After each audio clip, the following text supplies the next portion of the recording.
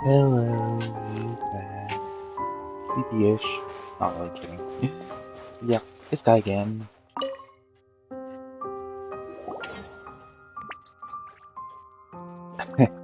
Okay, so the stuff's underwater this time. Omen! He came to Fontaine too. Hi there, Paimon. Fancy meeting you here again, of all places. Quite the coincidence. You haven't changed a bit. Don't pop your feelings. Looks like you're getting better and better at communicating with him. Translating what the Sealies say is blurbs. Please don't make fun of me. I don't have a clue what he's trying to say. Being introduced in business, I decided to take a stroll by the water. Suddenly, a Sealy started following me out of nowhere. Again. I'm used to this sort of thing now, so I followed it up tail and down tail. I need to row a boat for a bit. Normally, you start bouncing around to tell me something's buried here. It keeps diving into the water, deeper and deeper. I haven't got a clue how to dive. I've heard other people saying that water here have not only powerful currents, but also all kinds of other dangers. All I can do is sit at here on my little boat, waiting for it to return. That little guy's still getting place after place. I really want to know what I really wanted to know. I don't really know how to dive. Ah, so you're experiencing a unique Fontaine experience. Totally and completely. A friendly, passionate combination that you never ever feel like leaving. And if you're about to ask us for your help again, aren't you? Oh, yes, yes, oh, thank the Archon. You haven't been influenced by local customs here too much. You still speak so freely and directly and clearly. The dramatic, flowery way some Fontaines talk. I just can't take it anymore. Every teddy word is two terms of dress, three metaphors, and six adjectives. I always get straight to the point. I'm not going to do the flowery language.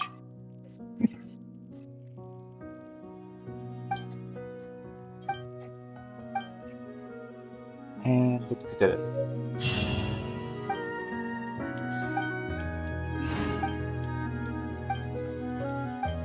Include the time.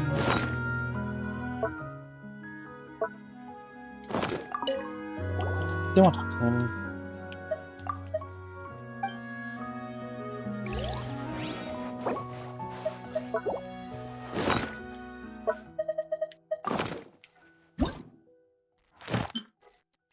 Few details. Unlocks in 20 minutes. Okay. 2 plus sub croissant. Ish.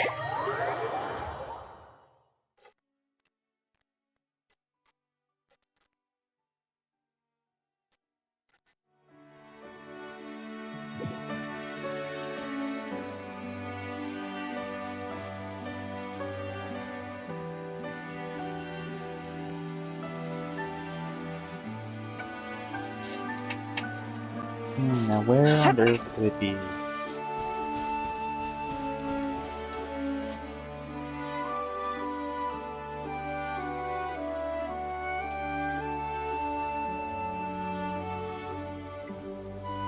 Okay.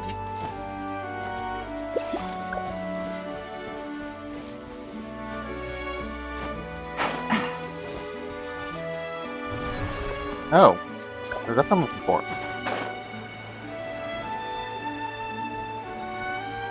Huh. 2. Oh. I think you'll feel this is easier than the previous 2 times. Hmm. Is it always this easy?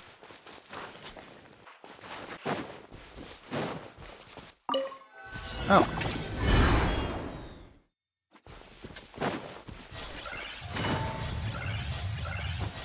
Take it easy. This is slightly different. It's just like those hydro energy orbs or whatever.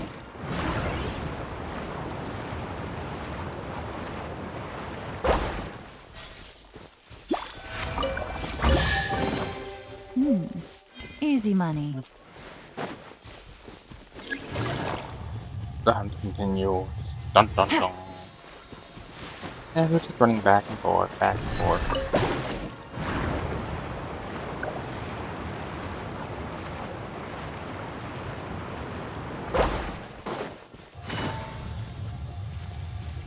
Oh, there it is.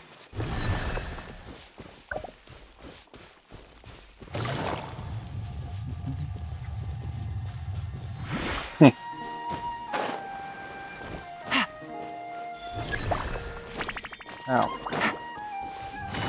Hopefully I don't have to fight them. Yep, good. Don't have to fight the directors. Porters. Want a taste of my hammer? Spoke too soon. There is no escape. Gotcha. Should replace my... Let's turn a little. You're open. The hunting. Let's Burn. light it up. Route? Don't know what to say to that. Oh. Oh. Find anything you like? Where next?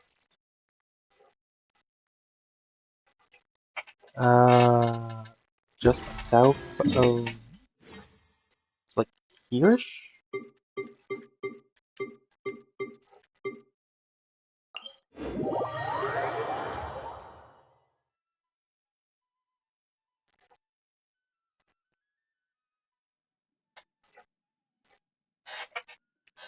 Oh, yay, just on the edge. Good estimation. Miss Bubble, check your path. Let's be a chance to burst the bubble.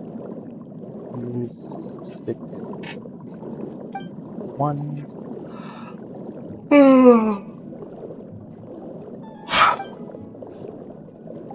Plenty fruit is a bubble. Crack open.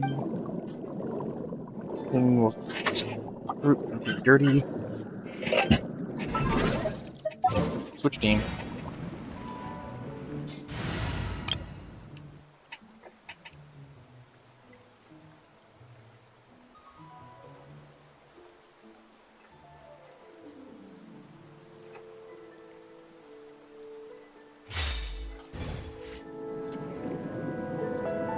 Get where? Oh. Oh, there.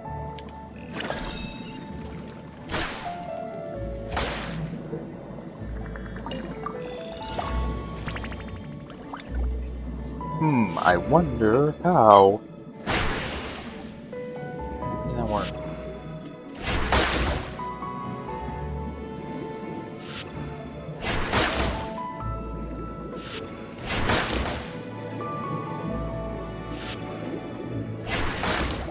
Target practice.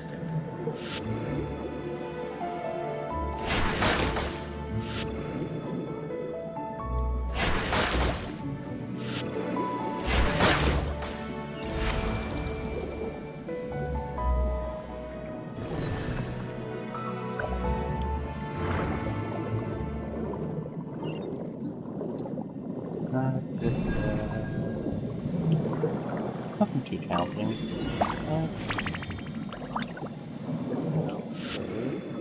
Timing is everything.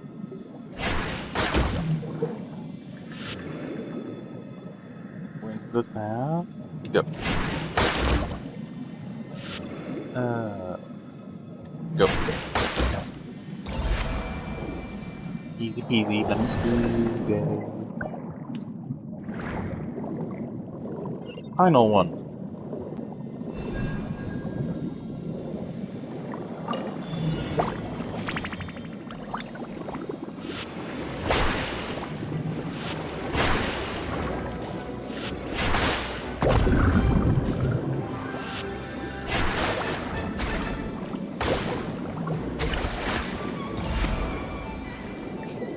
Music just started too.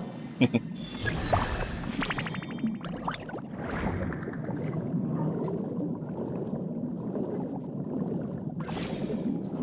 have done the first part, I guess, but that was all above water.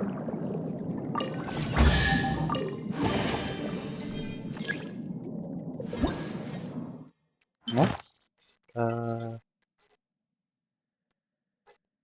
I think that's right up the new research institution.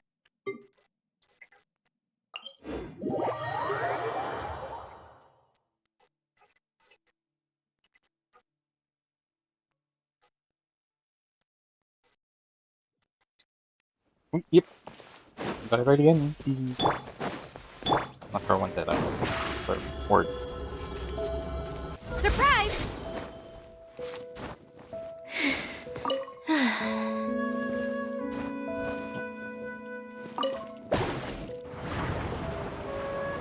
Huh, wonder why I wasn't working at first.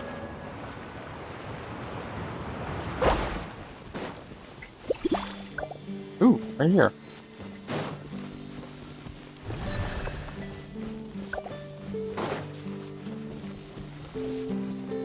How very just confused the thing because it looks almost exactly like the Osai and whatever not.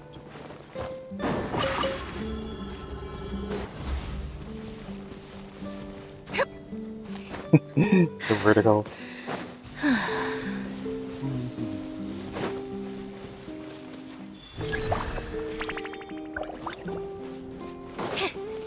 And back down we go. Who would try? This is a bit. Oh. That's unfortunate. Hold that pose! Zip on up!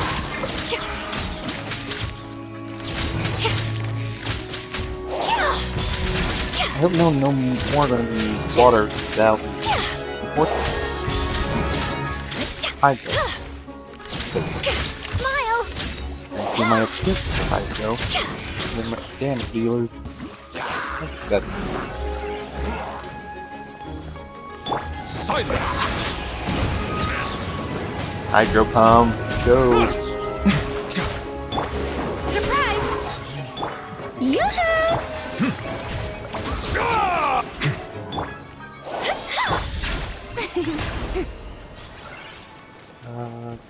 The... Oh. There's nothing more. And, Splendid! More interesting trinkets for me.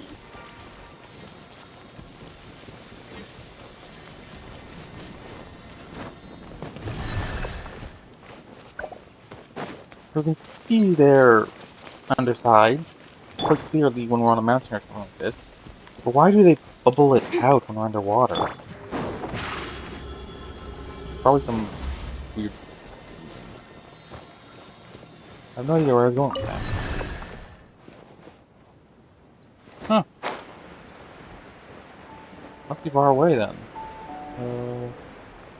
I came from that way, so this way?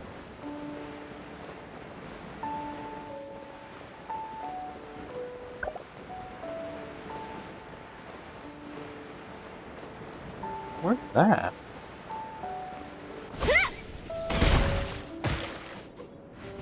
Oh.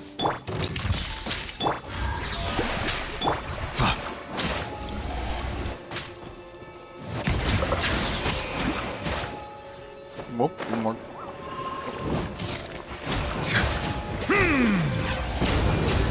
It might work.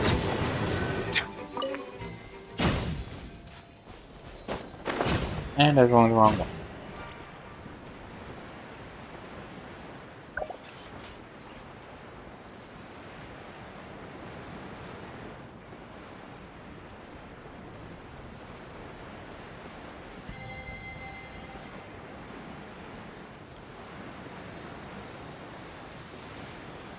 This is where I started out. Oh wait, I don't think I had this activated by then.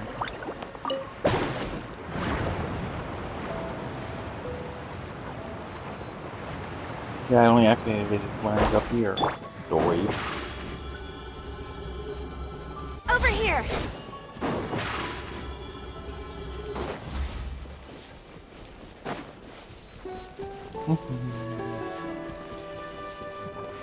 And climb. I'm just doing what I'm doing. It's not really that interesting. Didn't even notice I was out of energy. Stamina.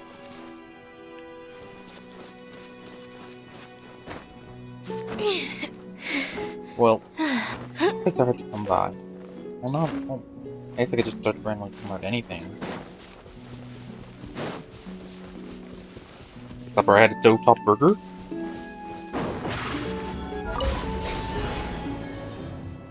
Oh. Another collect the orb.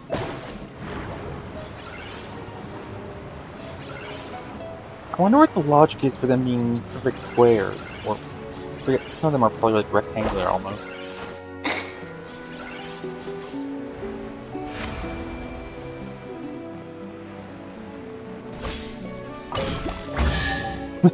Down, up, down. The scent of treasure.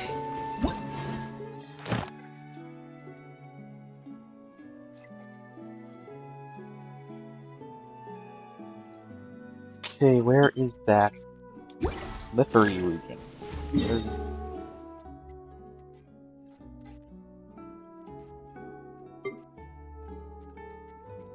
Um...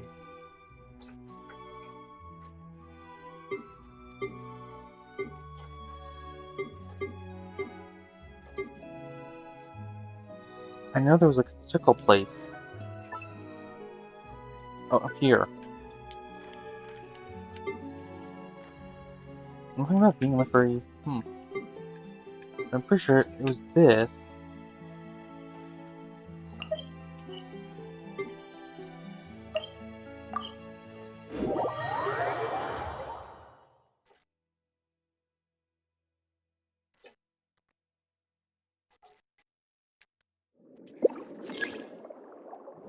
Okay, I was wrong.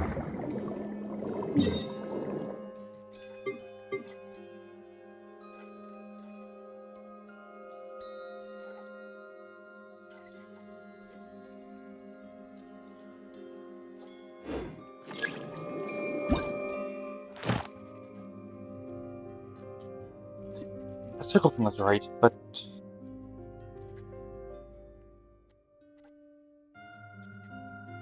Yeah, no, what was the map utility? This looked right. You know, just too north?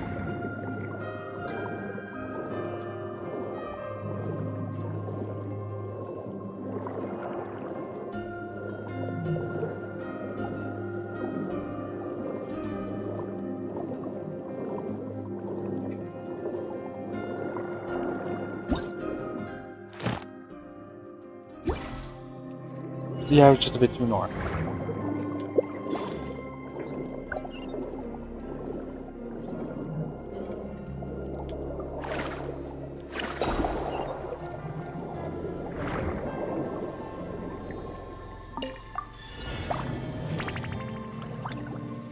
I wonder where I am supposed to aim. So.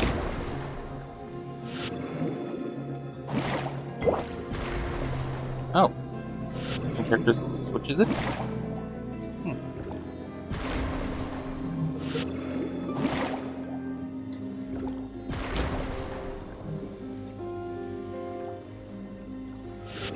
Okay. That seemed odd for a moment. For that last one, but I guess not.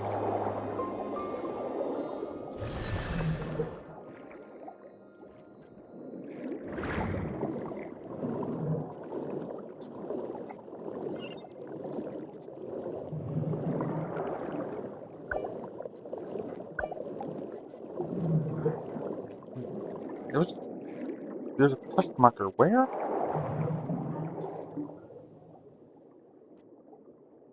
Above. Even down. Torch the Marebead? Yep. I'll make something down there.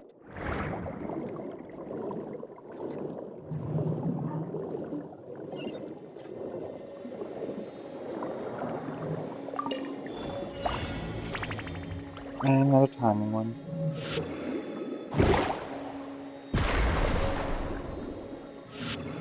Wait.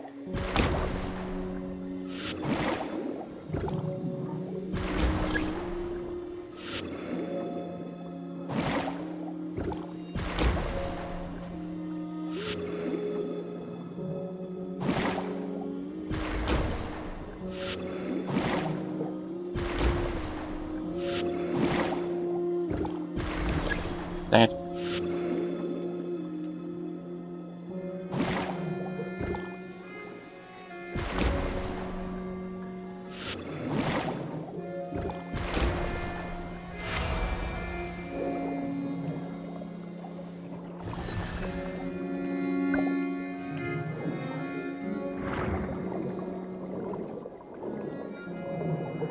All the explosions on Mars.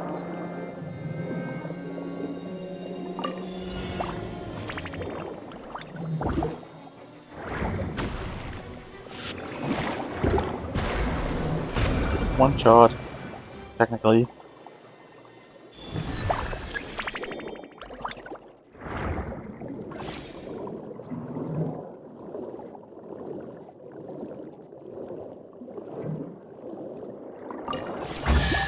Oh. Oh yeah. So next one's in 20 minutes and the next one's the day after. We'll turn in time then. For now, I'll end this here. Just put on the end of this quest, and then in the meantime, I'll, as I said, end, and then I'll start a new recording just for the, since I'm at time, why not do the story quests?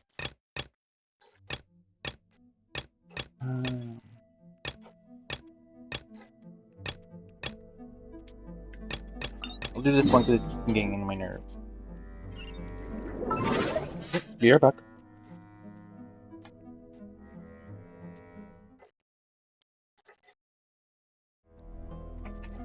And we're back. We're going to finish up some story quests.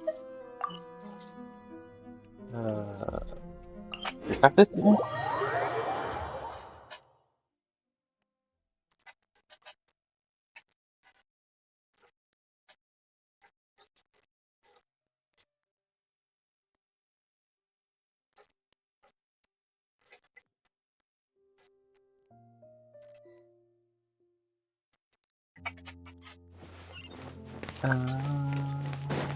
Jump.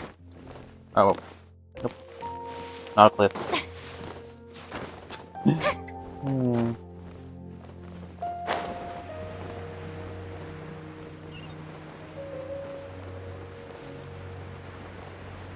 I think that heads into the academy, so down this way.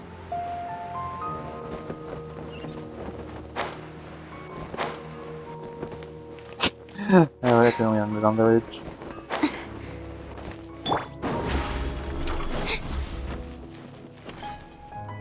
Okay, scene time.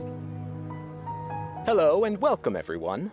I am Safwan, a scholar from the academia, and I will serve as this debate's adjudicator. I swear to judge both parties with the utmost wisdom and impartiality. I will neither interfere with the proceedings nor demonstrate bias. I ask for both parties to stand. May the Dendro Archon also serve as a witness to this duel of wits. Since you so desperately demand an explanation, I will expound on the Academia's stance. You may have misunderstood us from the outset and believe that the Academia is prejudiced against you. However, the truth is that the Academia wishes for every resident of Sumeru to be afforded opportunities to grow and cultivate their wisdom. Therefore, the works they consume should also possess enlightening qualities and intellectual value. We have failed to identify these qualities in the shows performed at Zubair Theater. In other words, instead of struggling against the Academia in pointless confrontations, if you had spent your time reflecting on improving the quality of your shows and enlightening your audience, Zubair Theater would not be today facing such a tragic fate. Aggressive from the get-go. He's really putting on the pressure. Can Nilu stand her ground? Calm down, Nilu. First, carefully analyze what he said. He said that we were shut down not because the Academia looks down on the arts, but rather because our shows aren't up to their standards. However, The most important thing about an experience is how you choose to interpret it. Art must first be appreciated by others to confer value. Mr. Zubair has been meticulously managing the theater. Everyone is free to appreciate art. No form of art is inherent. Hinaya really wants to win. She doesn't want to lose anything else because of her painful past. The theater carries everyone's feelings and serves as the bond that connects us all. Everyone is free to appreciate art. No form of... In your eyes, our shows can't meet the Academia's expectations. Shouldn't it be the audience who decides if a show is intellectual or enlightening? Why is someone from the Academia judging that? Also, I believe that there is no such thing as a wiser or more enlightening performance. Art doesn't discriminate, and it appeals to all. Everyone has the right to appreciate art. Appreciation is but a primitive form of satisfaction. Guidance and enlightenment are necessary if we are to induce growth in the performers as well as the audience. This stance holds performers to a higher standard and encourages the development of the arts. If all performances are simple-minded, require little effort to comprehend, and lack any impetus for the betterment of society, then the people will not be able to develop a greater level of artistic understanding. Nurturing the populace's understanding requires a long and arduous process, and guiding this process is the Academia's true goal. He changed the topic without batting an eye. Good thing I'm prepared. If I remember correctly, what I should say here is... The most important thing about an experience is how you choose. Art must first be appreciated by others to confer value. Mr. Zubair has been meticulously managing the theater. Everything checks out. Everyone is free to appreciate art. No form of art is inherently superior. Hinaya really wants... The theater carries... Art must first be appreciated by others to confer value. Someone at our theater has tried that before. He was a famed artist, but he recognized that very few people could connect with his works. I agree that art should be enlightening, but we can't pursue that goal by creating complicated works. If a work can't tap into an audience's personal experiences or feelings, then its contents may as well be a castle in the sky. What's the point of performing a show that its audience can't even follow? That would only be forcing people to watch something they don't like. You can only reach that conclusion from a place of ignorance. In that case, before passing judgment, you should first become a better dancer than me. You tell them, Nilu. Looks like he's backed himself into a corner. As the party holding the burden of proof, Sharif has failed to provide sufficient support for his judgment of the quality of Zubair Theater's programs. Likewise, the definition that Nilu put forth is but her personal opinion. Neither party is the victor for this particular point of contention. Additionally, I must request that both parties exercise greater control on their emotions. Keep it up, Nilu! You're doing great! In that case, I shall speak of more concrete matters. The essence of this issue is that you have violated the law, so you must now pay the price for your transgression. This course of action is also completely procedurally sound. We have already contacted Zubair Theater multiple times regarding the theater's repertoire. However, you have consciously ignored our warnings, or perhaps your compliance was purely superficial.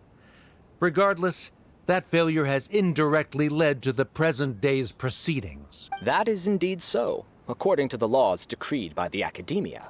He started talking about procedural stuff, so I need to focus on... This one, Mr. duh. Zubair has been meticulously managing the theater. Mr. Zubair has already provided signed copies of all documentation related to our operations. Everything is perfectly filled out and valid. Although the theater's performances don't align with the Academia's requests, the law doesn't say that Zubair Theater can be demolished only because of that reason. Demolition notices need to be provided in writing and made available to the public. Otherwise, the theater can continue to operate as long as its license is valid. Failing to follow these rules makes your stance procedurally unsound. Yeah! That's right! There are different ways to apply the rules. There is precedent for this. So long as this matter is discussed within the academia, this course of action will come to pass. Looking at the past 27 cases of similar nature, 90% of them support Sharif's claim and position. However, the demolition process in those cases was only started after discussion at the academia. In other words, premature notice of demolition is indeed a rash act. That's more than enough. We've proven that the order is unreasonable as it currently stands. Cease your futile resistance. Nilu's definitely won this point, right? You'll be back. You're right. Stay focused, Nilu. Even if permission for demolition has yet to be obtained, it is a fact that your performances violated the Academia's policies on numerous occasions. Based on that fact, we can permanently revoke your right to perform in Sumeru. Under the current system, it is indeed possible to immediately revoke Zubair Theater's performing rights. That's a thing? I figured. That's his backup plan. Rather than protecting Zubair Theater, I surmise that your true intention is to maintain your hold over your audience and their patronage as your source of income. Without them, Zubair Theater is nothing more than an empty building. And without its performances, the theater has nothing else of value. What you said isn't true at all. Keep it cool, Nilu! He's intentionally provoking you. Right. I need to keep calm, but he... just a little more. Zubair Theater isn't just a performance venue to us. Which one is about theater? The theater carries everyone's feelings and serves as the bond that connects us all. Zubair Theater isn't simply a performance venue to us. It means more than that. It's been our home for a long time. Miss Raykar can't go on adventures anymore, but she has found a stable career and a new life at the theater. Her son, Soren, has already passed his theater exam, and he'll soon be our newest member. Mr. Kasani found a new way to look at art. He decided to stay at the theater to watch us grow. Mr. Farhad and Mr. Hushang visit even when there isn't a show going on, and they always tell us lots of entertaining stories. Even Inaya wants to stay with us, and she's starting to look forward to a new future.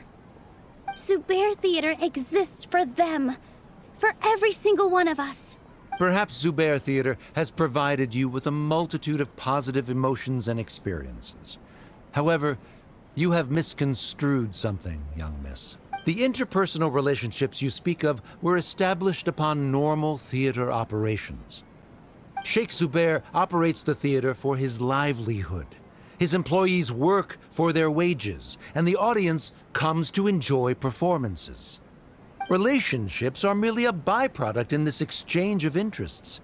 They may be pleasant and captivating, but they can only ever be secondary. When scholars collaborate to solve difficult problems, we freely share our knowledge and resources with one another as if we were all kin. If that's true, there won't be so much competition. However, this collaboration ends after the results of our work are published. The reason is simple. We are scholars, and there are new projects that await our attention. He really doesn't think much of relationships. Paimon also thinks he did a lot of prep. He's been solid as a rock. Sharif's argument is currently the more persuasive of the two for this point of contention. The continuance of the interpersonal relationships Nilu spoke of remains hypothetical before the theater's demolition, whereas the situation that Sharif described has been well documented at the academia. The academia has made significant academic contributions, in no small part due to its researchers' efficiency and ability to compartmentalize. Oh no, what should we do? Things are going in the opposite direction. Patient Paimon. A setup? So Nilu's got him? Good. He said what he said. The next argument could decide this debate. But is this really the best thing to do? It might be too cruel to Inaya. Inaya really wants to win. She doesn't want to lose anything else because of her painful past. I wonder which one. She already agreed to this. She wants to win, no matter what. Me too. Mr. Sharif believes that interpersonal relationships are a byproduct of working towards a goal. Once that goal is achieved or abandoned, those relationships would have no more reason to continue. Then, if someone has failed to live up to his expectations... If someone has failed to live up to your expectations and ran away from home, then she shouldn't be your daughter anymore. Right? Inaya... Sorry, Nilu. As expected, I should be the one to say it. You don't need to shoulder this responsibility for me. If in your eyes, the purpose of my existence is to become your academic successor, then that goal has ended in complete failure. By your logic, that means there is no more reason to sustain our relationship as father and daughter. Members of the audience who do not belong to either debate party, please speak with caution. Let her speak. What she does not say, Nilu will. No matter how many disagreements we've had, the truth is that you are still my father. You're so immersed in your own world, you can't understand why we come together for the sake of relationships. Yeah, don't look down on us. You can watch a dance anywhere, but there's only one Zubair Theater. I'm almost starting to feel sorry for this guy, what with the idiotic things he said. Order! Order! Members of the audience, do not interrupt debate proceedings. I confess that this is the final argument we had prepared. Disown me, and you will win the debate. But before that, Father, I have some final words to say. I've been doing some soul-searching. Not about whether I should have run away from home, but whether there was any point to my personal rebellion against you. I kept trying to earn your approval, but I only disappointed you over and over. The truth is, I ran away from home as a means to vent my recurring frustrations. That is to say, I was exerting pressure on you, and hoping you'd give up on your lofty expectations. But by doing that, wasn't I just doing the same thing as you? I won't force my expectations upon you anymore. At Zubair Theater, I have found the life I've always wanted. I will move on from my family troubles and strive towards my new goal. But if you dare to harm this place, then I will stand with my friends here and fight against you. This is not the time to space out, Sharif. The debate is still underway. You already consider them to be your friends. You should be asking us that question. Of course we are! Miss Inaya is a really good friend. It was a bit of a process, but we won her over. Make no mistake. All those who come to Zubair Theater become one of us. We will always be with her. Okay, I get this is supposed to be like heartwarming or something, but mostly cringish to me. I don't know why. Such puerile simplicity. However,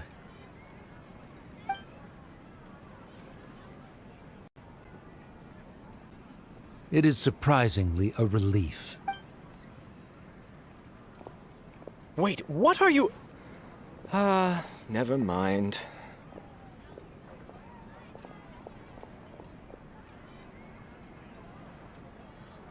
They left? Forfeited basically? Yeah, forfeited basically? Does that mean we've won? We won? Nilu, you're amazing! I relaxed for a moment and I feel a little faint. It looks like he still has a place for her in his heart. Terrific work, Nilu and Anaya. They likely won't cause any more trouble for us. Didn't know you could get so fierce. I have a lot of newfound respect for you two. This really took a lot out of me, though. I don't ever want to do this again. Both Miss Nilu and Miss Inaya were so cool! Should we throw a second round of celebrations?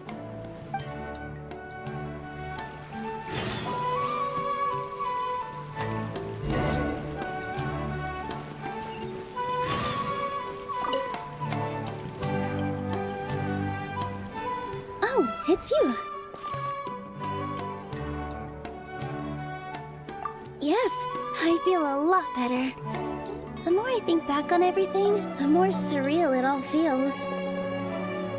I don't think I could repeat what I did a second time. Yes, and it's all thanks to you. Whoopsie. Now that I've heard everyone else's stories, I want to hear yours. I see. You mean how fate brought me to the theater, right? Then I'll have to tell you about my teacher who Mr. Zubair had mentioned. Mr. Zubair opened his theater when I was still a child. There was a beautiful dancer, and from the moment I saw her, I couldn't look away. I thought to myself, the gods must have blessed her with such talent. But later on, she would actually smile down at me and say, just the opposite, in fact. So, hard work? Yeah. She said, dance is an art born from toil. It isn't a gift from the gods, but a creation by our own hands. It is a beautiful thing born from our life experiences.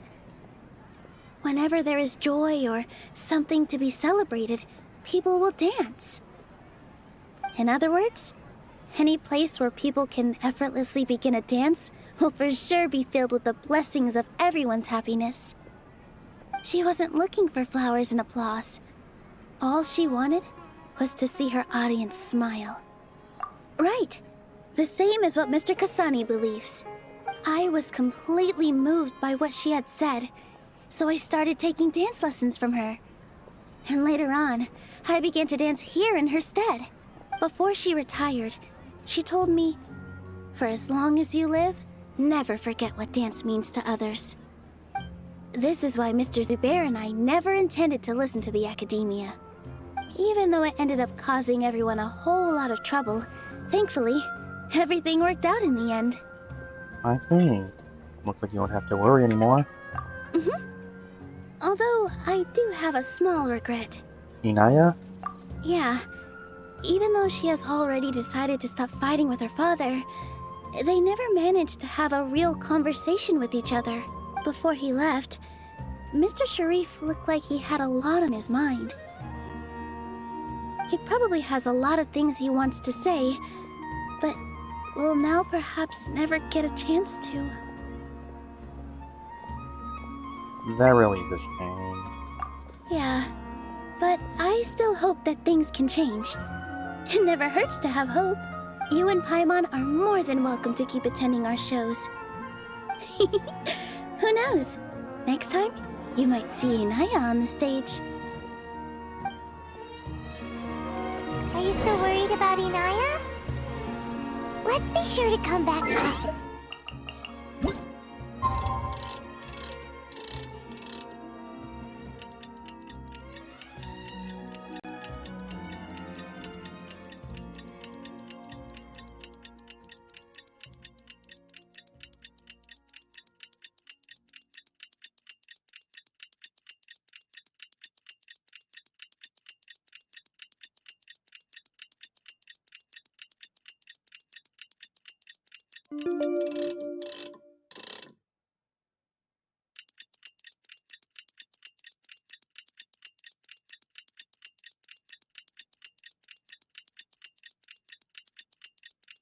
So much time skipping. That'd be right, Tom.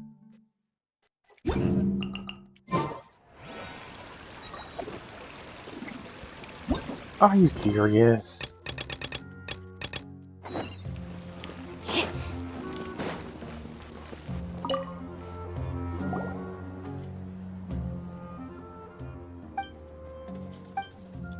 Blah blah blah blah blah.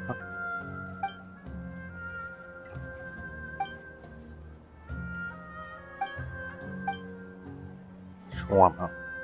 I don't think I've ever had shawarma.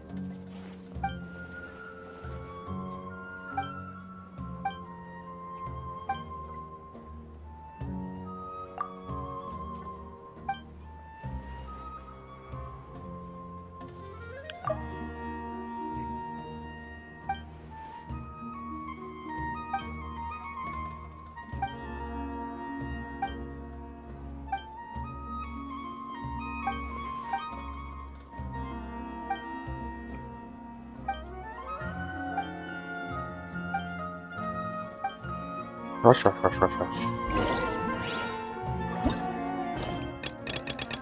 Back here. Suddenly crab behind me.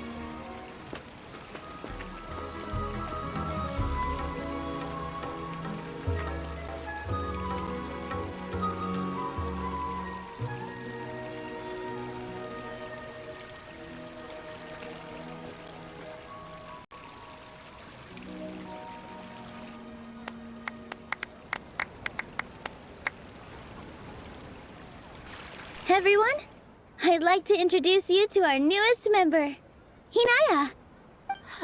Hello, everyone. She'll be dancing for us from now on, so please give her your support.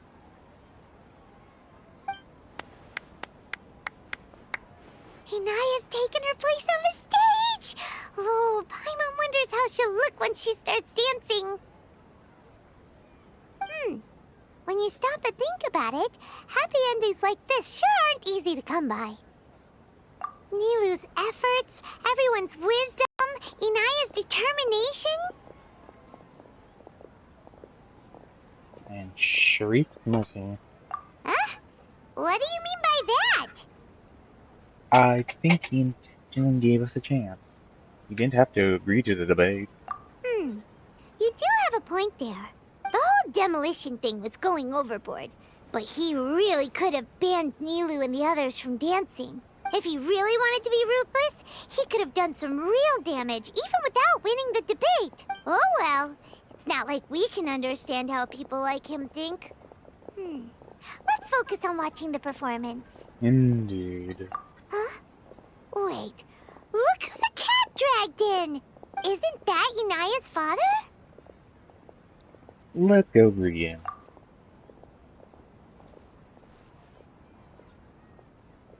Oh, it's you two. I don't have much to do today, so I just came to look around this place. Are you looking for Inaya? No, I am simply here to watch a performance. There is no need to trouble her. Okay, I think we're getting a bit too hostile here. Shouldn't you be busy? Well, I was for a time. My loss at the debate caused quite the loss of face for the academia, so there was a period of unrest. I used this opportunity to suggest that my superiors temporarily suspend me from duty. Otherwise, the rumors would probably persist for even longer. Suspended from duty? Yes, I am temporarily unemployed. However, I now have an abundance of time, so I can afford to come here and watch a show. I admit that I do not understand the magic that this theater possesses, but my curiosity has been piqued. I still cannot forget that young lady's perseverance. Inaya would almost certainly mature in the presence of such a person. So you're still concerned about your daughter? There are no parents who do not worry about their children. I suppose she managed to hit a weak spot of mine. Never mind. I do not have the right to say that. You're already here, so you might as well go see her. No, that is not necessary. I will take my leave after the show concludes. Do not tell her that I was here. That kind of looks like Nilou just did that. Come on. Who knows if you'll get a chance like this again? But... Huh? You said you were going to make peace with your past. Show your father how much you've grown. Don't be nervous. Everyone at Zubair Theater has your back.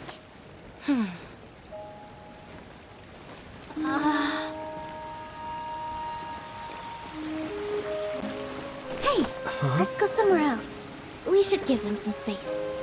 You sure they'll be okay? I don't know, but I think we should have faith in them.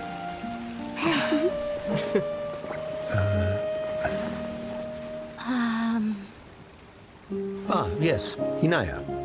I have something for you. I'm still learning. It's hardly a masterpiece, but it's yours, if you'll take it.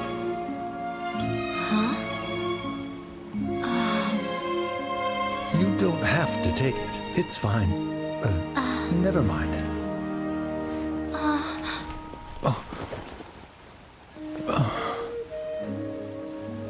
Let's have a heart-to-heart. Father. Like father, like daughter. They're both so awkward with their feelings.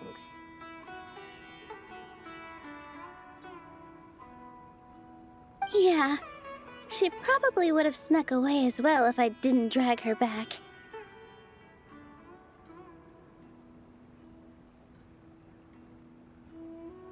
Do you think they'll be able to reconcile? I'm not sure. A complete reconciliation may also not be the best thing for them right now.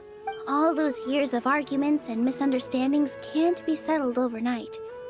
It might be best if they continue to keep some distance for now. But no matter where their hearts and bodies may be, they will always be family. All I wish for them is to be able to one day tap into the warmth of that bond. Oh, by the way, everyone's really thankful to you for helping out with the debate. So, we made you a little something. Oh. Isn't this Zubair Theater?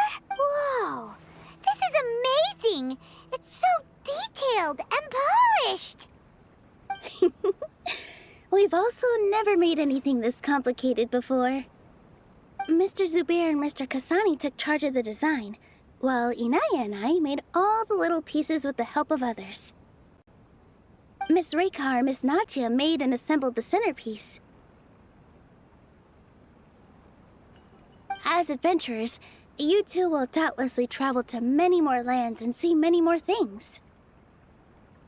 That's why we hope that your time at Zubair Theater will become a fond memory of your journey. You two are welcome back anytime. We'll come back and watch you dance whenever we get the chance.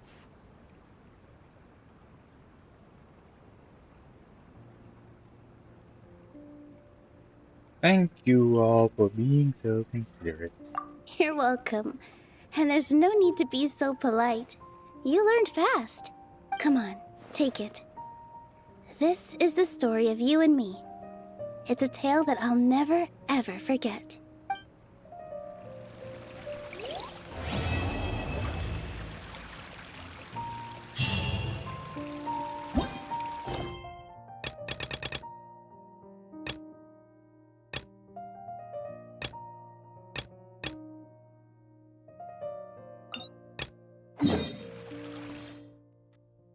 Next, because Nahida is best, and I also really should get the second world boss. Is that the right term? Or Sumeru.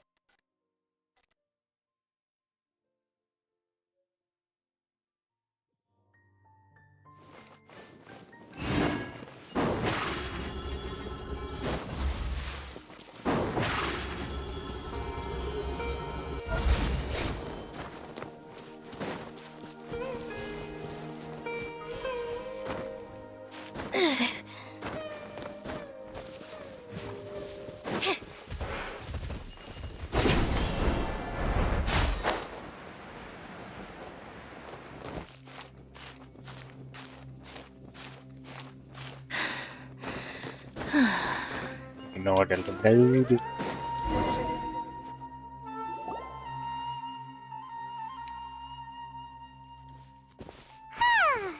always nice to go for a leisurely stroll. Do adventurers often go to places like this? Yeah, of course. I guess so. So, this is where you always meet your wife in your dreams? Yes, for the most part. Our place is on the summit, just up ahead. When I saw her in my dreams, we didn't do anything but talk about ordinary, mundane topics. I'd tell her about our daughter, Haidar, and she always listened intently. She would also reminisce about the past with me, telling me interesting stories and cracking jokes. It feels like no matter how long we may chat, it's never enough. Sometimes, it's the little things in life that matter the most. This is the part I'm a little puzzled about. I am very familiar with dreams, and normally, they lack logic and continuity. But you said she could remember what you had told her before, right? That's right. She always listened to me carefully in real life, and now she's doing the same in my dreams. She always surprises me with some details from our lives in the real world. The fact that she can remember such things makes me feel like she's alive. Whoa, that's pretty weird. Well, dreams are kind of weird to begin with. However, the problem is that his dreams have too much structure and continuity. Most dreams are far more fragile than you can imagine. For example, a loud noise outside your window in the real world could cause your dream self to get loaded into and fired out of a big cannon. Another example. If you're thirsty in the real world, then you might find yourself trudging through a desert in your dream.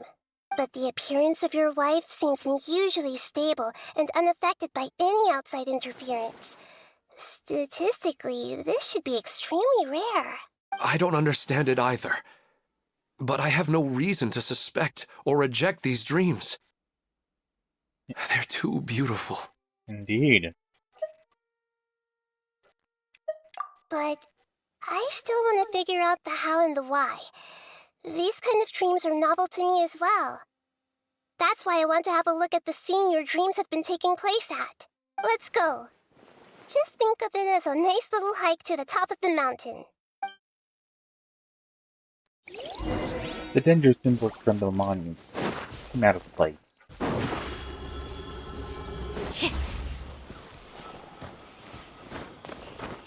Pointing.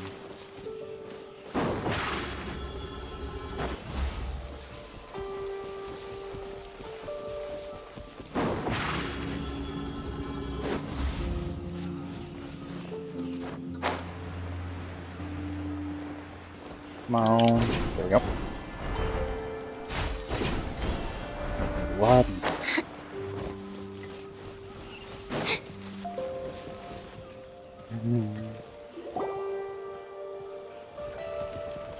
Well, he really wasn't kidding.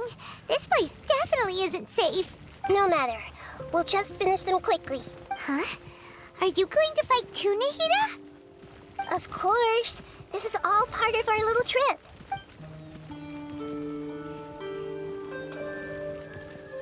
Go, go, go, go. I see everything. May I present? Bow your head.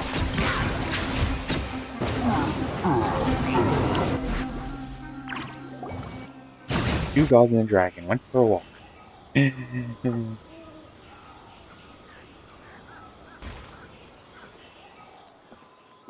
scenery here is amazing! It also seems like a great spot for eating snacks and taking a nap. Paimon wouldn't mind spending some time here every day either. I've yet to see anything strange about this place. I do not plan to deny the power of longing. Such an intense but unquantifiable emotion could indeed have the power to organize dreams. His wife must be a really amazing person. Huh? Wait, where'd he go? Oh, so you are waiting for me here? Well, guess what? I've brought someone amazing with me today. He sounds either dreamy, like sleepy, or drunky. When the Dendro Archon said she wanted to come with me, I could hardly believe it. I'll bring Haidar once I'm more familiar with the way here. She's been telling me that she really misses you. Huh? What's wrong with him? There's nobody there. Wait, Minar. Don't go that way. It's dangerous. Uh-oh, he's gonna fall! Catch him!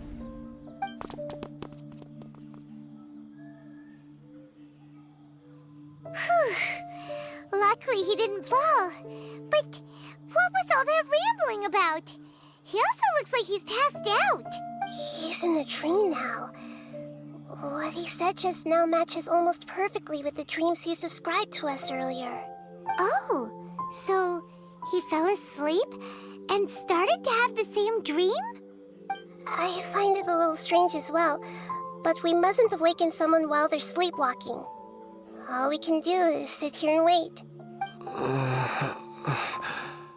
Huh? Well, that was easy. Minar. Where's Minar?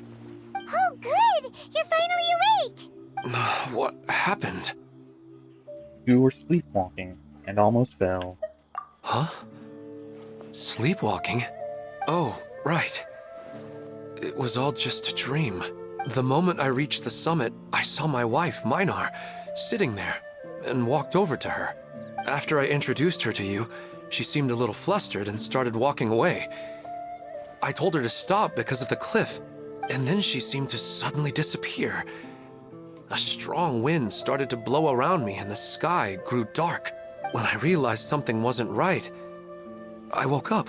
That sounds pretty wild. Maybe you were just too tired. I don't think so. I slept a lot yesterday, and I don't feel very sleepy now. Maybe we've affected the way his subconscious constructs dreams by following him here. Anyway, all that matters is that you woke up safe and sound. I think I know what happened now. I'm sorry. If it weren't for you, I would have fallen. Let's head back now. Don't come back to this place again for the time being. Oh, okay. Nahida, what's on your mind? Paimon's a little worried now. More Ermin's soul stuff?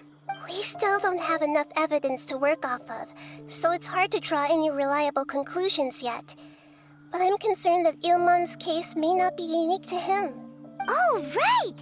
Come to think of it, there were lots of people from the event who had vivid memories of their dreams. Maybe this phenomenon is already spreading. Right. And not only at a moment of dreams, there may be people like this all across Sumeru. We need to understand what's happening and the rate of its development as soon as possible. Then there's no time to lose. Let's head back. Stop standing there, Ilmon. Let's go.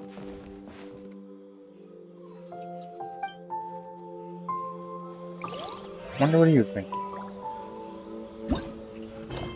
Seriously, Okay, but we're gonna meet Nahida with Yomiya.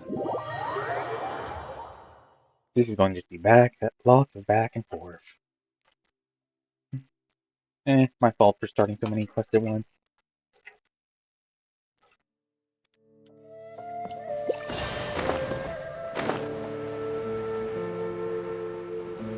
A flying water dragon.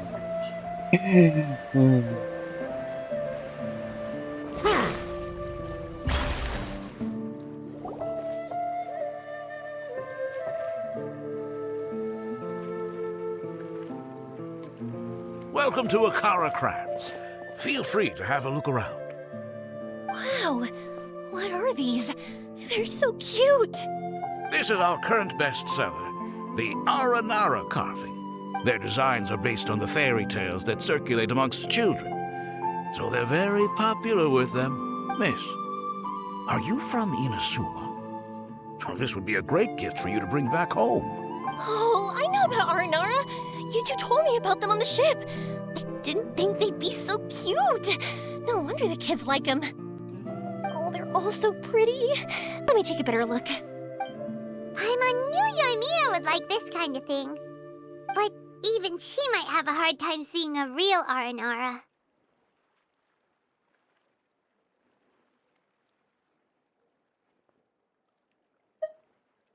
Yeah, sorry, Yoimiya, but we need to keep our promise to the Aranara. bet Paimon doesn't think Yoimiya would mind too much. Her world's already chock full of imaginary creatures. I think I'll get this one. Ooh, that one. And the other two that you showed me earlier. You're buying that many? Yep. I'm going to give them out to Saika and the others. They're going to love them. Oh, and these carvings can also be used as prizes and matches against the Arataki gang. They'd also look great lined up by the window. Think about it. You wake up, and the first thing you see are these adorable critters. When they brighten up your entire day. Let me cover some of the cost. Okay, thanks. In that case, you take your pick too. I'll go with this one. For some reason, Paimon thinks it kinda looks like you, Yoimiya. Now that you mention it, it kinda does. Hello, Nara Paimon. My name is Armia. Is that how they talk? Hope I remember correctly. That was really good! Wow, great memory! We only talked about R&R that one time on the boat. That's because they're so interesting. I'm pretty good at remembering those kinds of things. Could you please package up these up for Aramiya? Of course. Thank you for your patronage. You all are an entertaining bunch. I hope you enjoy your time here in Sumeru. That's about it for Port Ormos. Next up is Sumeru City. All right, let's get to it.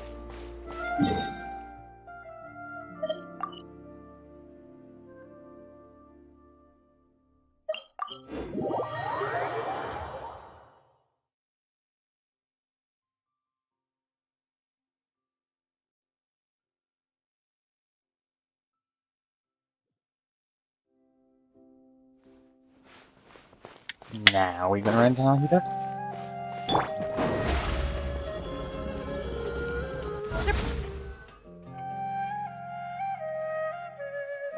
Wow, this market is even busier than the one in Port Ormos. This is Treasure Street. Up from here is the Academia. Oh, and in that tree trunk is the Grand Bazaar. They're both pretty special places. I just saw a group of people come down, and they were all wearing the same outfit. Is that the Academia's uniform? That's right. They also wear hats with different designs, depending on which darshan they're in. For example, we'll be looking for someone from Watawahist. They know a lot about stars and stuff. Does this mean that you need uniforms like those to get in and out of the Academia? Paimon doesn't think so. Is something worrying you, Yoimiya? Won't we stick out if we go in like this? Yeah, we've been there before. So even you get shy, huh? No, that's not what I meant. Let's pretend you're an Academia student, hard at work. Then in comes a bunch of outlanders in strange clothes who gawk and run around everywhere. Oh, Paimon kinda gets what you mean. We'll be a bit distracting, won't we? I don't think we have to be too self-conscious, but it's still something to keep in mind. Why don't we look around here first? I've been wanting to see the Zubair Theater anyway. As for the Academia, let's go once I get myself a set of Sumeru-style clothes. Alright, but Paimon thinks you're overthinking it. But we'll find a good tailor in it later. Nilu might have some good recommendations. Sounds good. If we can watch a performance of hers while we're at it, that'd be even better. All right, I'll be looking around here. I'm leaving the meteor shower inquiry to you two. Thanks a lot. No problem. We'll be right back.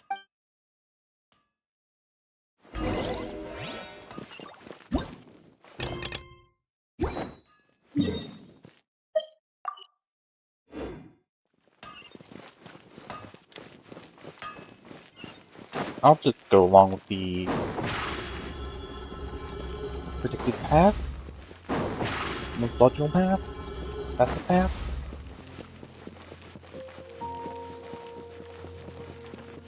Those guys have been standing there for a few months. Over here. Okay, could have teleported.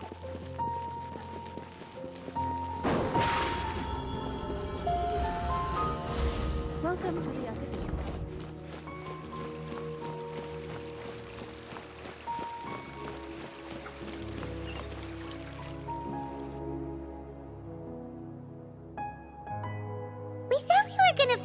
someone from Watawahis, but now that Paimon thinks about it, no one really fits the bill.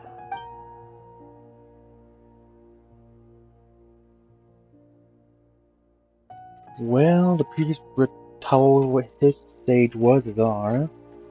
Lila's probably having a tough time right now. Paimon thinks Alhaitham might know something, but Paimon doesn't want to talk to him. Oh, why don't we just ask around? Maybe we'll run into someone from Watawahis. Looks like you two are in a pickle. Why not consult someone who always tells you everything she knows? Nahida! Why are you here? Right on cue. I'm here to meet with some researchers, but when I saw you two looking so troubled, I decided to follow. Looks like I showed up just in time. Okay, we might as well tell you. We have a friend who's come to Sumeru.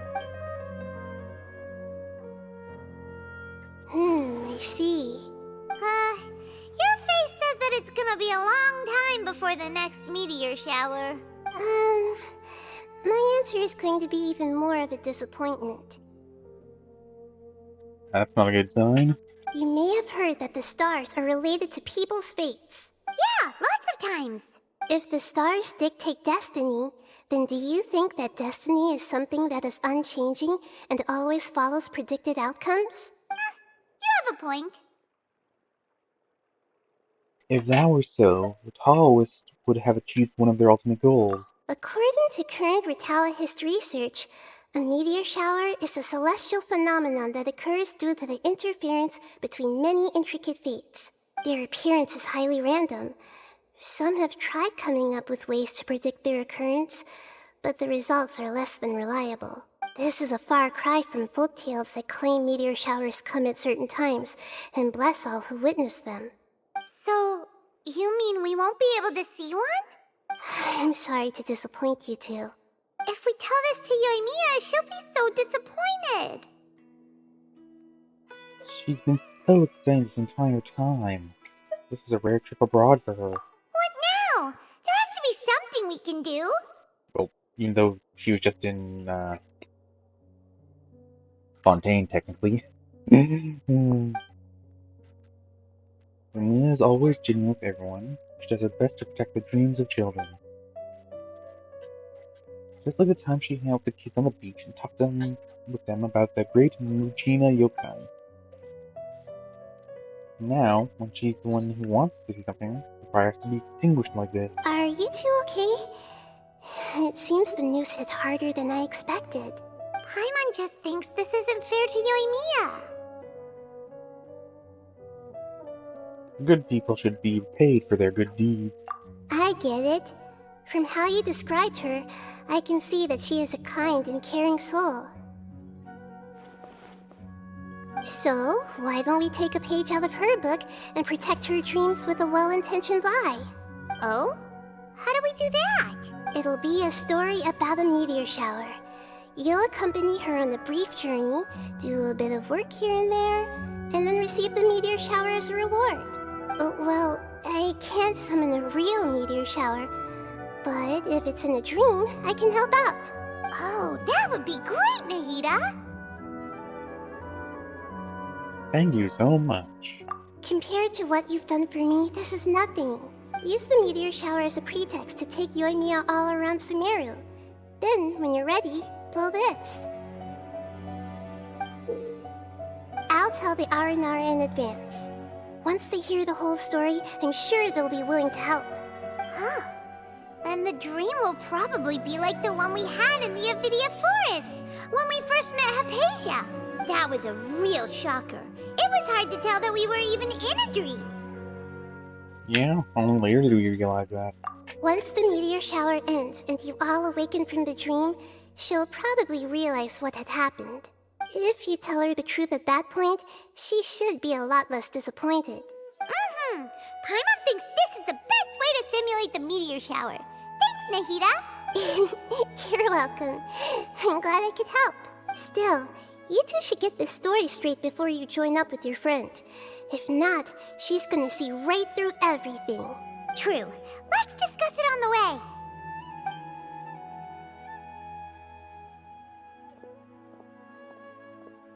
So what we need to do is to make Yoimiya believe that the meteor shower is really happening, and be super convincing at how we sell it.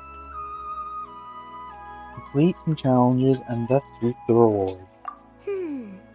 If Paimon wanted to go see a meteor shower, the things Paimon would focus on the most would be... The start time and the perfect vantage point. Yes, exactly! We'll say we're trying to figure these two things out, but we'll actually be bringing Yoimiya around to see the sights and enjoy local food! Oh, well, easier said than done. We can't be too strict with our pretext, but we can't be sloppy with it either, or she'll see through it.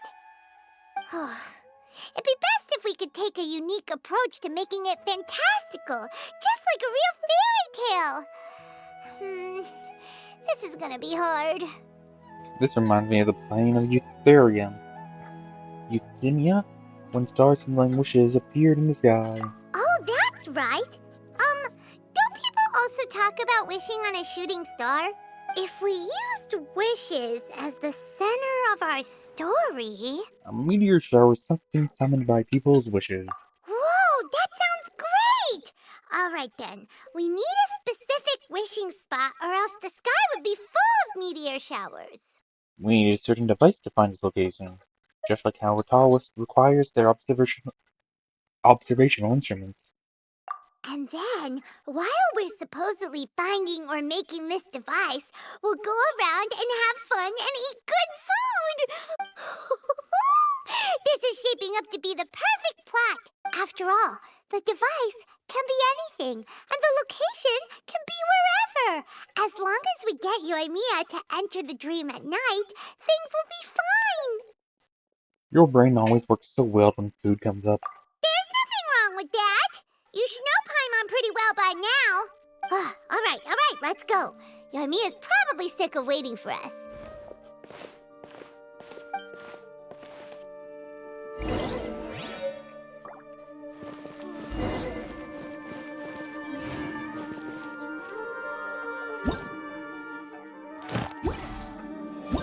Which one am I on?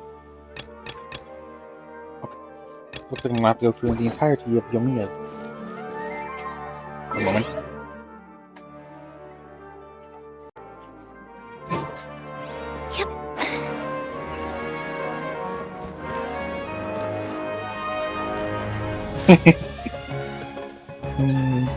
That word. Thanks so much. If it weren't for your help, I would have gotten lost already.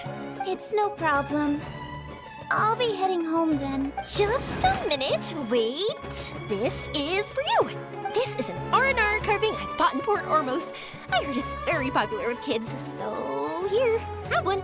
It's alright. I didn't do much, really. It's fine. Take it. Come on. Just look at its big, happy smile. You can display it at home or hang it on your wheelchair. It'll cheer you up. That might sound silly to you. Like, why do you have to be happy just because it is? But that's the magic of a smile. If you don't believe me, try it.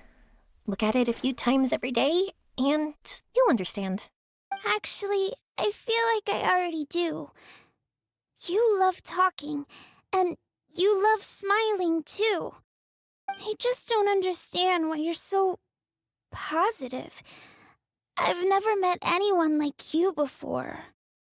Sorry, I'm not very good with words, but since you say so, I'll accept your gift. Want me to take you home? It's okay. I can head back myself.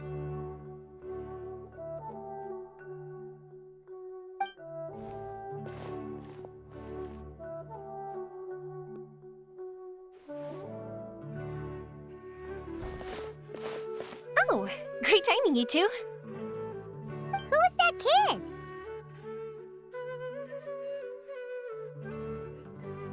Oh, her? Her name is Aveen. I saw that she was looking quite forlorn, so I wanted to make sure she wasn't feeling left out or alone.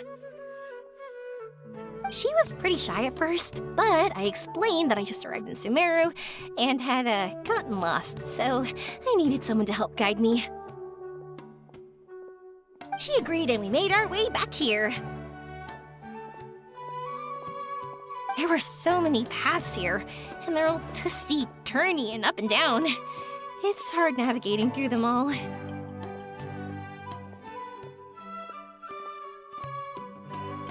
Did she tell you what's on her mind?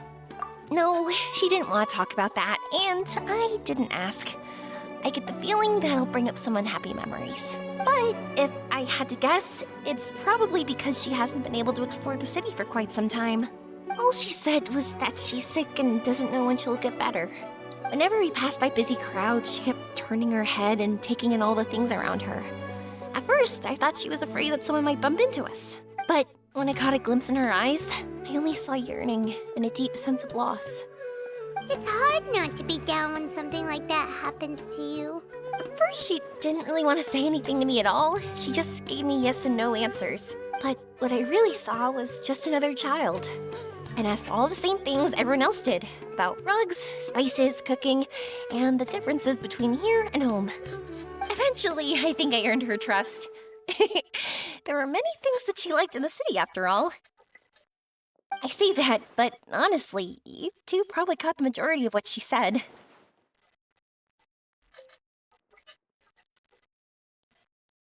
She had already relaxed her guard around you. Gotta start somewhere. Oh, by the way, did you guys learn anything about the meteor shower? You bet we did. Big time. You're in luck, Yoimiya. You'll be able to see the meteor shower from Sumeru. Really? That's great! If I had gone looking for it myself, I'm sure I would have missed it. Well, not necessarily. Huh? What do you mean?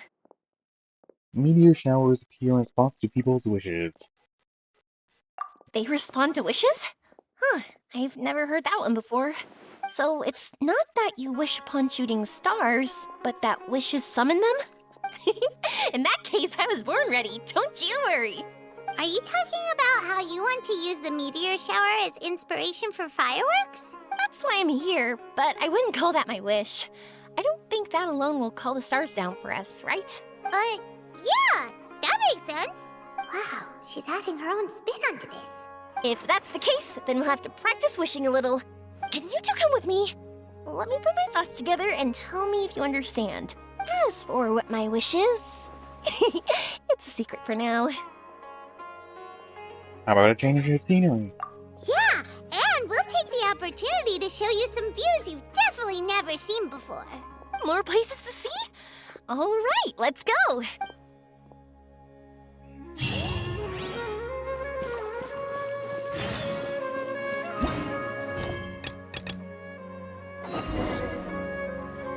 Okay, never mind, you can go back to,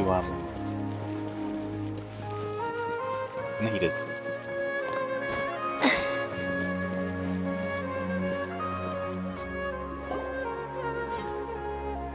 Oh, you're back already.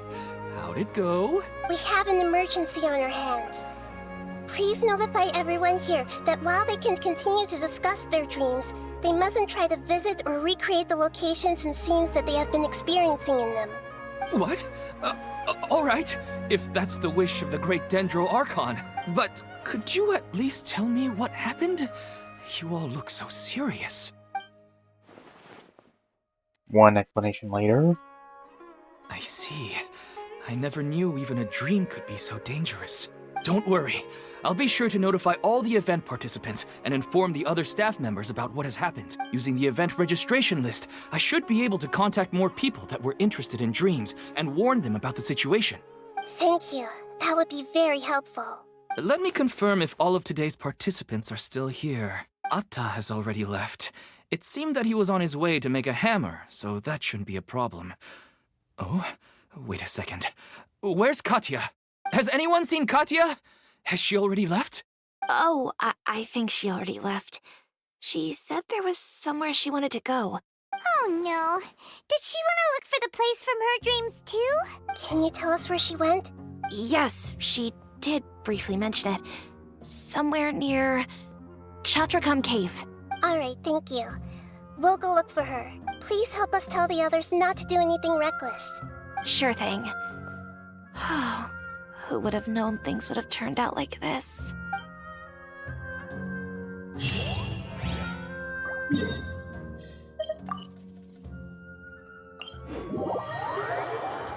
I hope this doesn't turn into a "you're dying to drink, you're dying in real life" kind of thing.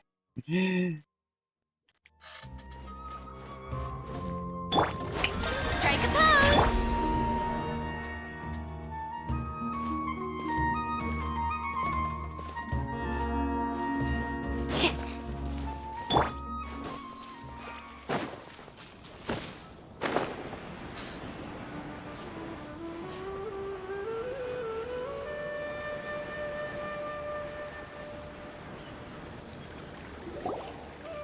Look!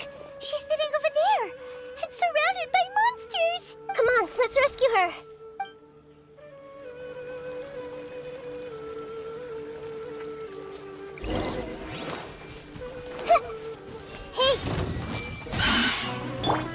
I'm grateful that they wait for us to 10 minutes with that.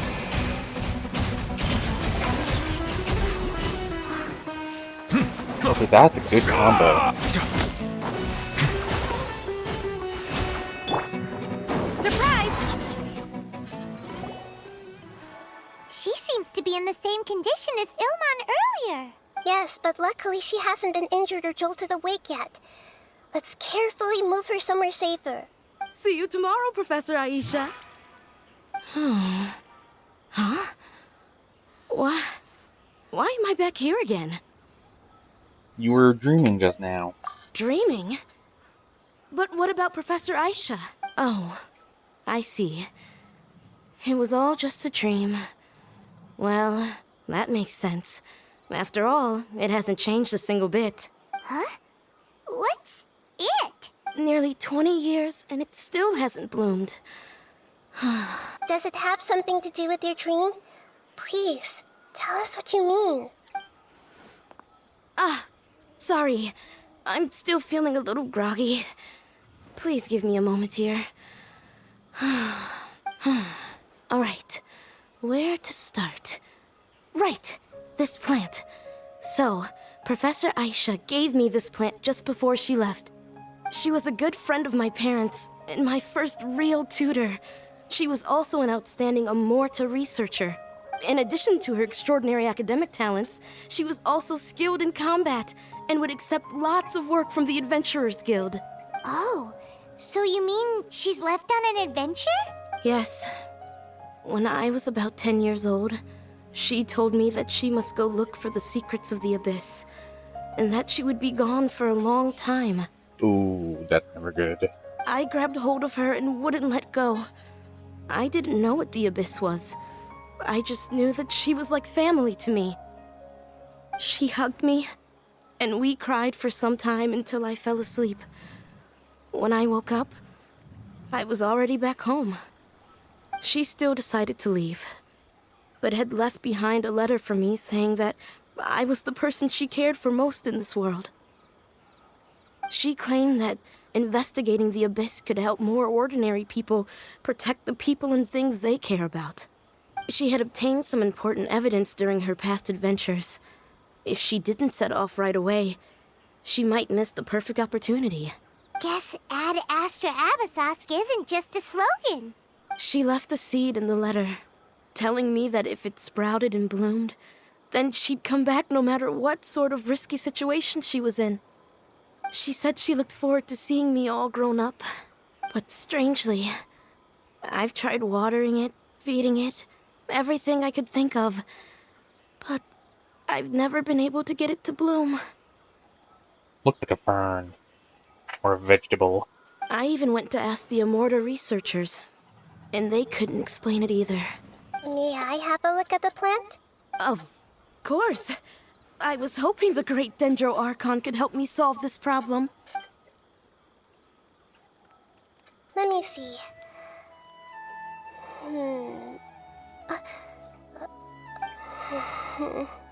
Huh?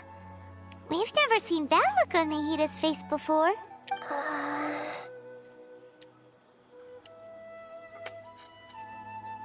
An expression pleading for help. She looks a little unwell. Hold on, we'll be right back.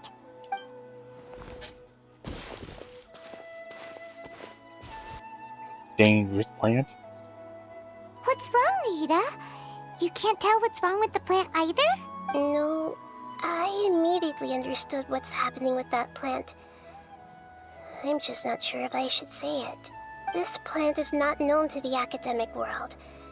It's a new species that our teacher managed to cultivate by some special means. Judging by its features, I can tell from the moment it sprouted it'll never be able to bloom. It can't be. It means that this Professor Aisha she keeps mentioning might have foreseen the danger and was prepared to never return.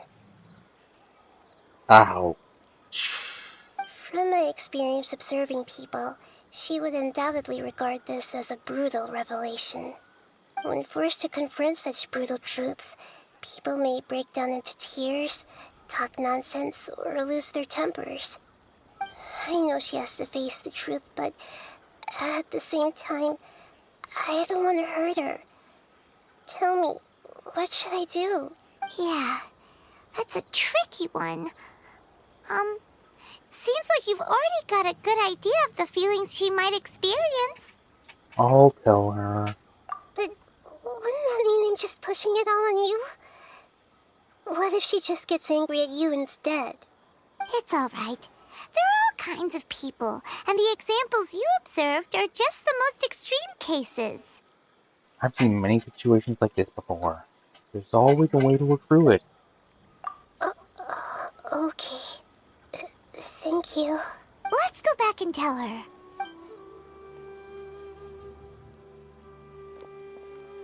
Why cut to the water? Not that far away. It'll never bloom?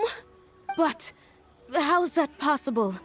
If a plant is unable to bloom, doesn't that mean it can't reproduce either?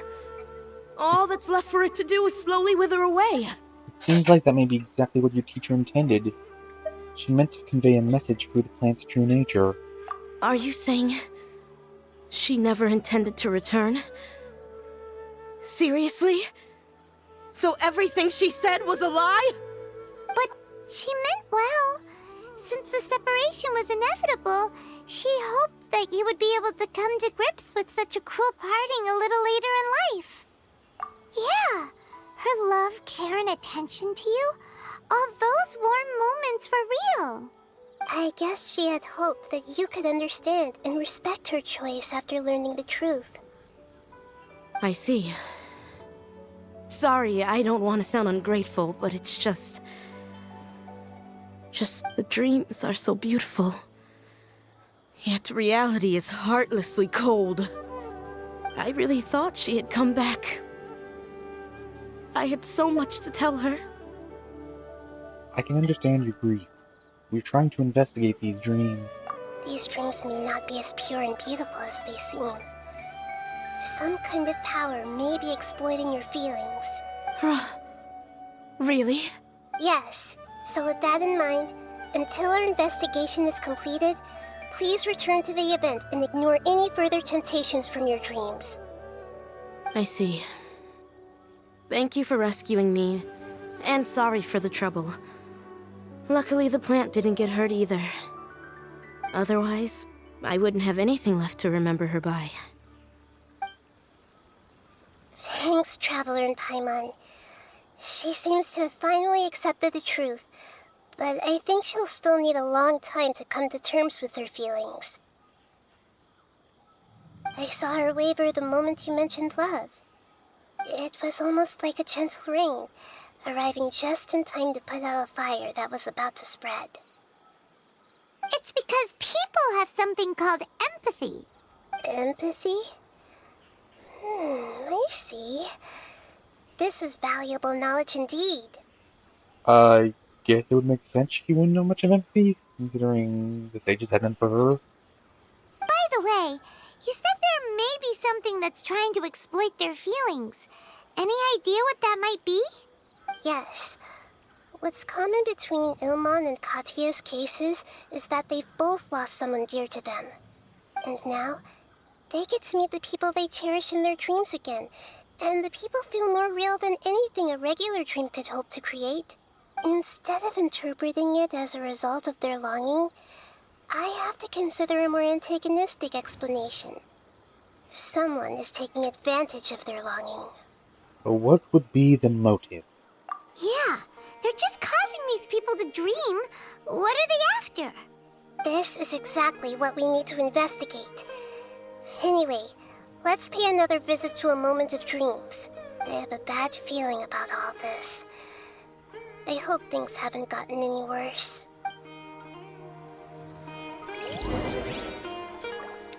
And that's just jinxing it.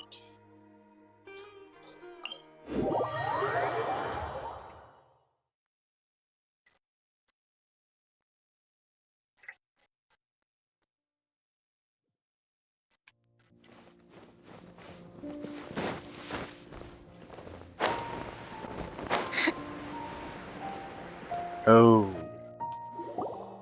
That doesn't look good. We're back. How's everything here? I am so sorry, Great Dendro Archon. We're still trying to figure out how to explain the whole thing to everyone. Because of your warning, we've brought dreamers here even if they were completely unaware of the danger. But some of them have already fallen asleep, and they haven't woken up for a long time. I fear there's nothing we can do about it. A moment of dreams is just a small interest group.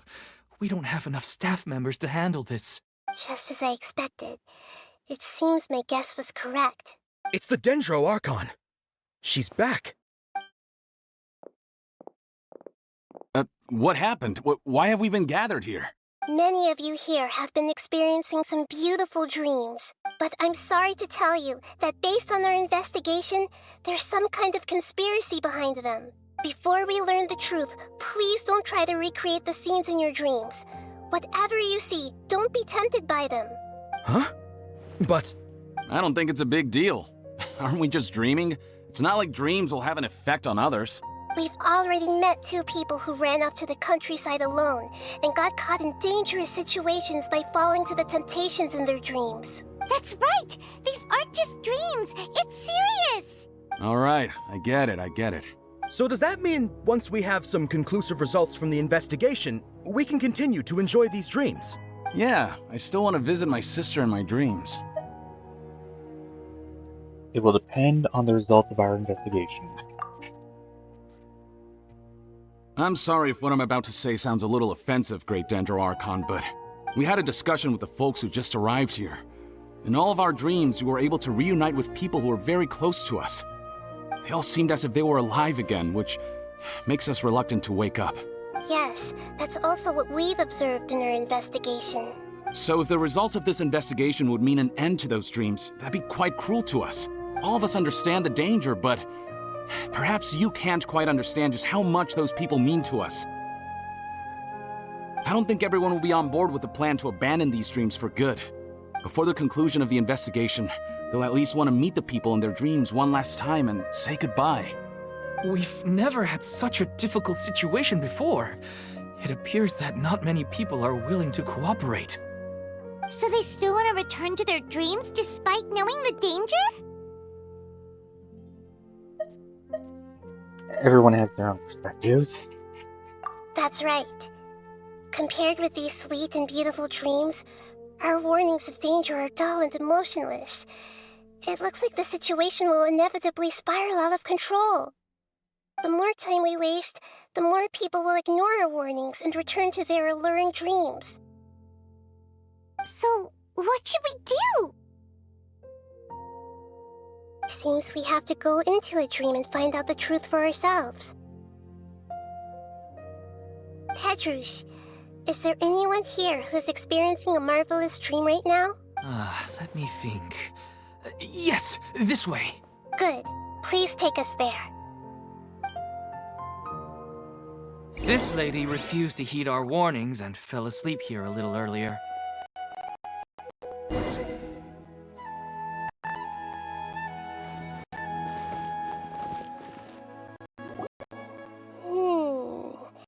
She's only asleep and hasn't started sleepwalking. It seems she hasn't sunk too deep into her dream yet. Do we also need to fall asleep if we want to go into her dream? Don't worry about that. I'm Lesser Lord Kusanali after all. Now, don't be nervous. Just close your eyes. Imagine yourselves as waves gradually rolling onto the beach. You slowly wash over the shore and sink into the sand. Sounds like hypnotism.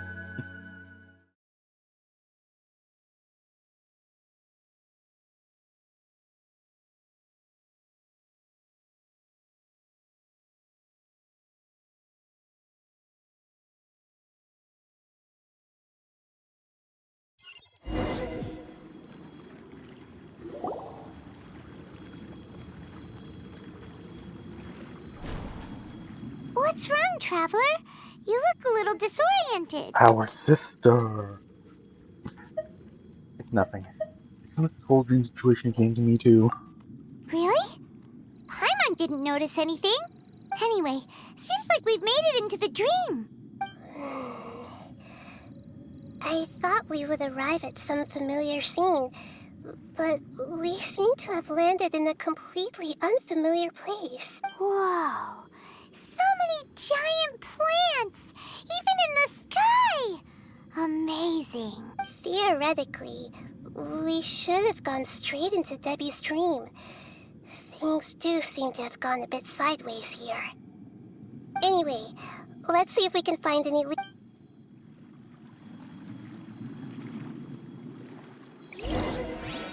More obvious possibility, we'll get tempted by sister. Well, vision of sister.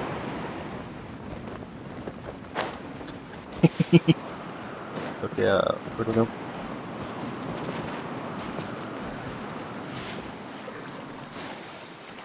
It's going to get hard to get used to after Fontaine of water not being diveable.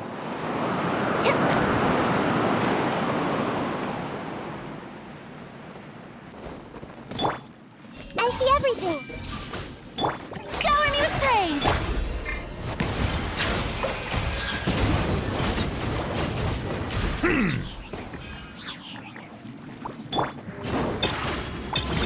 Over here! Yeah! Yeah! Hey! Hold that pose! I'm just supposed to be music here.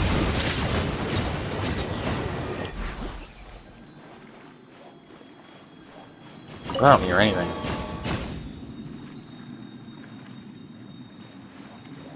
Like, I might hear some, like, insects chirping in the background.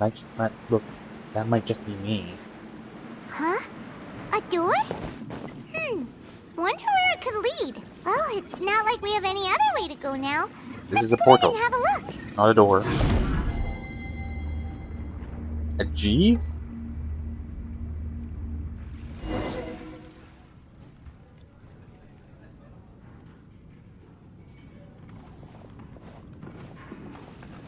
Hey, this place looks familiar. Isn't it Puspa Cafe? Oh, Paimon sees Debbie. She's right over there. Looks like we've come to the right place. These alluring dreams often portray a scene from real life, which concurs with our previous findings. Really? But what about that space we were in just now? Maybe it was like some kind of hub? The dreams may be connected. You can't mean this is another collective dream? Yes. Given that so many people have been experiencing these beautiful dreams, I would say it's very likely that they're interconnected. Compared to an interconnected dream, independent individual dreams would be much harder to manage and manipulate. Ah, Paimon gets it now. Well, let's go talk with Debbie. Oh, but there are some other people next to her. Are they dreaming too? If this space is exclusive to Debbie's dream, then the others beside her are most likely the people she cherishes. Anyway, we should confirm that first, just to be sure. Huh. How do we do that? Just leave it to me. Mind reading time?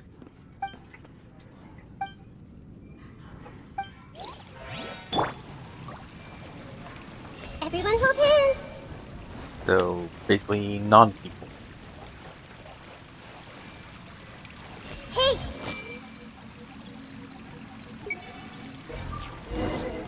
Yep, and only did the be. Huh. How could they be? Well, I guess it doesn't matter. Huh? She sounds a little hesitant.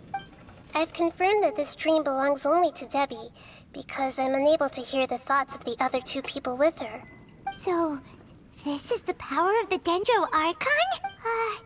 Paimon had better watch her thoughts from now on. Don't worry. I don't often use my powers like this. It's rather impolite. Alright, I need to get myself ready. It won't be easy to break it to her, but there's no avoiding it now. The Great Dendro Archon! What brings you here?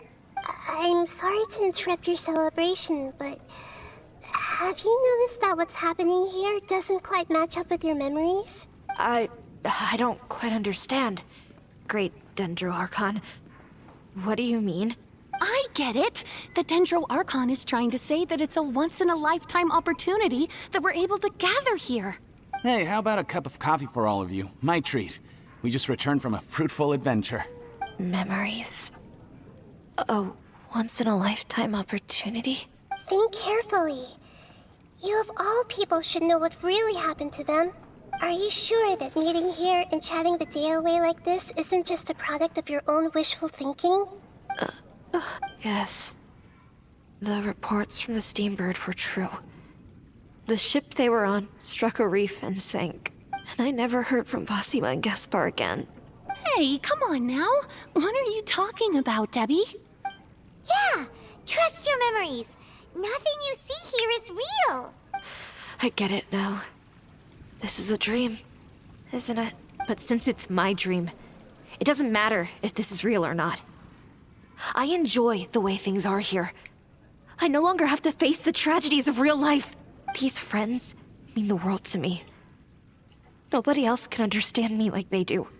There's nothing wrong with continuing this dream. Is there? I'm worried that if you were to continue dreaming like this, the lines between dreams and reality will gradually become too blurred for you.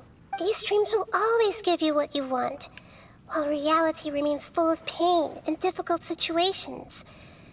If you're not careful, you can get hurt. Don't worry. I still have control. I won't let it go that far. Are you sure? Hey, how about we put all this troublesome stuff aside and get back to our coffee and snacks, hmm? Whether it's just a dream or real life, you should be happy. You can't just brush off something like this. We don't even know how you people got here or where you even came from. Don't push it, Paimon. These are important people to Debbie. Sorry. Paimon didn't mean to upset anyone. No, it's all right. I understand that you're just trying to look out for me. It seems that for now, this place is still relatively harmless for you. But I wonder if there's any way to go deeper into the dream. Huh. Now that you mention it, I once heard a strange voice tell me that there's an entrance here. I'm not interested in checking it out at the moment, but maybe I'll go in and have a look later. Okay. Thanks for your help. Just as I expected. We're only on the surface of this dream. Let's go.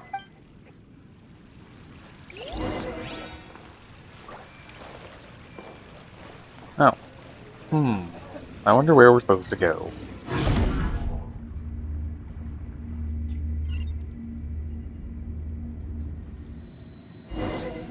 Now it's raining.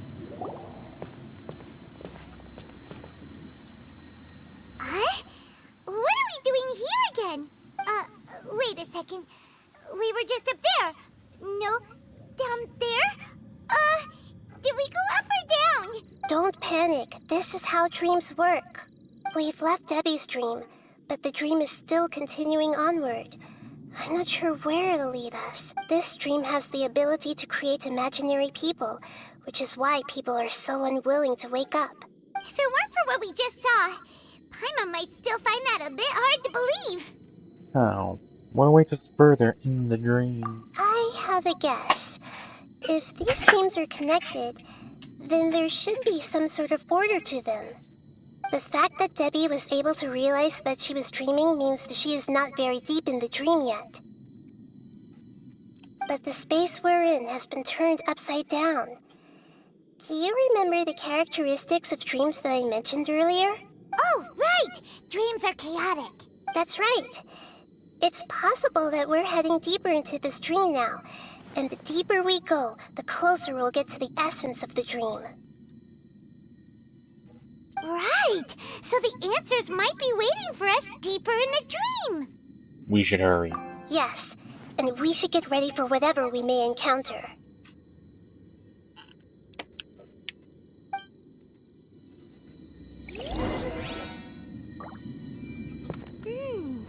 It looks like we may need to put something inside there.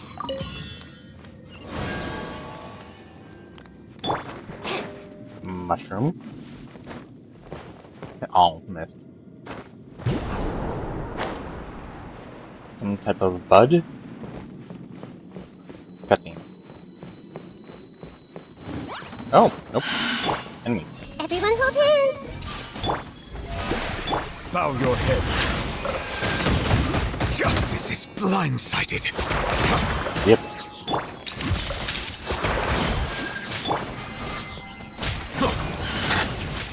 Settle down. Ah, the things come up.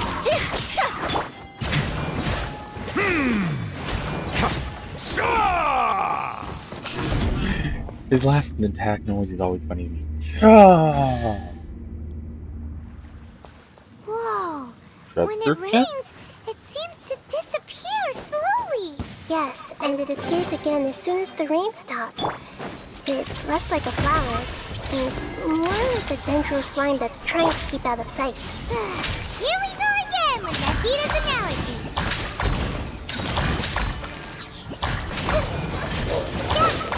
Committed to memory!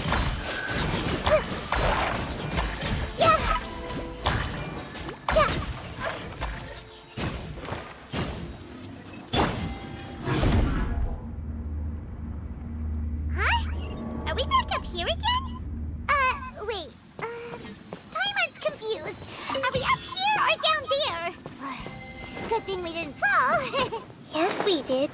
We just fell upwards. Falling up. Not helping, Nahida! Paimon has no clue what's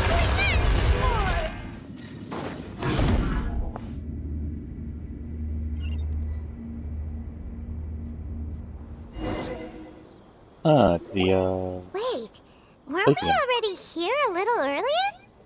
This is probably Ilmon's dream. Huh? Why would he start dreaming again?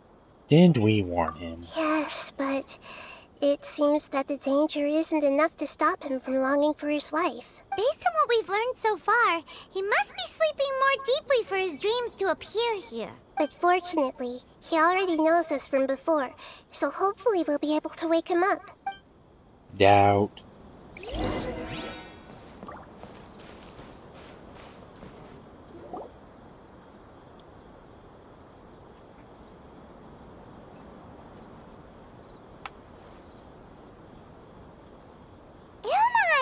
Oh, it's you. Incredible. I didn't know you would my dream too. Did you say dream? Wait, so you know this is a dream? Of course. Such good things rarely happen to me in real life these days. Here, let me introduce everyone. This is Minar, my wife who I mentioned before. And this is our daughter, Hydar. Hello. It's a great honor to meet the Dendro Archon. Whoa, Dad! You know the Dendro Archon? That's amazing! And what's this? Is it a new toy? No, it's Paimon, not a toy! Anyway, now's not the time for that! Nahida, this doesn't seem to add up with what we were expecting. You're right. Let me think for a bit here. Ilman, did you secretly go back to that place again on your own? Oh, right! We didn't see him in a moment of dreams earlier. Paimon thought he'd gone home. Sorry. I just had to make sure that Haidar could get a chance to see her mother. I had gotten pretty familiar with the hike, so I brought Haidar with me. I'm just glad we didn't meet any monsters along the way. Yes, I'm glad too. I didn't expect her to grow up so fast. It must have been very hard for him. I regret not being able to fulfill my role as a wife and a mother. No, don't talk like that. Let's leave all that unhappy stuff behind for now. What should we do now? Should we tell him the truth? Doesn't he already know? You can let me break the news. I should be the one to do it. I'm sorry, but I should tell you that your dream did not create us. We are real people with our own consciousness.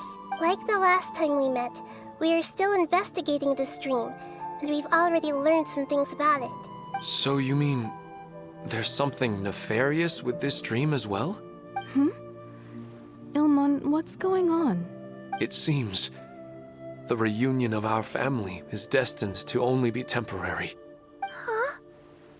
Is Mom leaving? Maybe. But in all likelihood, that is indeed how things will end. Oh. No, Mom, you can't leave! I'm afraid I don't quite understand what's going on. Don't worry, Haidar. Mom's not going anywhere. Please, don't cry. Minar doesn't understand any of this. I'm fully aware that this is a dream, so that's why I've never told her the truth, but... Never mind. It's not like I would know what to say. I mean, I don't get any of the complicated stuff.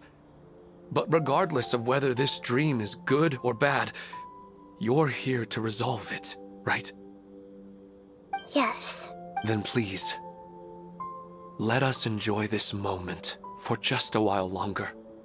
Regardless of whatever caused this dream to come to pass, I feel extremely grateful to have had the chance to reunite with my family.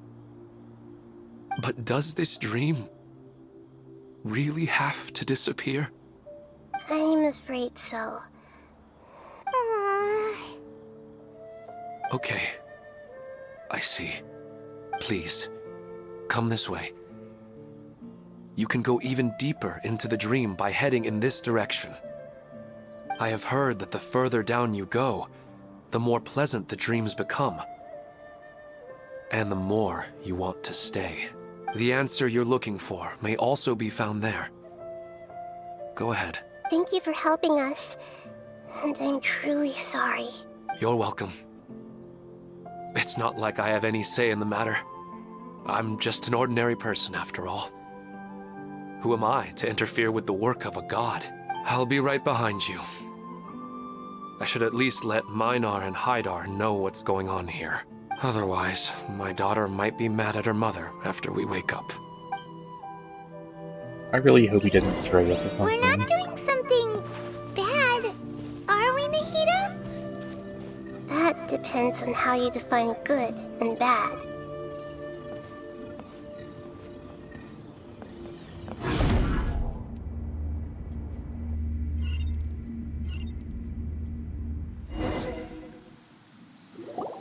It's the same place again. This place is almost like a flight of stairs that connects all the dreams together. But they appear to be getting more and more aggressive. Regular stairs wouldn't try to attack us. Right. Recap time. Something seems to be off about our theory. Ilmon is clearly aware that he's dreaming, and he's enjoying it. Rather than dreaming on a deeper level, he almost seemed more awake. I believe we're on the right track, but we just need another explanation. It's not that the dreams are getting deeper, it's the owner's attachment to the dreams that's getting stronger. But you would never mistake dreams for real life, right?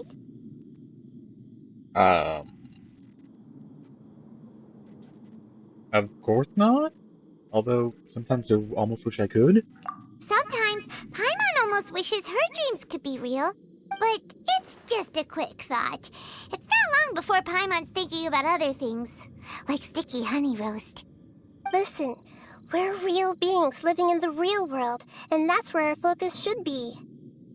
This also explains the insubstantiality of our dreams. No matter what they may become, we don't really care.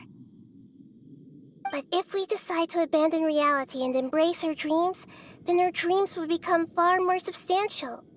Oh, wait! Paimon's starting to get it now! Your mind will begin to build the dream far more attentively, which in turn will make it feel more real. Do you remember how the Akasha can turn dreams into jnana energy? Constructing a realistic dream consumes a similar energy. Which means there's another dream out there that's responsible for this. Does that mean there's a host of these dreams here like Nilou during the Sub-Zero's festival? If we wake that person up, this collective dream will end, right? Mm-hmm, most likely. But the collective dream in Sumeru City was created by the Akasha, and now the Akasha has been turned off. This has nothing to do with the Aranara, and humans are not capable of creating a collective dream, which means... The host has something to do with the Akasha. Huh? So, did someone manage to restart the Akasha? That's impossible. But they are probably a scholar of the academia who had a close connection with the Akasha. Even so, how did they manage to do it? And how did they choose the host? Let's keep moving. Yeah, we haven't gotten to the end yet. Once we know their motive, all the questions will resolve themselves. Hopefully.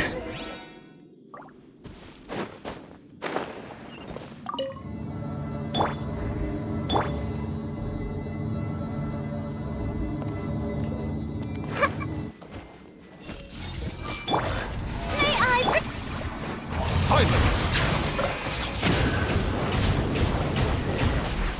Hold that pose! Step on up!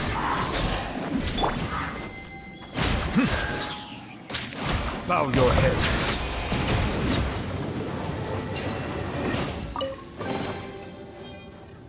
Water laser.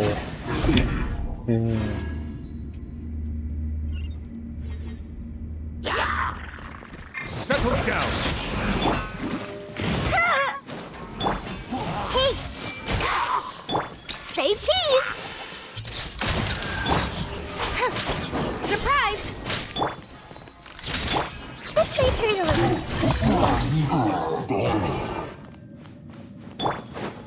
Stop raining.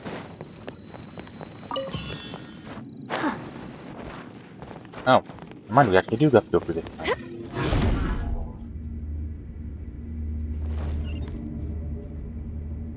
All the water that used to be here has turned into rain! Then let's get through here before the water level rises.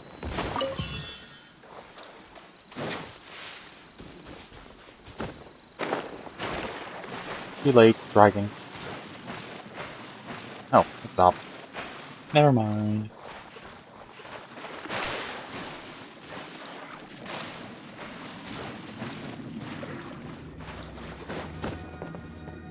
Just one loop shoot. The destination is right ahead! Door of Resurrection activated. Wow! A new place!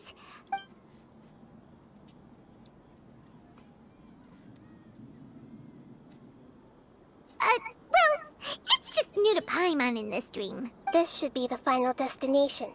Huh? Really? It's more ordinary than I imagined. Yeah, these are just ordinary city streets. I have powers related to dreams, so it's usually easy for me to tell who's dreaming and who's created by dreams. I guess only those who have thoroughly accepted this dream will be able to come here. There are so many people here. How can we find the host? Don't worry, I have a way. Mind reading, go!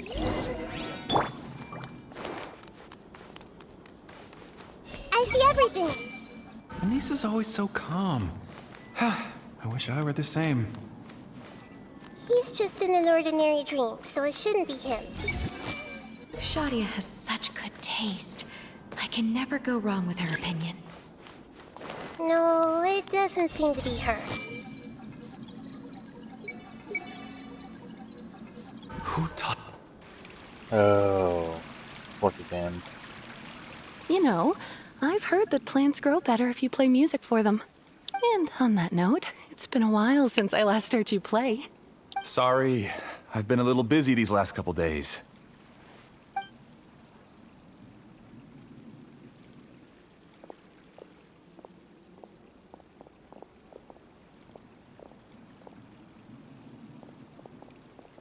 Oh, the Dendro Archon.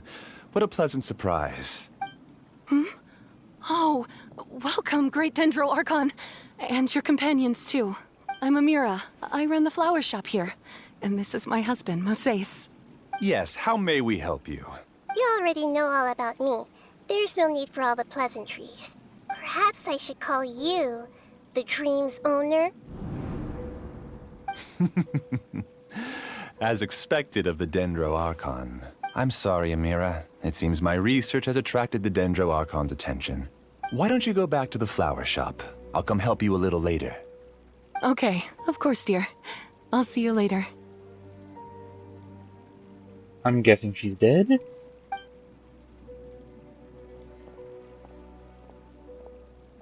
It appears that I was too naive to think I could deceive the Dendro Archon in person like this. To avoid looking like too much of a fool, allow me to ask the first question. How well would you say you understand this dream? This dream was built by the Akasha, and it has the power to create imaginary people who no longer exist in the real world. As for you, you found a unique way to become the owner of this dream, going so far as to have even given up the ability to wake up again. Given up? The ability to wake up? Impressive! You truly are the embodiment of wisdom. Please, tell me how you were able to arrive at such a conclusion. In return, I'll answer the question you're most curious about. It's simple. Apart from you, this space only consists of real people who are dreaming and imaginary people who are created here. Although you are here and appear no different from the others, I can't sense your dream. How can I wake up a person who's already awake? Fascinating. Since you're the fully awake owner of this dream, it can never collapse from you waking up. Theoretically, this should also give you absolute control over this place. I have to admit, it really doesn't get much better than that. But even knowing all of that, one question remains. How did you do it? Isn't the answer right in front of you, great Dendro Archon? It's because I've dedicated my entire reality to this dream. I uploaded my entire consciousness into the Akasha when it was still running. Actually, this all started because of an accident. My original goal was not about the Akasha or a collective dream. No. You were motivated above all to create a hyper-realistic person. The desire to reconnect with a real loved one is the one shared sentiment between all our dreamers. That's right. However, human models are too complicated. Only the Akasha has a jnana energy supply powerful enough for me to generate and sustain my models. The Akasha is truly magnificent. If I siphoned a minuscule amount of its energy, nobody would even notice. And even this minuscule amount of energy was already more than enough for my purposes. Even using just crude methods, I was still able to train a fairly realistic person. I named my first work Amira. Huh? You mean the girl we just saw? She and I entered the academia on the same day. Starting with admission procedures, we bumped into each other 6 times on just that first day. And because of that one day, we eventually went on to fall in love. We studied, conducted research, and made breakthroughs together. Our rhythm was always in step. I felt like we were 2 separate bodies that shared the same heart. However, Elazar later took her from me. So you're gathering others like you. Yes, I need more training samples to perfect Amira's personality. I found their details in the Akasha's database. Using the pretext of testing for mental health disorders, I implanted signaling devices in their bodies. This way I could connect them to a network, and Amira could feel their yearning. Little by little, they helped her to grow and develop a warm, human personality. To improve my efficiency and allow myself to focus on nothing but my research, I uploaded my consciousness as well, and became a part of the network. So, technically speaking, it's not that you won't wake up, it's that you can't wake up. Yes, because the Akasha was suddenly turned off, I lost all of my jnana energy. I became imprisoned in the very network I had constructed. At first, I panicked. But, after coming to grips with the situation, I realized that I could restart this world as long as I could find a replacement source of jnana energy. That means everyone in the network is providing you with jnana energy! That's all there really is to it. I don't think I'm doing anything wrong. I'm just saving them as well as myself. I provide a beautiful dream, and in return, I harvest their jnana energy as fuel for the dream. They can wake up anytime they wish. People need to sleep anyway, so why not have some beautiful dreams while they rest? Okay, at the beginning he sounded positively evil, now he's sounding less evil. Like, is it still an undertone of evil, but not really? Well, actually not really evil. Ambitious? I agree. This is the home we spent a great deal of effort on to build for ourselves. Yeah, she's right. We're staying here of our own free will. I don't understand this at all, but I just want to spend some more time with my family. I don't want them to be sad. Thank you, dear. Great Dendro Archon, I hope you can understand. You don't need to gather around here. It's all right. The Great Dendro Archon is nothing if not kind and considerate towards her people. She won't interfere with what we're doing here. This definitely count as guilt tripping. Uh-oh, now he's playing dirty! He used the imaginary people he created to influence the real people. To turn the real dreamers against us. It seems like I won't need you to answer my last question. You're willing to tell me all your secrets because you have nothing to fear. If you use real people as your weapon and turn them against their Archon, then there's nothing the Archon can do. They just want to be with the people they cherish. I don't think there's anything wrong with me providing them with that opportunity. They don't wish to eternally part with their spouses and friends. What's so wrong about that? If you understood humans a little better, or had also experienced firsthand the absolute devastation of loss, then perhaps you wouldn't be so cold towards us. Hey, it's not her fault she was locked up for the last 500 years. She's not cold at all. You don't know the first thing about her. If you had used your talents and determination for a just cause, you could have become a sage of the new generation. Unfortunately, you've committed one of the 6 cardinal sins of the Academia by attempting the forbidden and fearing none. You equated people's feelings with cold jnana energy and deprived them of the pain that they have to face. You lured them into these dreams, and even now, remain completely unaware of how evil all of this truly is. Okay, I guess evil was the right term. Pain? Luring? Those kinds of things haven't existed here from the moment this world was created. She's right here. This is Ilmon's child, Haidar. Huh? My daughter? What's wrong with her? This dream relies on a set network, which means that only those with devices planted in their bodies can enter this world.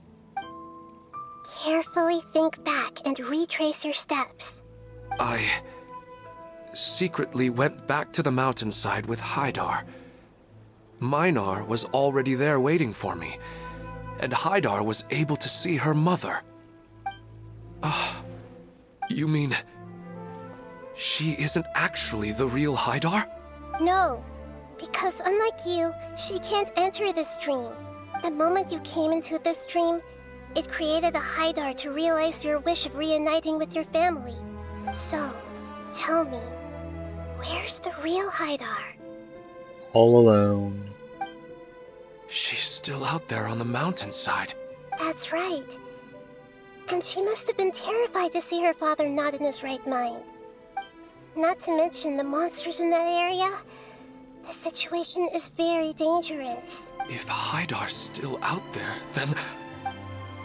What are you talking about, Dad? I don't understand. I must wake up right now. I can't leave her there alone. Oh. It seems the others have also remembered something. People try to avoid pain and stay in their perceived bubbles of safety out of an instinct to protect themselves. This is human nature, but it is also one of their weaknesses. However, why are there still so many people striving to move forward, even when they know the path ahead is dangerous and painful? It's because people don't only live for themselves. They have families, loved ones, friends, and communities.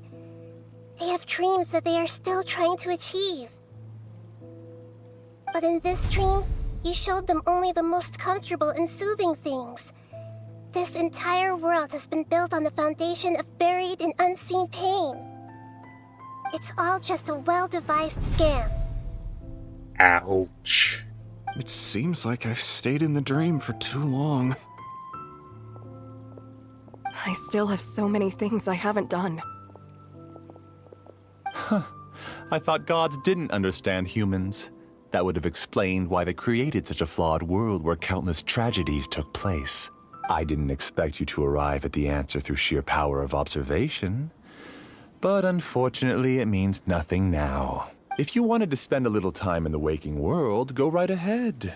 In any case, I wanted to spend some time alone with Amira. As long as this dream continues to exist, you'll come back. Okay, that last back sounded evil. Humans aren't as strong as you think. And even if you're a god, they won't always listen to you. It's time to purge all the extraneous data and noise. Cutscene? Monsters, be careful! All of you, please get out of here and find somewhere safe. I am the master of this dream. I can create endless waves of monsters with the snap of a finger. Don't worry, they'll wake up before they get hurt. Amira doesn't like to see others in pain. If you know what's good for you, leave now!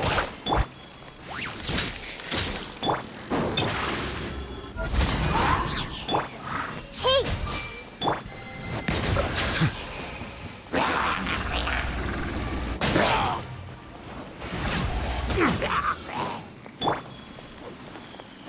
Hold that pose!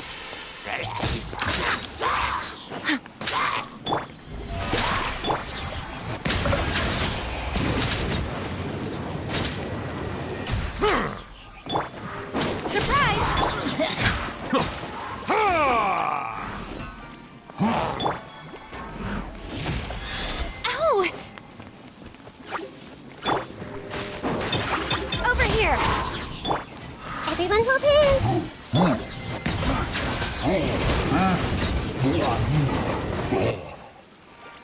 Laser! Laser! You haven't won just yet. This dream is mine! If I go into hiding here, not even an Archon can ever find me. And as long as people yearn for happiness, they will return here and rebuild this paradise! Hey, stop! What's that? The dream is spiraling out of control and is collapsing now.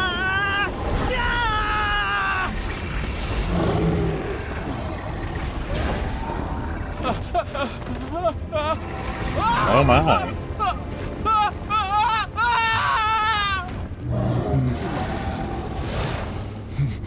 Oh no. Amira! Amira! Amira!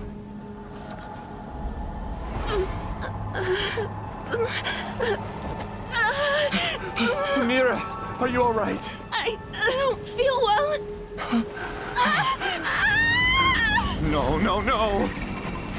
Please, no!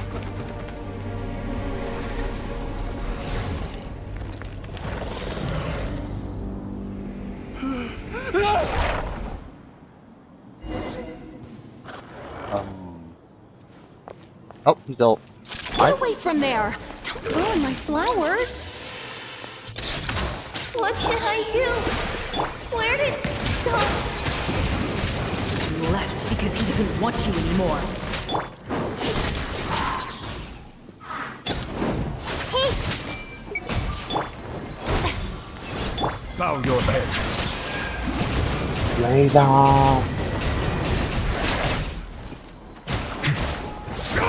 Rapid Yana energy aggregate.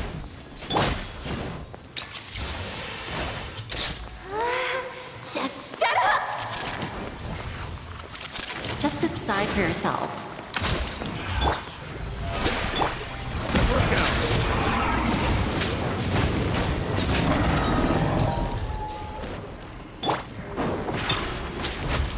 Surprise!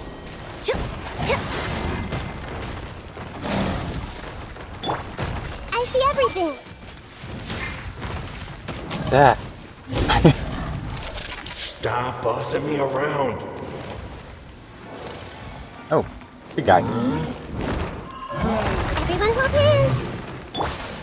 The show begins! Hold that pose! Silence! Ah. Okay. I'm just going through.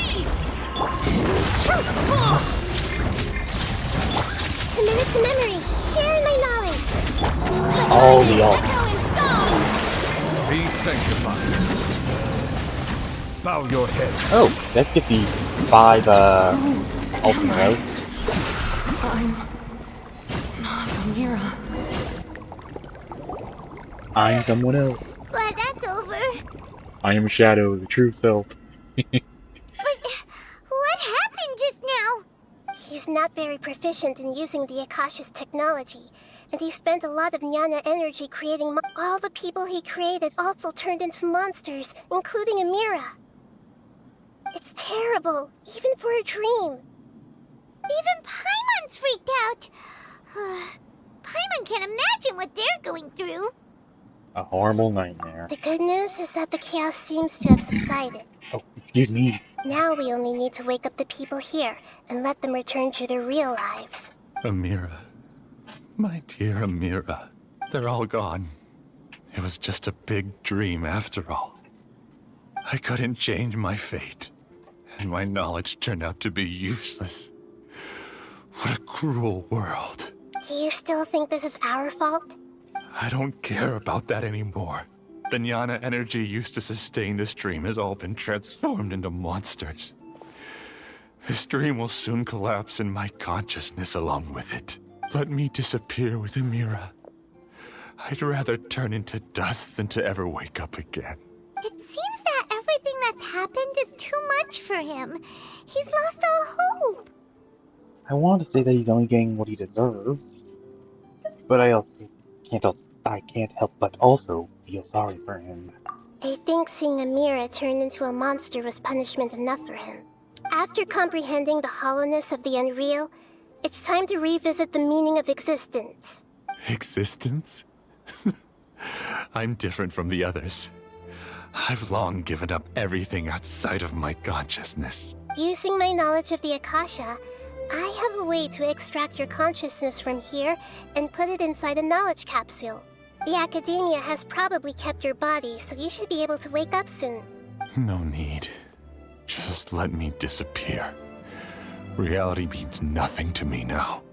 This isn't compassion. I won't let you escape your punishment by simply disappearing. As for your life after that, it'll be up to you how you want to exist. Alright, Traveler and Paimon, we should go back. We can finally wrap up this whole thing.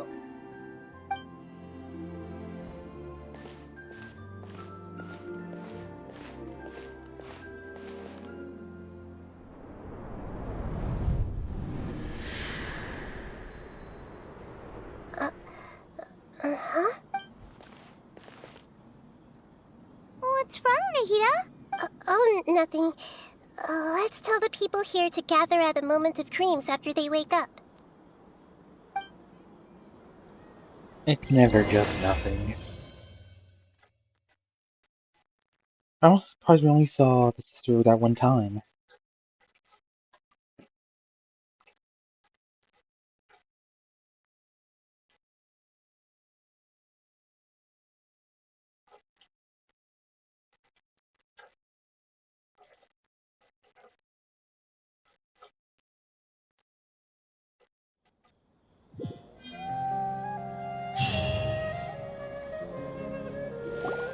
Oh, great! You're awake! Everybody has started to wake up, and we've heard similar reports from around the city as well. From the looks of it, you were able to successfully resolve the issue. Yes, though it took us a good deal of effort. There will be many people gathering here shortly, so please do your best to maintain order. I need to go to the academia with them now, but we'll be back soon. Are we going to ask about that scholar? Yes, but it may take some time for him to wake up after his consciousness returns to his body. We can leave the rest to the Matra.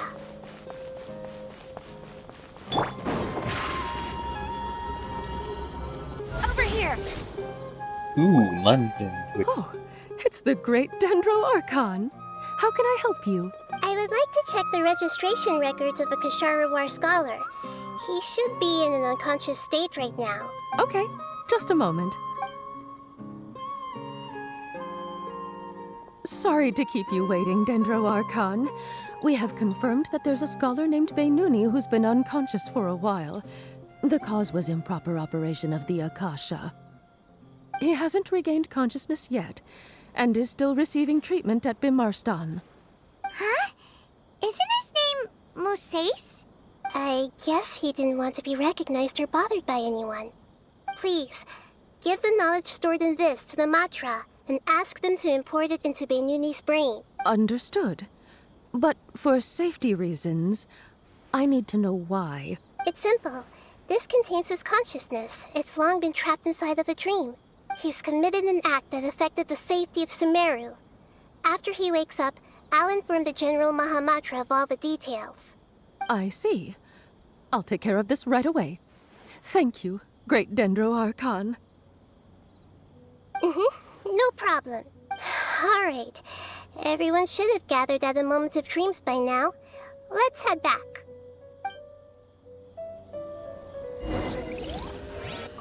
We went up just to jump back down.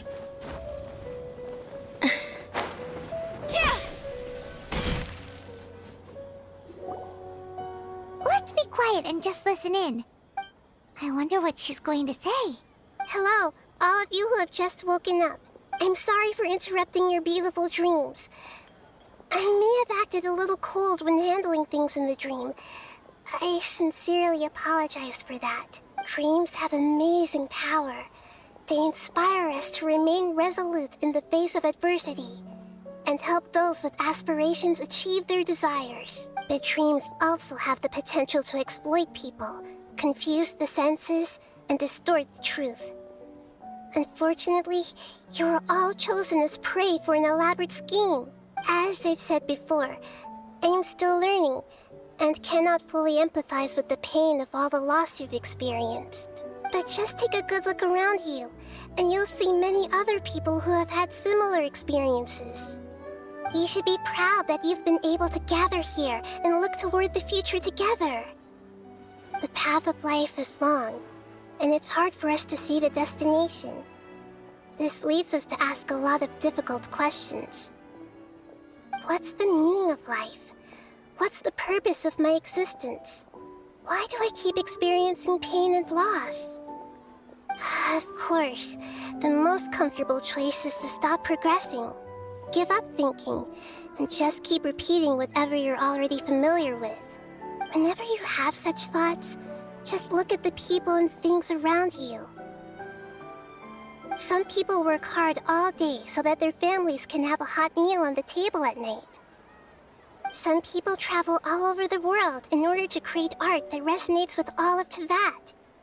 Some venture in search of the world's secrets to prevent rapidly approaching, yet still unknown, world-shattering catastrophes. Life is not just about yourself. Each and every one of your actions shapes you and the world around you. Look, friends and family will remember what you've done, and even some people you've never met may benefit from your actions. Therefore, many people will strive forward to forge new paths, even if they have to endure great pain to do so. Once you begin your journey on that same difficult yet rewarding path, you'll come to know the answers to those big existential questions, Yet they will no longer feel as life-defining as they did before. But if you were to believe that life is nothing but an empty, ephemeral dream, then that's also the only thing it'll ever become. You're free to choose how you want to live your lives, but as your Archon, I should first make this information known to everyone. In the end, it's up to you whether you want to embrace a beautiful dream at the cost of your real life. Nahida said she wanted to speak with us alone. It seems like she went to the plaza in front of the Academia.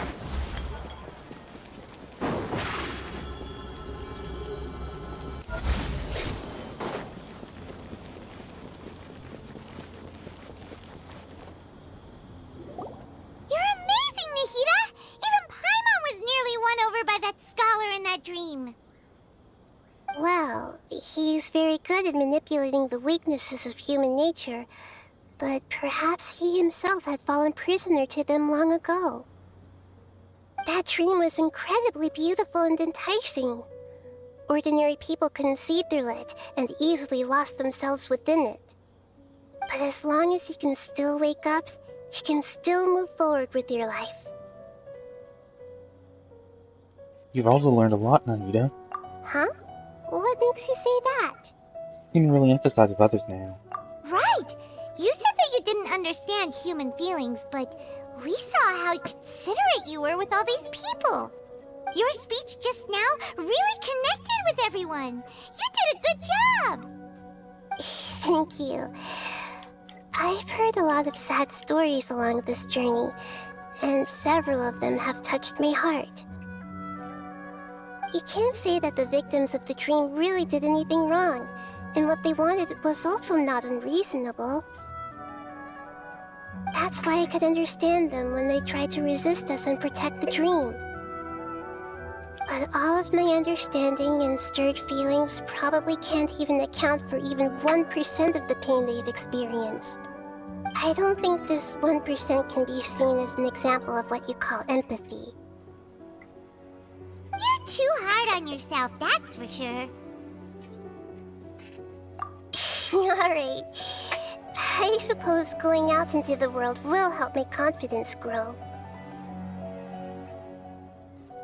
I've learned that emotions are nothing like knowledge, and that's why it's hard for me to put them into words sometimes. Beinuni, or Mercedes, said that I had never personally felt the pain of loss, but I have a vague feeling that this isn't true. Yeah, I won't allowed to tell you about that. The moment I entered the dream, I felt like I was wrapped in a blanket of warm feelings. It was so warm that it felt like I had returned to the start of my life, and I didn't want to wake up anymore. Huh. Did she say something in the dream too? But when I opened my eyes, the feeling was gone without a trace. If I have to make an analogy for it, I would say I can no longer see words on a piece of paper after they have been erased, but I can still see the slight indentations of where the words had been written. But now that I've experienced this dream, I think I can say with confidence that I won't dwell too much on the meaning of that warmth. It's enough that I can tell I was once supported by that warmth, and its existence has allowed me to get to where I am today. If I dwell too much on its exact nature, I would be putting the cart before the horse. I gave a speech to inspire my people, so if I were to fail to live up to those words myself, then that would be too embarrassing. Rare Lord Rukadavada, Lord Ship Nahida through her eyes. And she has been forgotten, and his mind and willpower are proof that she once existed. So tell me the truth. I should respect their decision. Hey, what's with that serious look? You keep looking like there's something you want to say. Is there anything you want to tell me? Nah, it's not important. Okay. Since we just woke up, let's stretch a little bit. A new day is about to begin.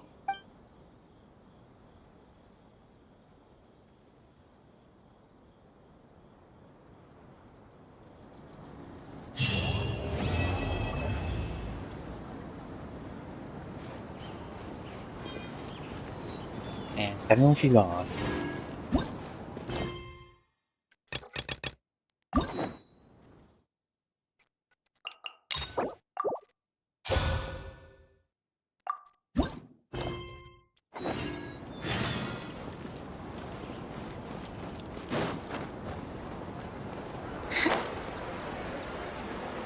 Gliding.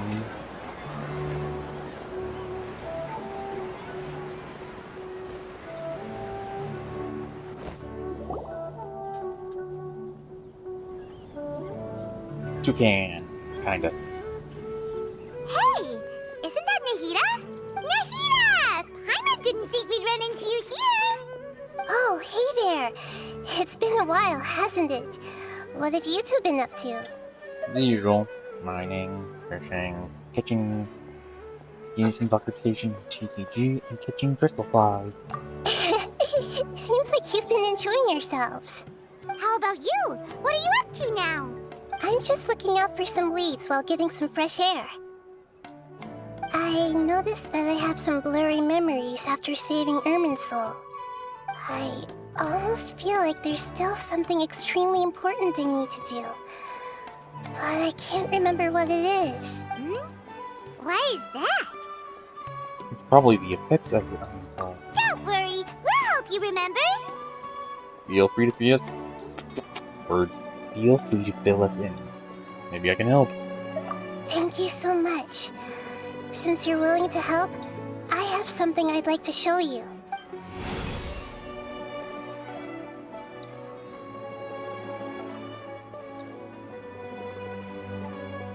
Ooh, it's beautiful. It looks like it's filled with some kind of power. I found it in the sanctuary of Suristana, but I have no recollection of it whatsoever. It's filled with pure elemental power that is quite similar to mine, but yet it's also a little different. It's very likely that it's connected to my foggy memory, but I can't figure out what it is. It's most likely something that Greater Lord Rukadabada left behind. But what's with her foggy memories? Traveler, do you have any ideas? I don't know, but it's very concerning. You know, Nahida, we just happen to be going on an adventure right now. If we find anything, we'll be sure to let you know right away. Thanks, you two. I didn't mean to trouble you again. Don't mention it. Besides, it seems you've got a lot on your mind, and we'd like to help.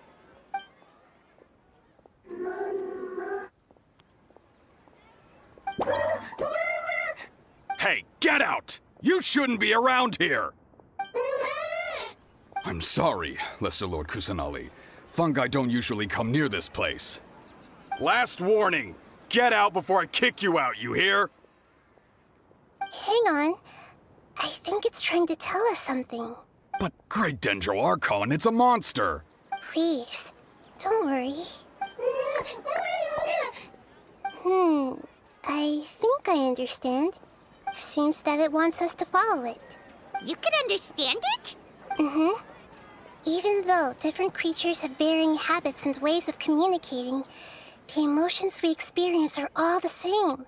I can feel its anxiety and fear. It's in dire need of our help. Well, fungi are kinda cute, but... Bongo Head is a really nice fungus, you know. That's true. Alright, lead the way, little fungus. Although they all look about the same, some fungi are friendly, while others are super aggressive and attack anyone they see. It can't be helped. Perhaps in their eyes, humans are like fierce monsters as well.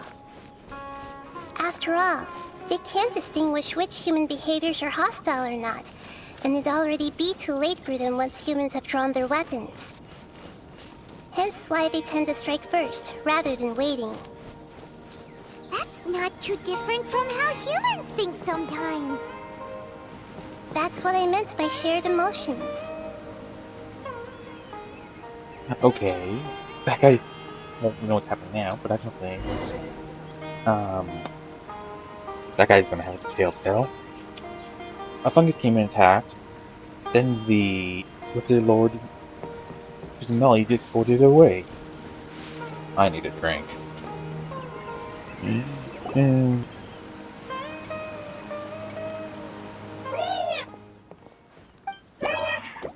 It appears it was in a hurry because of this unconscious fungus. Seems like they might be family. So maybe this fungus wanted to bring Nahida here to help its family member. Probably. Although fungi are simple creatures, they're very sensitive to elemental power. Maybe it noticed me on my way back and thought I'd be able to help. I'll take a look. I should be able to help if it's just a common illness. What is it, Nahida? Strange. Very strange. This fungus didn't develop from a spore. It's an elemental life form. Huh? An elemental life form? Yes. Although the fungi you normally see are capable of using elemental powers, they're merely borrowing elemental power from nature around them. As for this fungus, it has elemental power flowing through it. Definitely not anything like your typical fungus. Huh. Actually decided to use Sight in a cutscene. So you're saying it only looks like a fungus? Exactly.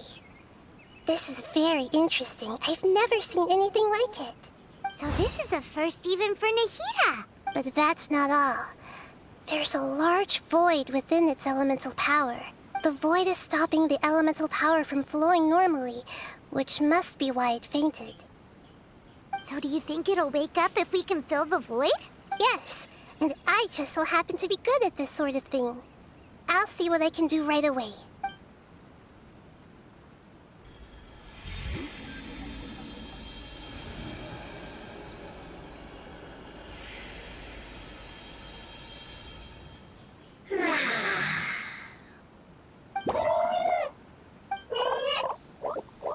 My power was compatible.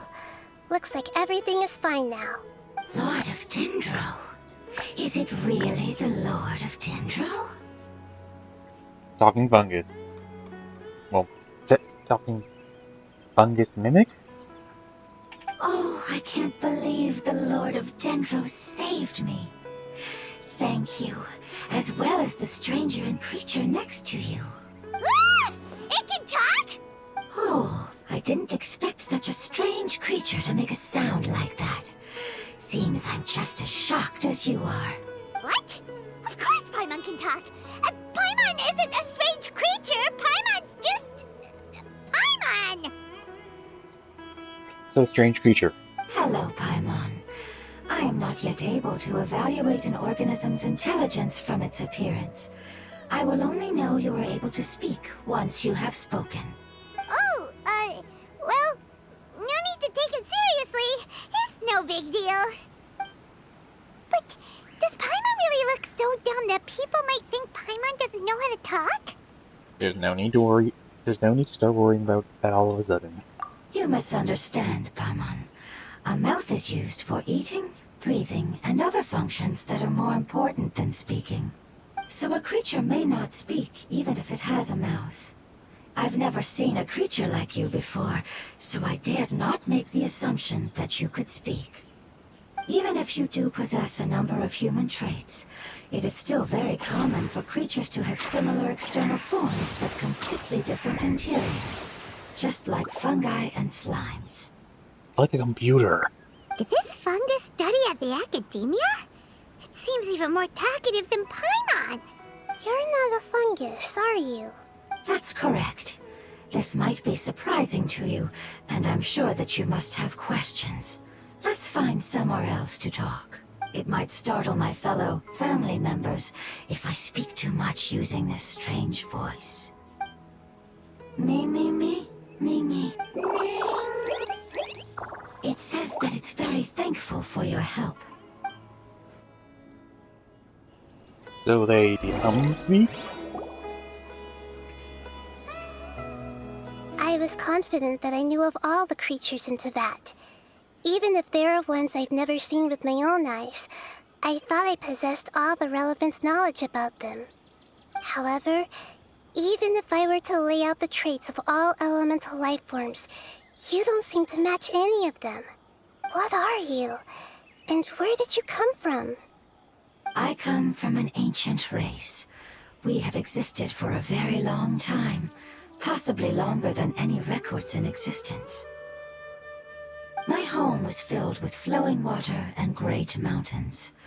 Lush grass covered the land, and my family and I lived in bliss and happiness.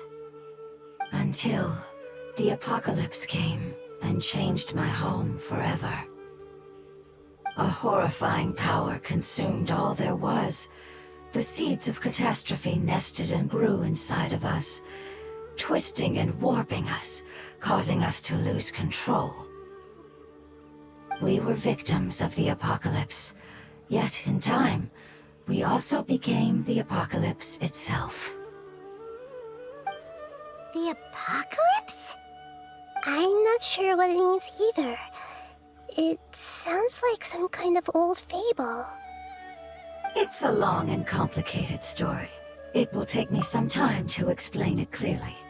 Don't worry, we'll listen. Please I was lucky and managed to survive. Afterward, I left with some of my family and came to Sumeru to search for a way to rescue my homeland. We came in contact with many species and learned from their cultures and knowledge, hoping to understand the truth behind the apocalypse. We later found out that humans know the power of the apocalypse and refer to it as forbidden knowledge. Didn't we already wipe that out? Your home was destroyed by forbidden knowledge?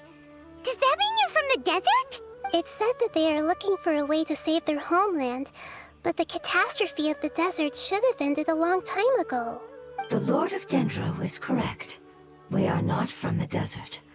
I would very much like to tell you the location of my homeland, but unfortunately, I've forgotten. That may sound a little odd, as it is very important to both me and my family.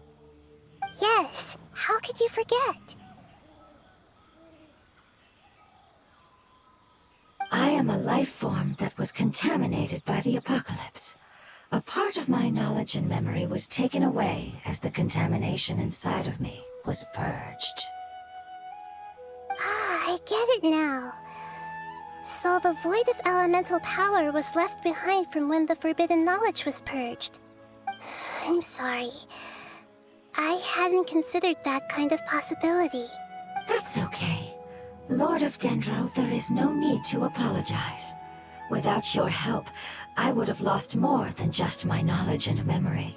And not only did you save me, but you've also already rid the world of the remaining forbidden knowledge, right? That's right. The forbidden knowledge is no more, and your homeland should be safe now. My home should be safe now. We can go home. For the longest time, this moment has only seemed like a dream. I never knew it would become a reality so quickly. I was unable to fulfill our calling. I never found a way to save my homeland, and I have even forgotten where it is. It's not your fault. You've already done everything you can. Every species paid a grave price in the fight against forbidden knowledge. This is not a responsibility you should carry on your own. You mentioned that there were other survivors besides yourself. Where are they? Maybe they'll remember. The apocalypse put us through immense pain. Many of my family members have already met their end. I'm not sure who else is still alive. Don't worry, I should be able to find them. Just leave it to me. I'll leave the rainforest to the Aranara. And as for the city, there are a few nice kids that should be willing to help. Oh yeah, they'll give us a hand. Give me a moment. I'll contact them right now.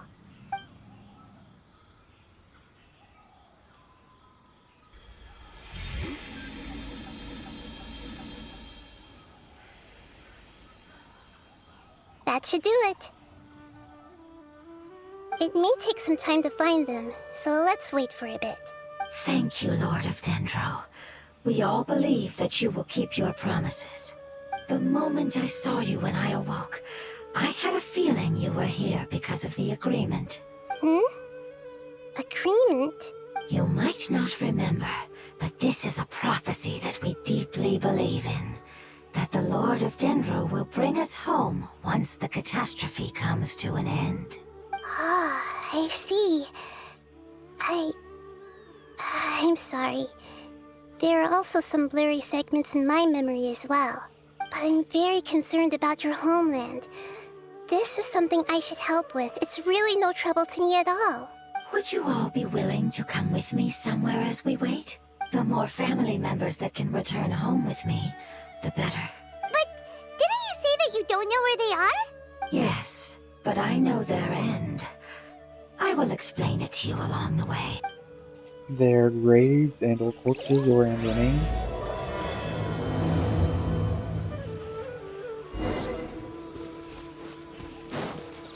Oh no. Oh. No, never mind. We're gonna have to cross the river and do more traditional things.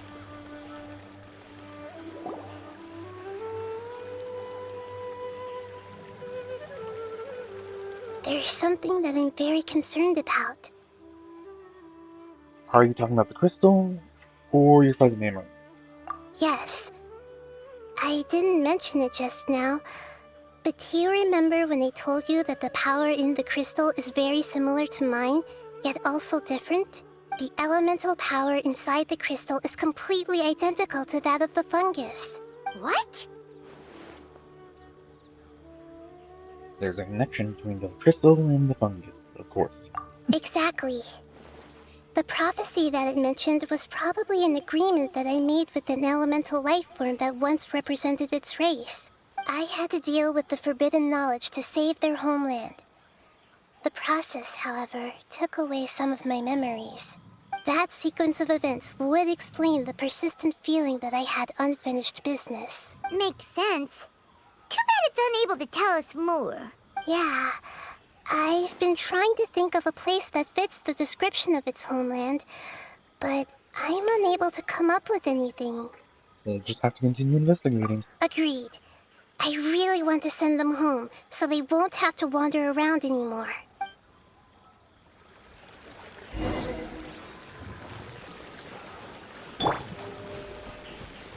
Now you have water dendro. Water argon. The road here is a little rough. I'll lead the way. Don't worry, Paimon can handle any road. Ah! Enemies! You're up, traveler!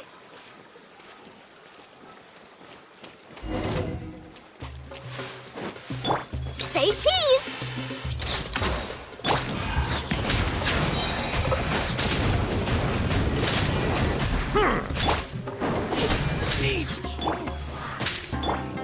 Strike a pose! Hold that pose! Silence!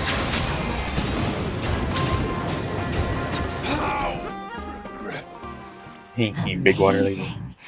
With such skills, you all would have definitely been able to find a way to survive the apocalypse. Hey! Paimon has been meaning to ask. You all didn't originally look like this, did you? No, we didn't. The appearance of our kind will change according to the environment. After communicating with various living organisms in Sumeru, we discovered that fungi are the life form most adapted to live in these lands. Thus, we gradually took the form of fungi and became a part of their group. It's hard to believe that's even possible. The most important instinct any life form possesses is adapting to the environment. I don't think that should surprise you, Paimon. Your hand is shaped like that for a reason, so you are able to grip and use tools more easily. The reason why fungi absorb elemental power is to blend with the environment and fend off natural predators. We are dendro life forms, one of the most ancient life forms in this land. That is why we are so adaptable. So you mean, if Paimon wanted to, Paimon could change into a different form as well? Doubt. Very much so.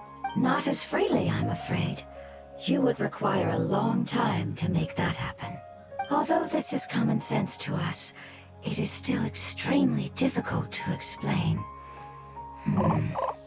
Putting it as simply as possible, changing form requires energy, and energy comes with time. You cannot make a sprout grow into a giant tree instantly, nor can you force a tree to bear fruit overnight. I see. Humans have a term for this. It's called growth. Ah, you're so smart, Nahida! Paimon gets it now! Seems like it's pretty good at coming up with metaphors as well. Growth. I see. Yes, then this is what you would call growth. Would evolution be something more appropriate for adaptability? A most beautiful word. I shall enjoy it more as we walk.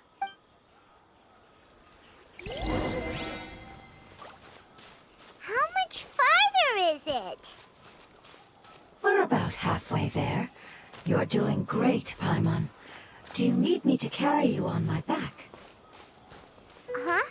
Oh no, Paimon was just curious. Paimon isn't that tired.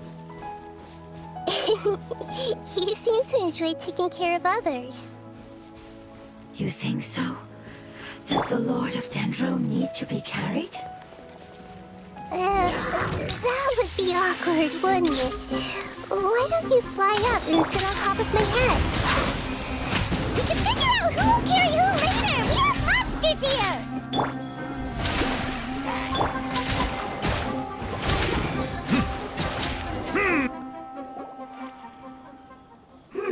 I think we may have a different understanding of carrying someone. No matter whether it's tired or not, my child is always happy when I put it on my back and give it a ride. Child? You mean the fungi we ran into earlier? Yes.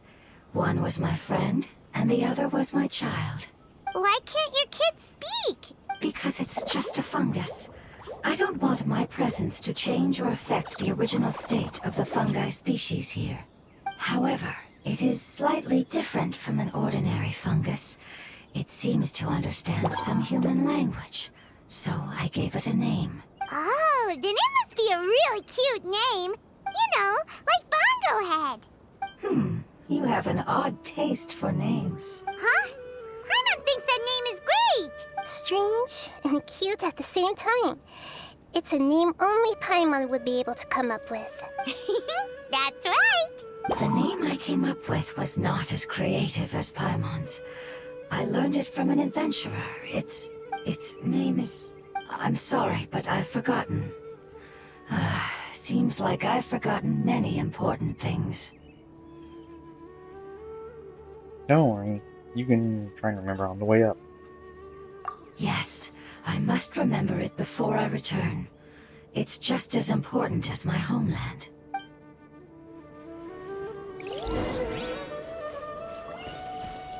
Yes, this way. We're almost there.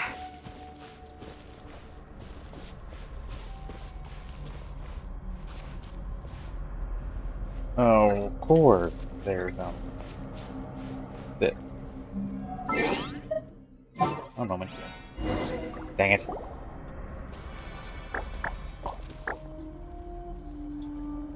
It's the Withering. Yes, I have heard humans also call it that before. It's the last form we take when we are at the end of our life. Paimon doesn't understand. It's trying to say that when they've suffered enough and reached the end of their life, they become a tumor of the Withering. Yes, I would have also suffered the same fate if it wasn't for the Lord of Dendro's help. So, this is how the Withering is formed? Previous research has revealed that forbidden knowledge is the root cause of the Withering. But even if forbidden knowledge has been completely removed, its influence still remains, which is why the withering remains even after forbidden knowledge has disappeared. They've been tormented by forbidden knowledge for a long time. It's understandable that they will eventually become the withering, but what a sad and pitiful end. When I left my homeland, flowers like these filled the fields. Each bloom represented an individual life. They grew in the pristine lakes, in the fertile soil, in my home, and in the homes of my friends. They grew everywhere, until the world suddenly lost all its color and became tainted and murky. But it's all right. Our life essence, elemental power, still resides in this flower. After an adventurer clears the withering, I will quietly draw near the area. If I can sense the elemental power of my companions, then I take them with me. But that would mean the effects of forbidden knowledge could have... It's okay. That's not important anymore. I just hope that they can all make it back home. It's not right to leave them to simply perish in the open like this. Now that we finally have the chance to return home, each one I manage to bring back will make me that much happier. I understand. Just leave it to us. So you're worried about me. It's fine. Forbidden knowledge doesn't exist anymore. It's natural to want to be overcautious when dealing with a highly venomous snake, but when all that's left is its skeleton, there's nothing to worry about. Paimon doesn't get what you two are talking about, but we're all ready to go now, right? Then let's do this! We've dealt with the withering countless times already.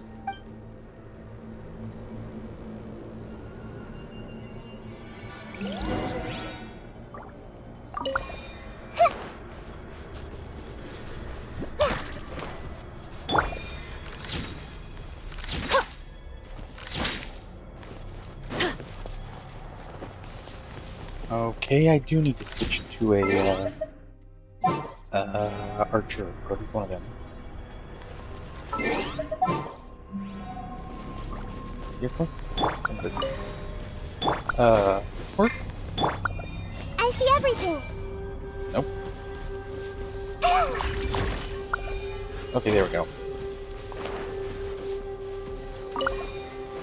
That's gonna be annoying.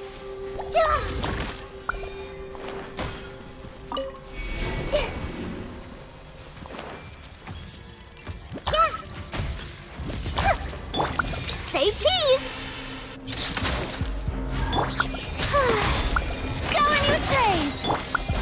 Settle down!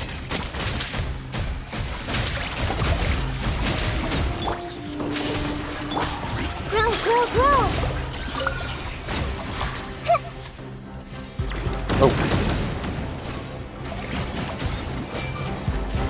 Silence!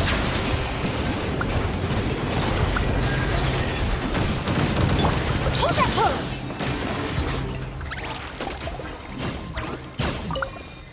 I think I got them all.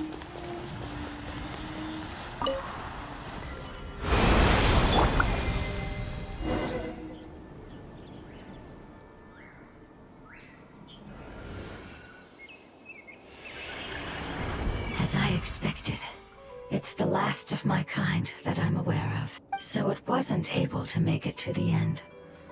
If only it could have held on just a little longer. I hope that you will be free of this pain after returning home. Just thinking about how many elemental life forms have turned into tumors of the withering makes Paimon sad. It's okay. As long as elemental power still exists, then we will still be around. An external form is but a gift of time. Through growth comes change, and even abandonment of previous forms. However, our true nature is not so easily affected. It wouldn't have come to this if we were able to cure them earlier. But I will cure all of them. Even if it's just for the sake of the rainforest and all the life forms that live in it. Thank you, Lord of Dendro. It was a wise choice for us to place our trust in you and wait. Hold on. I think I got something.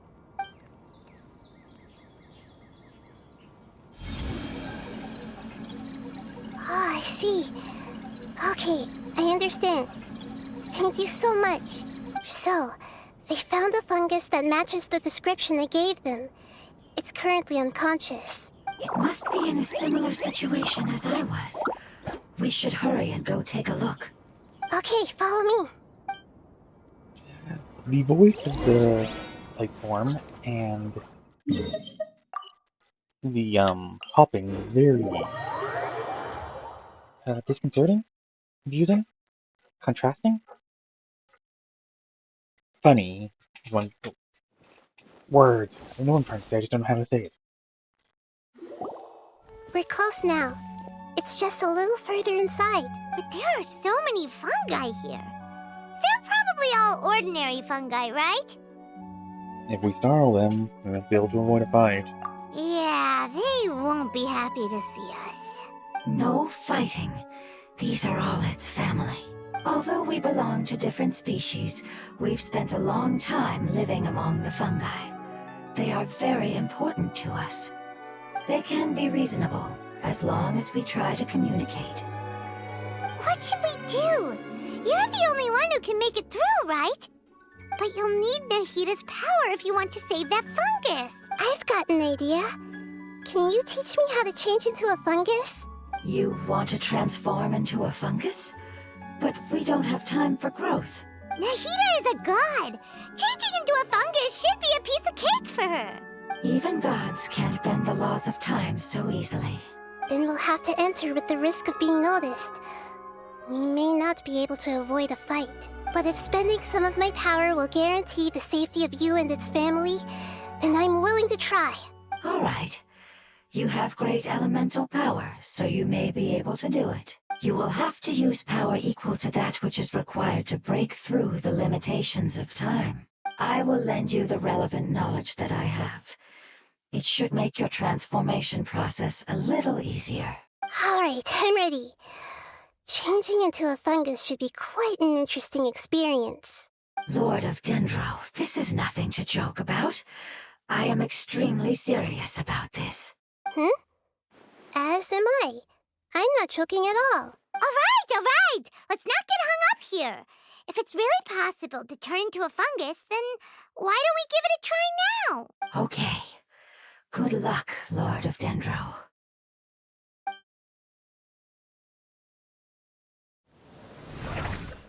Wow! You really turned into a fungus! So, how does it feel? It's actually not too bad.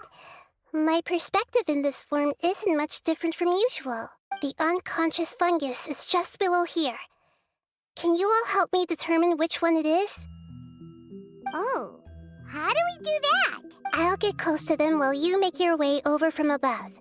You should be able to identify them using elemental sight since they're elemental light. Then, all you have to do is repeat the correct answer in your mind. As long as I'm able to see you, then I'll be able to hear your answer. Okay, got it. Let me lure away the fungi up top and make way for you. All right, good luck, Nahida. Let's go, Traveler. If we weren't us, I wonder what other people would think.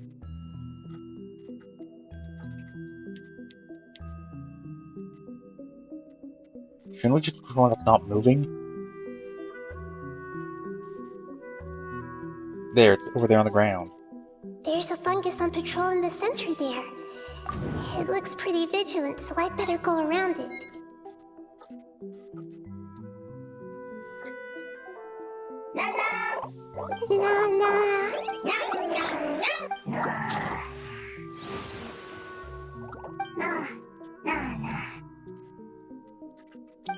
It seems they didn't notice me.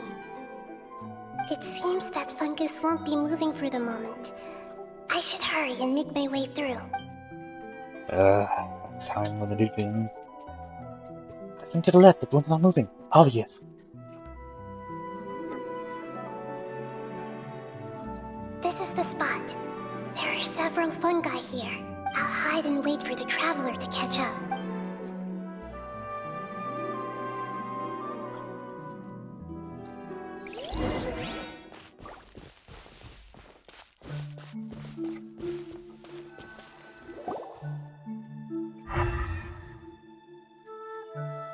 story. Ah, so this is the one. Understood.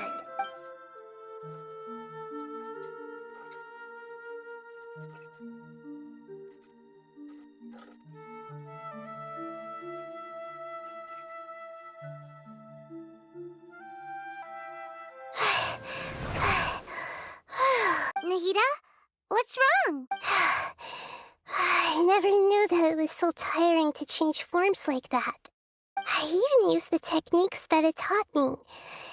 Seems like its warnings were not unfounded. The power of time accumulates slowly and goes unnoticed. A great price is to be paid if you wish to perform drastic changes instantly. Thank you for everything you've done.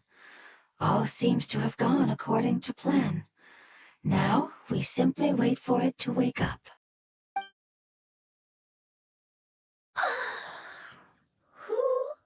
Are you?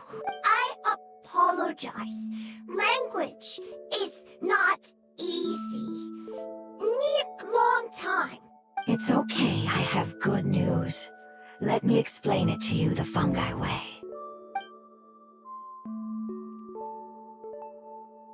Apocalypse ended? Go home now? Yes, unfortunately I've forgotten where home is. I was hoping you still remembered. I remember. Really? That's great! Home.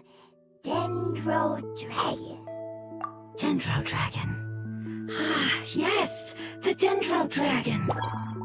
I'm sorry, I just got so excited. I've probably never expressed such emotions before. But yes, our home is the Dendro Dragon. Are they like fleas on its back or something? Oh, wait a minute. Paimon's confused.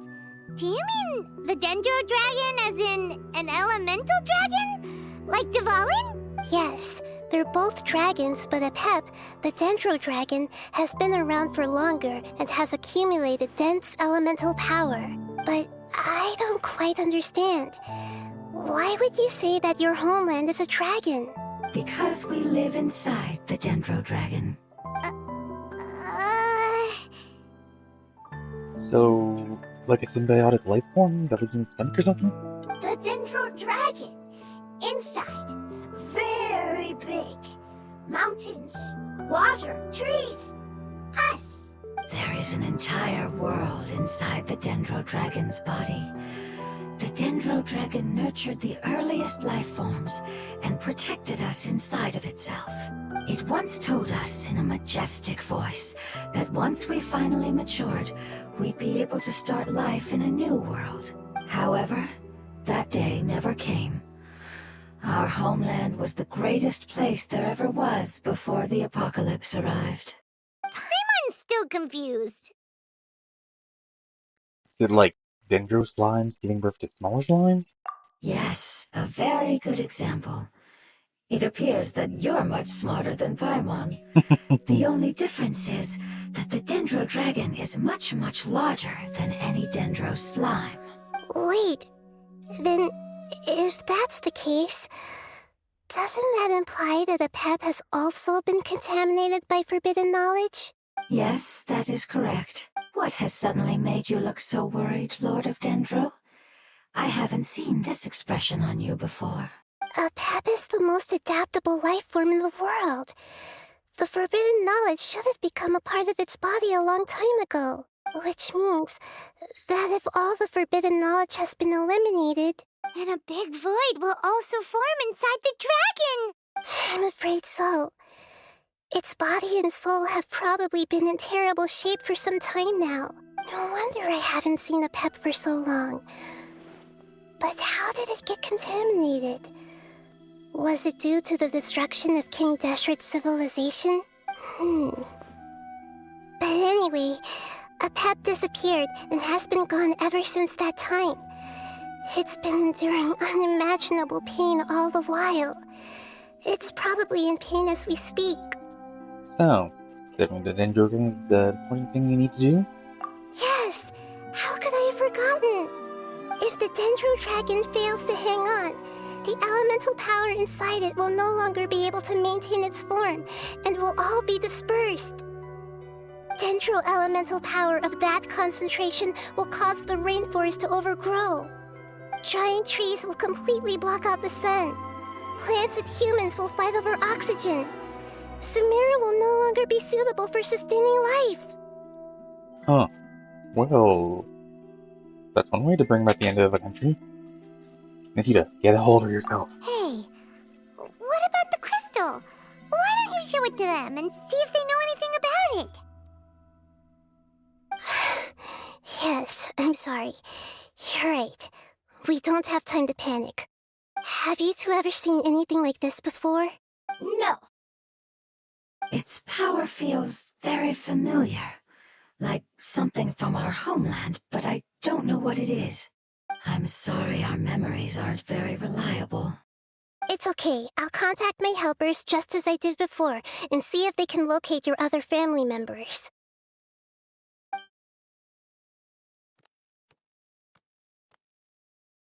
I'm counting on you all. Your info is crucial to us now.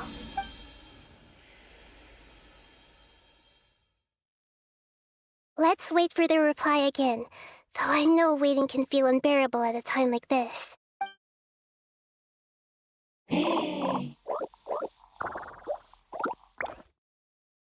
Oh, that's cute.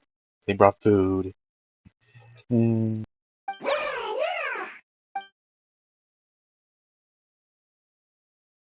Thank you. Family bringing fruit. I explained to them that you aren't hostile. After seeing you save it, its family is very grateful to you. Go home. Leave. Hard decision. Don't know.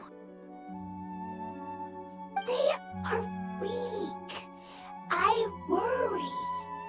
If waiting, then I hope. Don't worry. I understand what you are trying to say. Family is very important to us, no matter when we were actually family. It has done a lot to protect this territory and can't help but worry now that it's about to leave. Can you do one last thing for it while we wait? Of course. I can relate to how it's feeling. I need to organize my thoughts as well. Thank you. Thank you. Tend soil. Food. Don't like plant invasion. There are two things that it wants you to do. One is to look after the land that the food is grown in, and the other is to drive away the plants that are trying to invade the area. Soil. There. First. Seed. Here. Paimon understood that. No need to translate. We'll take care of it right away.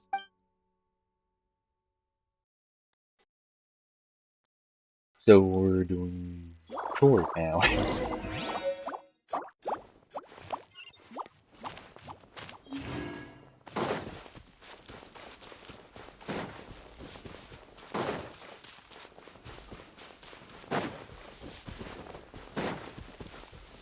So I wonder if the giant snake that was slain in Inazuma was the Electro Dragon's previous form. Oh, they have a little garden. Cute.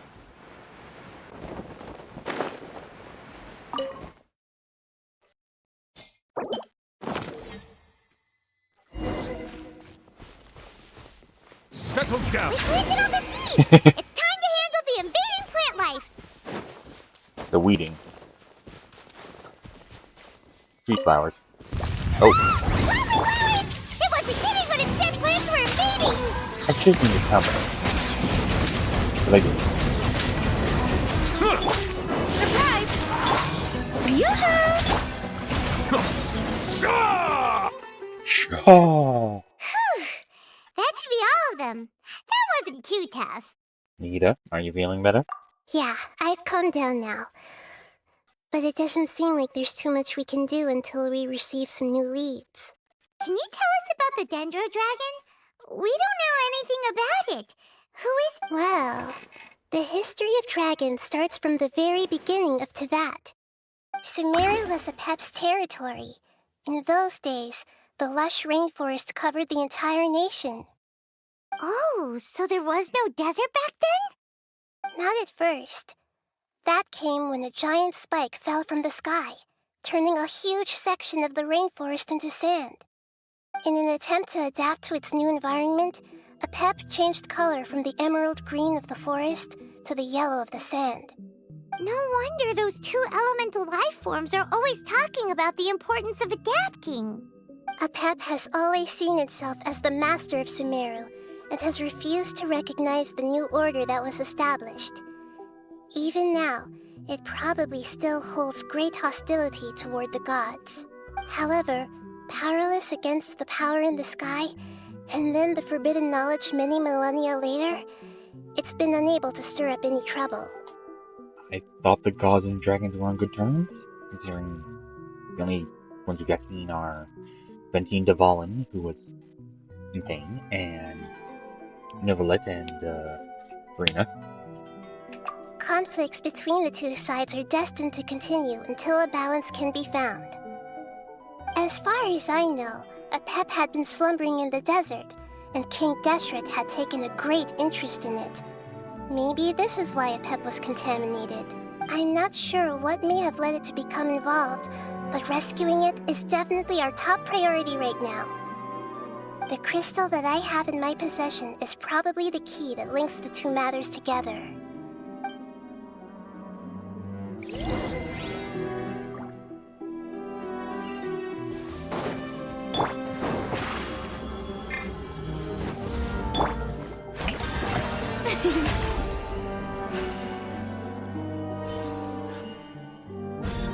I'm just gonna stand here a moment, quick heal.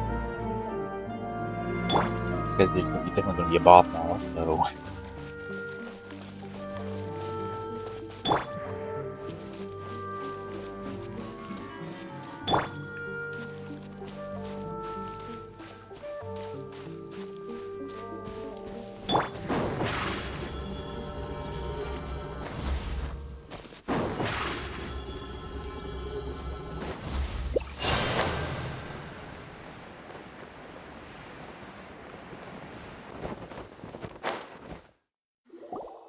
Thank you, Lord of Dendro. Family happy. You really like them, don't you? Family like. Do you not like your family? That's not what Paimon meant. It's just that you guys aren't actually the same species. Does that matter? Family likes me. I like family.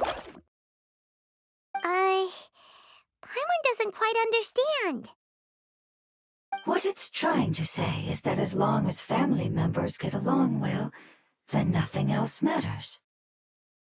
You place importance on appearances, but we do not. We find the experiences, knowledge, and connections we've made to be more important. These are all things that are more reliable than mere external appearances. These are the fruits of time, and the essence of what it means to grow. Oh, Paimon gets it now. Looks can always change, so what's inside of us is more important. It wouldn't matter.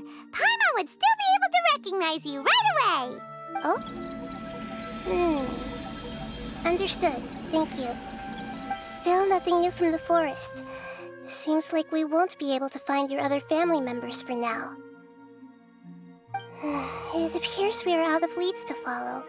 And if no one knows how this crystal works, then a pep may be in danger. Sorry. It's okay. It isn't your fault.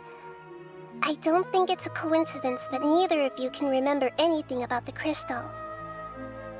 Maybe it's because the crystal has a very close connection to forbidden knowledge, which causes memories of it to be unclear.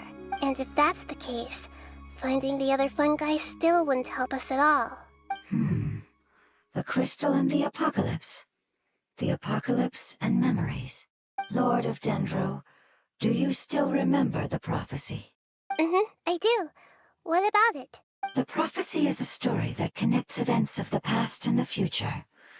A family member once said that the apocalypse is a part of us, and that there is value in preserving it. The rest of the family did not approve of its opinion at the time, so it left. Preserving the apocalypse? Do you mean that there's still some that hasn't been eliminated? That's not very likely. The power of Irminsul covers every inch of the land. Did the prophecy say where that family member went? To the limitless depths east of Sumeru, a murky place that no one can return from. The chasm. Yeah, that must be the chasm, right? Wait. But what is it doing there? Is it that one? No, wait, we already revived that seed a long time ago. It's impossible to preserve forbidden knowledge, but what if it can be converted to a different form? I'm sorry if I'm suddenly not making any sense. However, I do think it's possible. Follow me. I'll explain it once we find that elemental life form.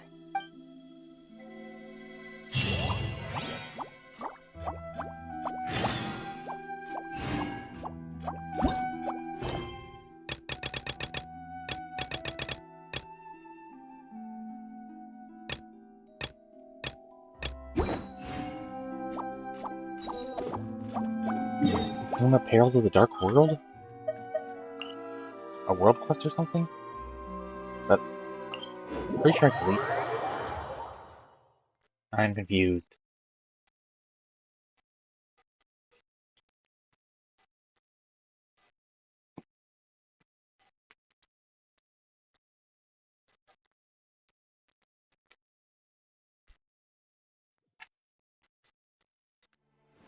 Doesn't seem to not be available.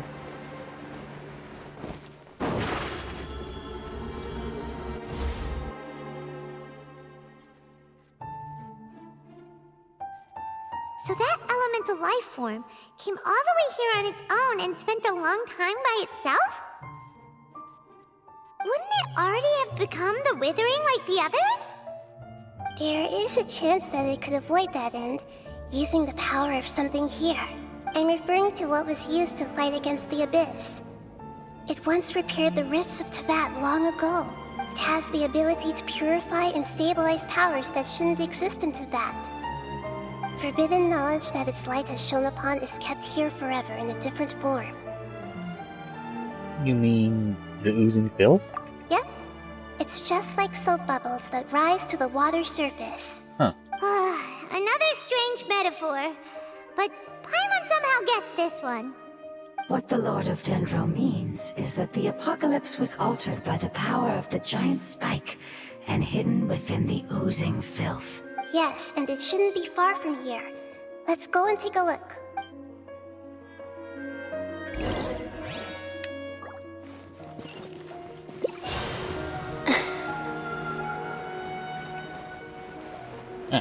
You want that feeling. What's almost calling my leg?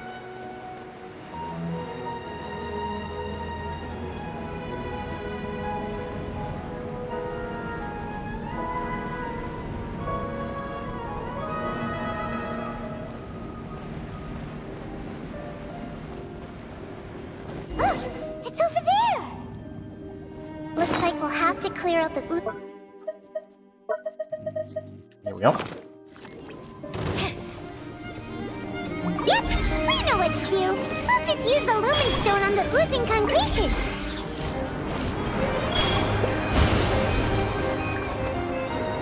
Oh, big drum.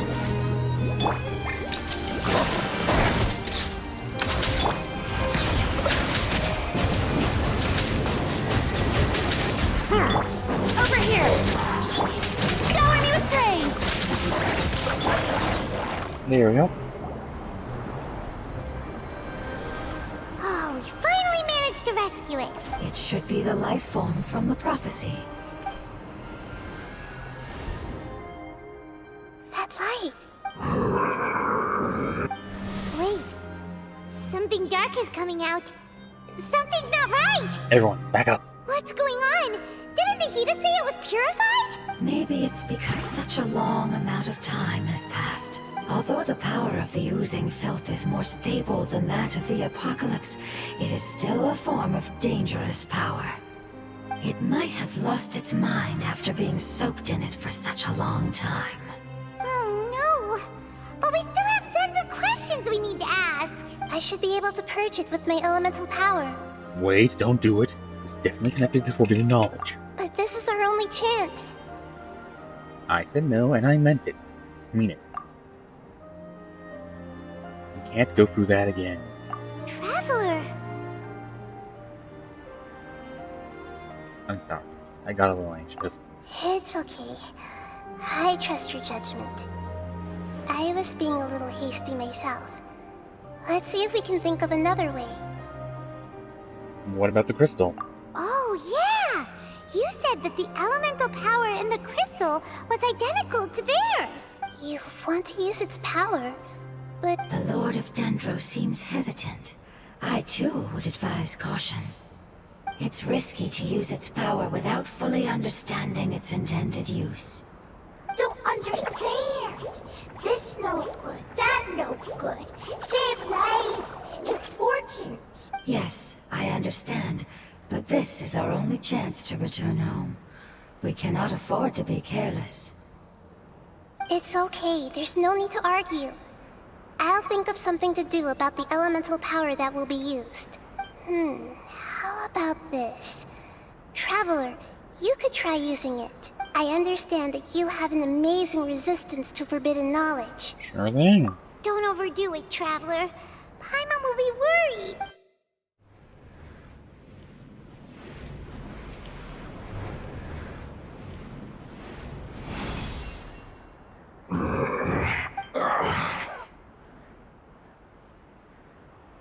Well, that was easy. Lord of Dendro, and you others, how long have I been waiting here? Yay! Looks like it worked! Lord of Dendro, here in person. Does that mean the apocalypse has come to an end? Wait, did you get smaller again?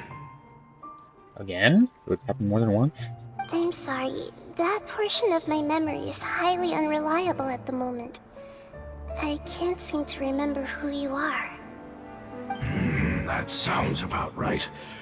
After all, the purpose of my existence is precisely for those unreliable memories you speak of.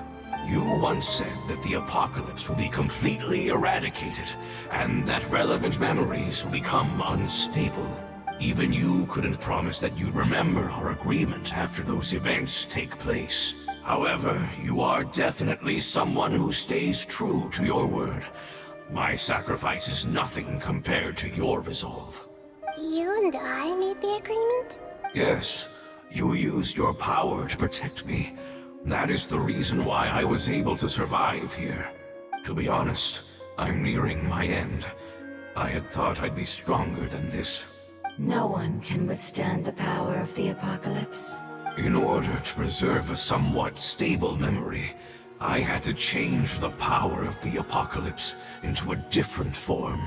Only the giant spike that fell from the sky was capable of doing something like that. But the moment I chose to go through with it is the moment I lost my chance of being rescued by the Lord of Dendro. But enough about me. Lord of Dendro, let's get to the important matter at hand. As you can see, I won't last much longer. I understand, and I'm sorry, but can you please tell me what this is? This is a fire seed. It's an essential item for saving the Dendro Dragon. Thankfully, it appears to be in good condition. The Lord of Dendro and our people created this item together. It mimics how the Dendro Dragon's Heart of Oasis operates. The Dendro Dragon has been tormented by the apocalypse for far too long. It too is nearing the end of its power. However, if you are able to reactivate its Heart of Oasis using the Fire Seed, then the Dendro Dragon will begin to recover. And as a result, our homeland will return to the way it once was. Oh, so the Heart of Oasis is a pep source of power. No wonder the crystal was able to heal this fungus just now. That's what it's used for. What? You used the Fire Seed to save me? Why? What's wrong? That's... never mind. It's not your fault. You didn't know. The fire seed contains a high concentration of elemental power inside of it. It's very powerful, yet fragile at the same time. It is not stable in its current form. To prevent any accidents, please don't use it again. Since I am its creator, I will take responsibility for it. I assure you there's no need to worry. Alright. Aside from being able to heal the Dendro Dragon, the fire seed can also resonate with the heart of Oasis. In other words, you'll be able to find the Dendro Dragon by following the guidance of the fire seed. But you should hurry. There is little time to waste. What about you? Forget about me. You should hurry home now. Everyone is returning home, including you. As I told you, I've already lost my chance to be saved by the Lord of Dendro. Lord of Dendro, I thank you for coming to find me, and for being willing to save the Dendro Dragon. Our past has been saved, and our future has been ensured. It's enough for me, just knowing that they will return home. Hey! Wait! It turned into oozing filth. Can you use the Lumen Stone once more? I can still feel its elemental power. Please, of all of us, it deserves the chance to return home the most.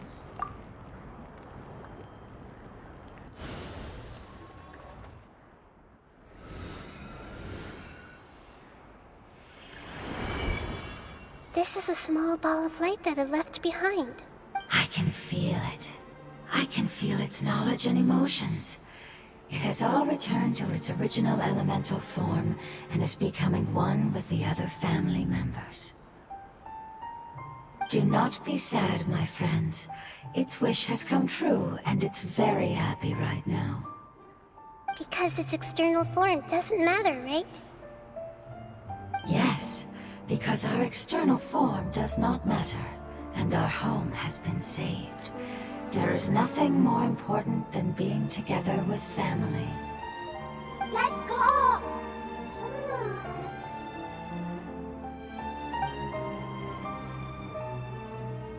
Home.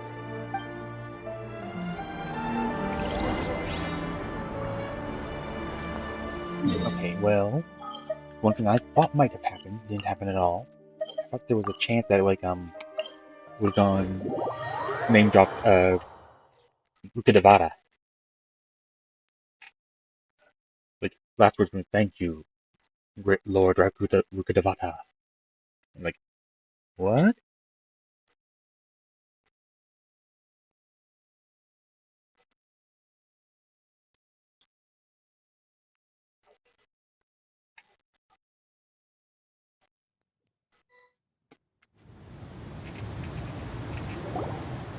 It's not much further. Follow me, we're close now.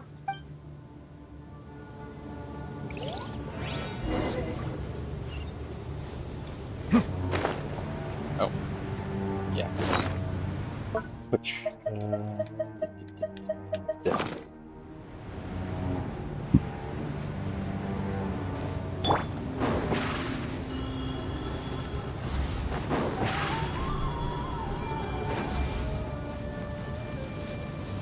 I can feel its power lingering and shifting around us. Sometimes it feels distant, but other times it seems close. This is its way of warning us. It has already noticed our presence.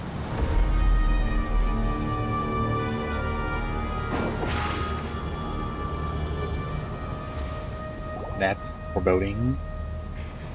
We won't be able to see anything if we keep going that way.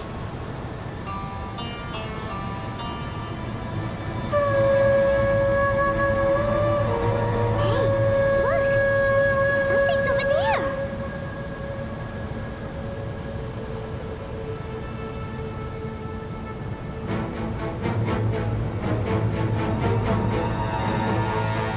Huh. We found it. A pep, the Dendro Dragon. Paimon knew it would be big, but not that big.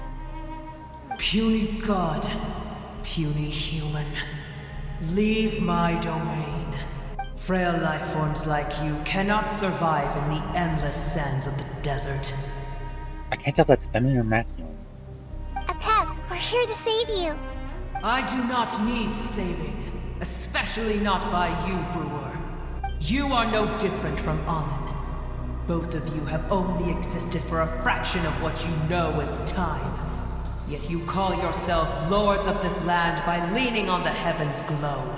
You're better off paying attention to your path ahead, as you will fall where you've fallen before. I know that you hate both gods and humans, but you've grown too weak now. Can't you let go of your hatred, even for only a moment? Let go. For only a moment, foolish Brewer. You will find no gratefulness from me, even if you heal me. You will only be reviving the dragon that will destroy Sumeru and the Seven Nations. No, you're ill, that's all. That I am. Time will bring death to all. It's unavoidable. Although I am gravely ill, my mind remains clear. I am different from the ancient dragons that came to terms with you. There's no need for this. There's no point in fighting. What we need is the truth. The truth. The shackles that the God of Wisdom cannot escape from. I have paid dearly for the truth, and you shall do the same soon enough. Hey, don't leave! Careful, something's coming. Ah! What is that? Paimon's never seen that before! It's our family. Huh? They're your family too? But they don't look anything like fungi. External form not important. Inner nature say. The composition of their elemental power is identical to ours. In other words, they're residents of our homeland. Is this what they've become after experiencing the apocalypse? This is also a form of adaptation, although a most gruesome and pitiful one. Many of our family members never made it out of the Dendro Dragon. They've gradually taken this form in order to survive the apocalypse. Is there any way to avoid fighting them? Hey! Can you guys talk? We're here to rescue you! Nope. You're not responding. They've given it their all just to survive. They're being drawn by the fire seed. Only its power can temporarily free them from their pain. All that remains are the instincts to survive and search for energy needed to do so. Everything else has been discarded in the process. So this is the result of forbidden knowledge. Would our world become the same if forbidden knowledge was allowed to rampage across Tevat? Like fish struggling on land, unable to find a single puddle of fresh water in the entire world. We can talk about this later. Let's deal with them first. Yes, but please try to be gentle with them. They are not evil in nature. All they want to do is survive.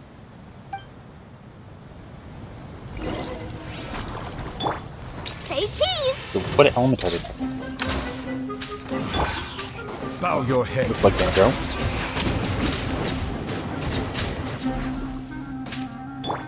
Yeah. Not really going gentle.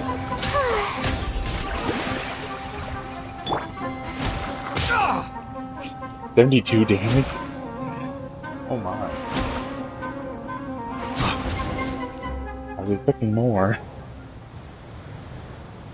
Paimon thinks they used up all their strength. They don't seem aggressive anymore. They want to go home. Yes, it was never their intention to leave the Dendro Dragon. Is there a way to make them revert to their elemental form? Years of torment is what turned them into their current state. Their external form has become their shackles. It seems only the Fire Seed or Apep's Heart of Oasis can save them. But it'll be risky if we use the Fire Seed again. Correct. We cannot use the Fire Seed again. Everyone goes home. Not just us. So just... This is becoming quite the dilemma. Let me think for a second. It's fine. Let's use the power of the fire seed. I can't bear leaving them in the desert like this. But... Don't worry, the decision is on me. I'll take responsibility for whatever happens. Yeah... Can we just quickly go and beat the... like... Yakio, Apep, and...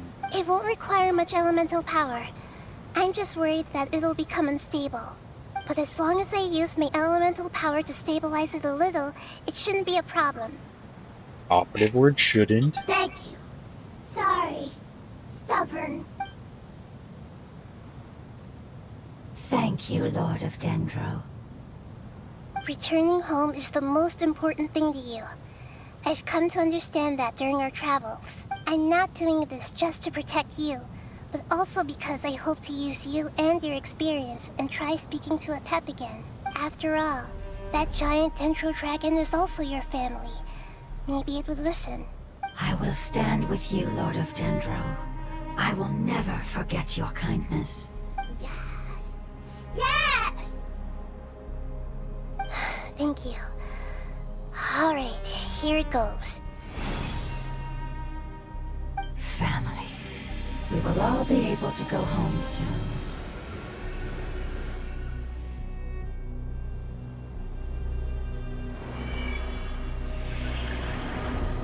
Whoa. It's shining now. It evolved! Endless amounts of knowledge and emotions are moving inside of me. They're all very excited. To imagine such growth could be achieved in such a short period of time. It's because you're carrying everyone's hopes and dreams. Yes, finally, we can go home. This is the last part. Let's go.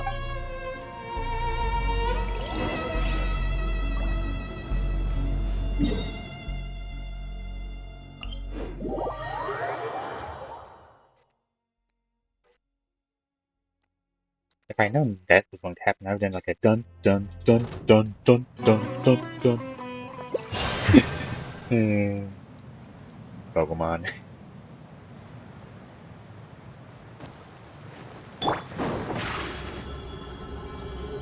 Random Over polycro? here.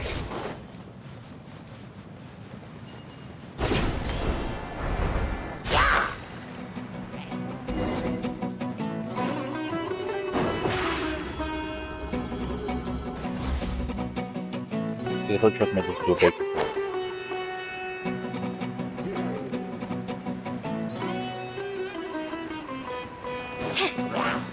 How much further is this? Oh, not all.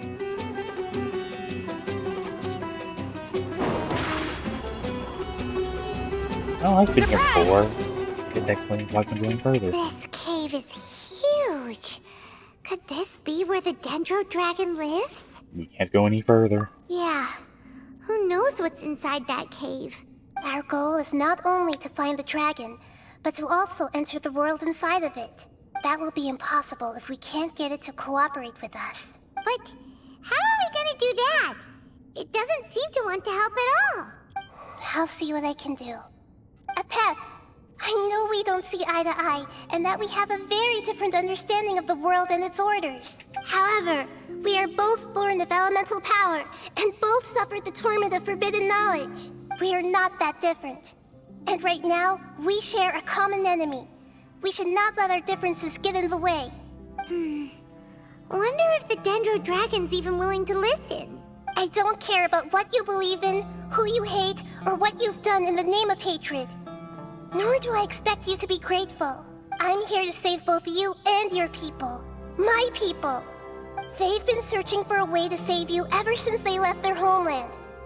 They yearn for a chance to return home. And now that everything is over, all the hatred that you harbor has lost its meaning.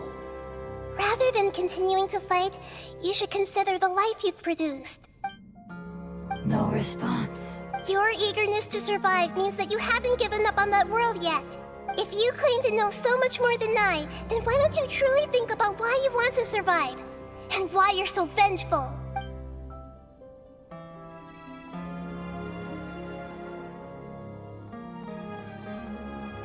Still no good.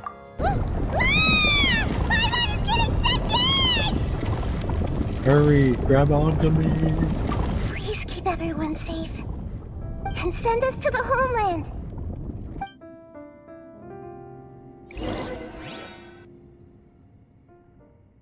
So, we're invading? Mm.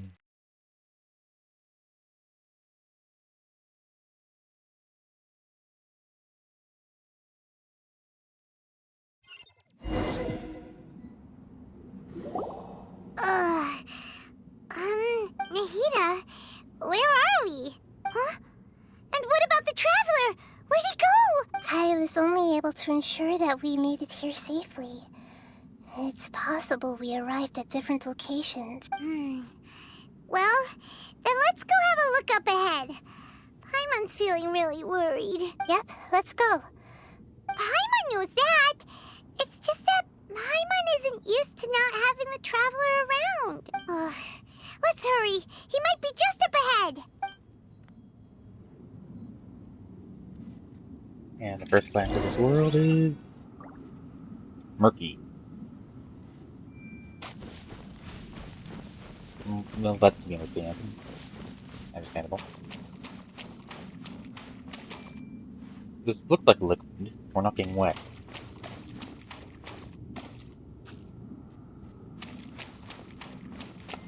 Boss arena.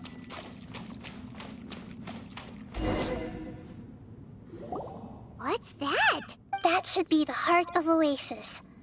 All we need to do is light it with the fire seed, and it'll restore a pep with elemental power. The damage it suffered internally will also slowly begin to heal. Then let's hurry and light it! We still need to find the Traveler! Alright, hang on.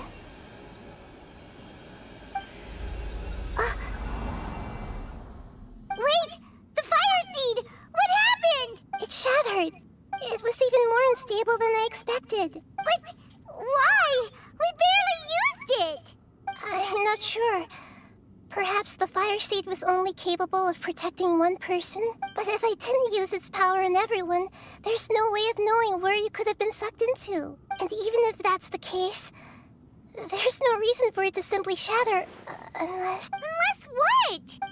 Unless I was already in a weakened state when I created this fire seed. Which would be when we had first saved the desert. Oh no. Wait, let's put that aside for a moment. If the fire seed has shattered, wouldn't that mean we came all this way for nothing? Oh. Do you know what we should do now, Nahida? Oh, come on, Paimon, think! Don't worry, Paimon. This is my responsibility. The fire seed is technically just a ball of highly concentrated elemental power. Although my elemental power is slightly different than that of elemental life forms, I gained a better understanding of it when I turned into a fungus. So, all I have to do is imitate that power, while adding some of my own. And I'll be able to do what the fire seed was supposed to. I'm guessing... attempt sacrificial move, fungus lady, thing, person, elemental life form, sacrifices itself dead. You're gonna become the fire seed? Yes. It'll take a lot of power from me, but it still won't be anything compared to when I was in the desert. I might, however, become even smaller. What happens if you keep getting smaller? I'll become a blade of grass or a twig. Basically, I'll return to how I was first born. I will be able to unleash power beyond my limits if I can reverse the process of growth. But you'll lose everything. You'll not only lose your appearance, but you'll lose your emotions, memories, and who knows what else? That's all right. None of that matters compared to the dangers that a Pep is facing right now. No, wait! There has to be another way. Besides, what will Sumeru do if you turn into a twig? Maybe you and the Traveler can plant me in the soil of Sumeru once it is all over. I can still communicate with the world through the forest. It's just that you won't be able to see me for some time. You can't be serious. If the Traveler were here, he definitely wouldn't let you go through with it. If we knew this was how you were going to take responsibility, then we never would have agreed in the first place. I'm sorry, Paimon, but we're out of options. Not all eagles who have fallen to the ground can soar in the sky once again. But if no risks are taken, then the eagle will be grounded forever. No! Please, no, Nahida!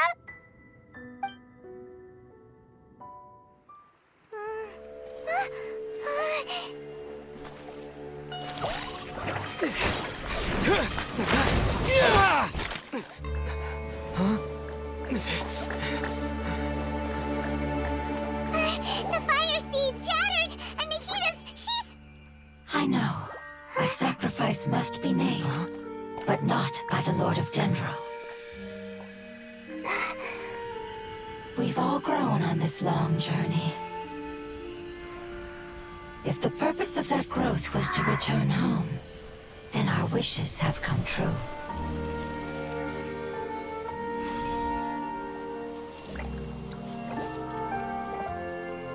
Would you lend us your power? You knew it would come to this. All the knowledge, language, and emotions that you have learned will be reverted into pure elemental energy. In your new homeland, nothing of who you were will remain. You won't be remembered by anyone. Is that truly the return you've always dreamed of? Lord of Dendro, don't be sad. This is not your home. We go home. Lord of Dendro should also go home.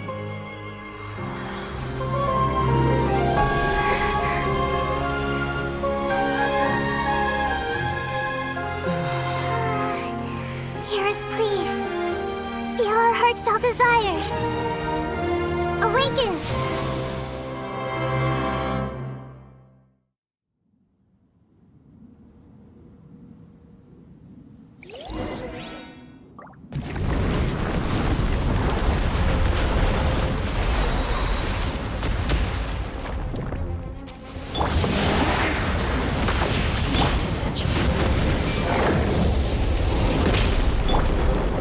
It's because you're carrying everyone's hopes and dreams. Yes,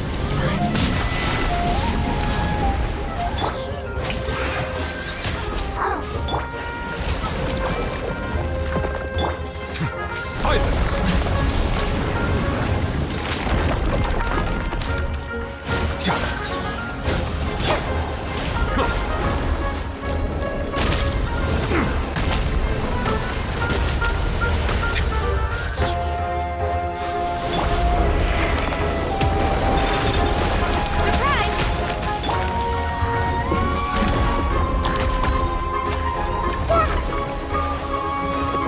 Hold that pose!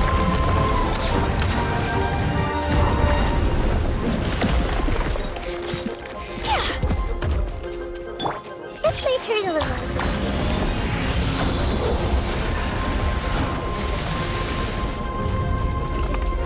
Everyone hold hands.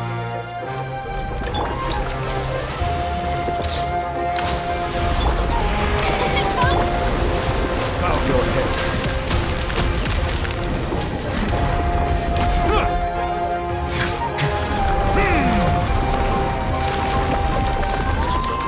Okay.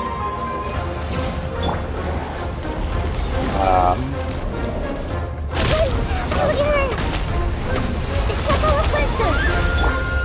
Hard-hitting exclusive! Time to shine! Cue the spotlight! The tide's back. Oh, we all. Silence!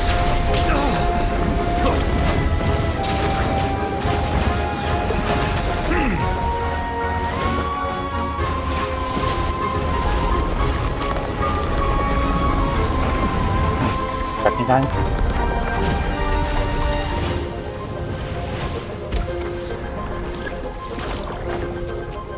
Bow your head. Thank you for protecting me with your elemental power. Goodbye. We may never meet again.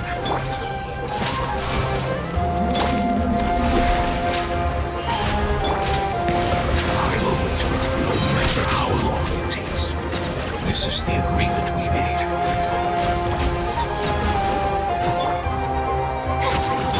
Say cheese! It's kind of like the Hydra hyperstation.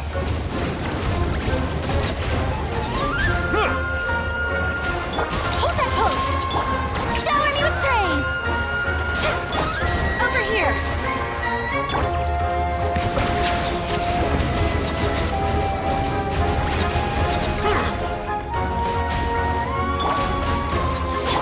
Say cheese! Ooh.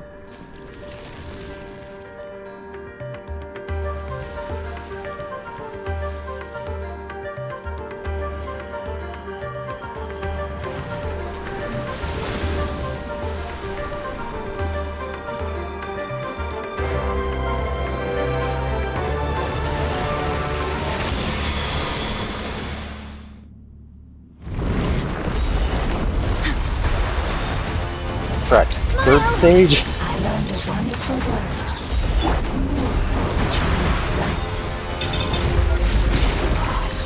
It will be your name from now on.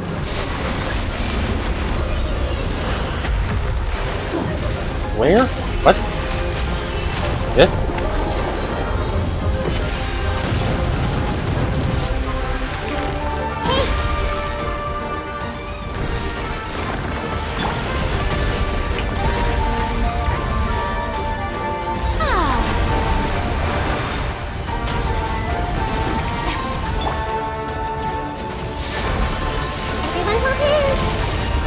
I did a handle on this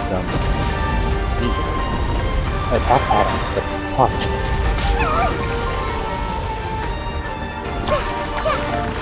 Oh, bad idea, bad idea, bad idea. Justice is blindsided. Silence!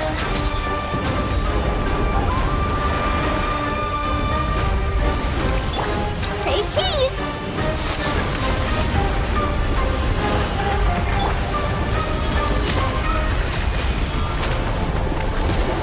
It would be perfect time if I had some archers.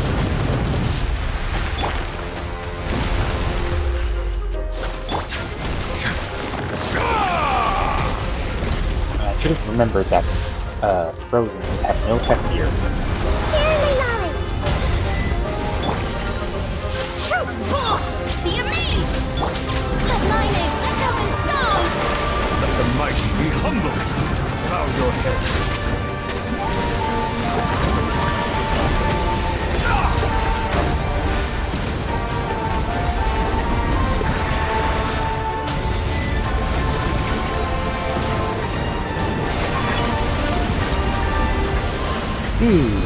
Got a bonus. Hey! Can you hear Paimon? Say something! You fungi said that your form didn't matter, right? Then let us know that you're alright! That's enough, Paimon. I know you're sad. Their knowledge, memories, and emotions have been reverted to elemental power and released. They are no longer able to respond to you. The guardians that have accompanied me for countless eras have also transformed into my elemental power. Just as they did. They will be born once again now that they're one. There's nothing to be sad about. That's different! They won't ever be the same. Paimon, we will never understand it, and it will never understand us. That's how it's destined to be. But as long as you can be healthy again, then nothing else matters to me, Apep. Samara will be free from threat as long as your health is maintained. I thought that my rage would be kindled once my power returned to me. However, what I feel now is a feeling that has long eluded me. The feeling of peace. The forbidden knowledge influenced you ever since you were contaminated, greatly amplifying your hatred and rage. Yes, there's no denying that. Although my hatred for that usurper from beyond the heavens still stirs deep within me. Destroying you and your people serves me no purpose. Be that as it may, my position still stands. and I will have nothing to do with you. When you inevitably perish due to your ever-expanding curiosity, I will still sneer and mock you in my heart. Heesh! Who can put up with you? I respect your decision, and with time, I will prove to you that we will not repeat our mistakes. Before you begin resting, there is one last thing I would like to know. How did you become affected by forbidden knowledge? It's a long story. We all once believed in the distant past that only forbidden knowledge could give us enough power to defeat the heavenly principles. The Dragon King acquired the power of darkness from outside of this world, and led us in a fight against the order established by the outsiders. Dragon King? An unimaginable war took place into that, causing destruction on an unprecedented scale. The world itself was on the verge of collapse.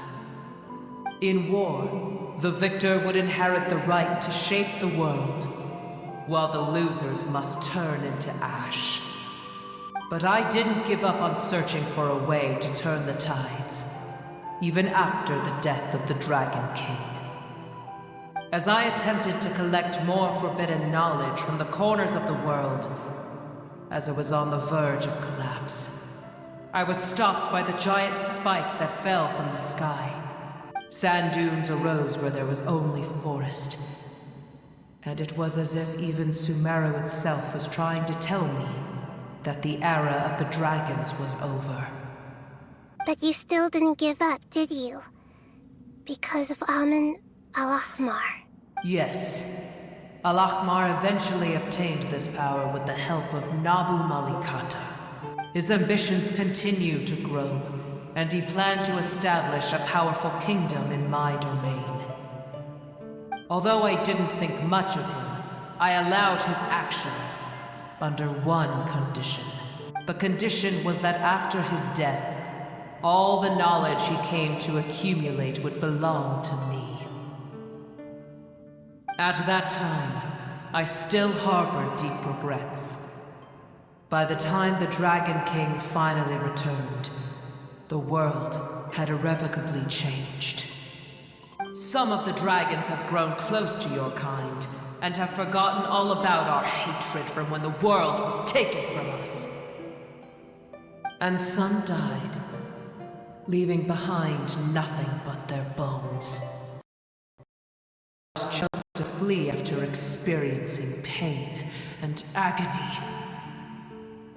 But for me, the scales and will of the Dragon King still shine bright in my heart, even to this day. I will follow them until the end of my time. You really are insane. When Al-Ahmar's proud kingdom collapsed, I swallowed him whole as I agreed and absorbed his elemental power. However, what I gained was no benefit. No. I gained the apocalypse. I used up all my strength just trying to keep the pain under control. I had no energy to analyze the knowledge he had accumulated. But even then, I still believed that his insanity was far greater than that of my own. So that's how the apocalypse started. I admit that I fell for his trap. I was like a final failsafe in his plan. Tiny Boer, and the rest of you, continue forward. I shall keep a watchful eye. How far will a life so dear and precious to the heavenly principles be able to go? I wonder.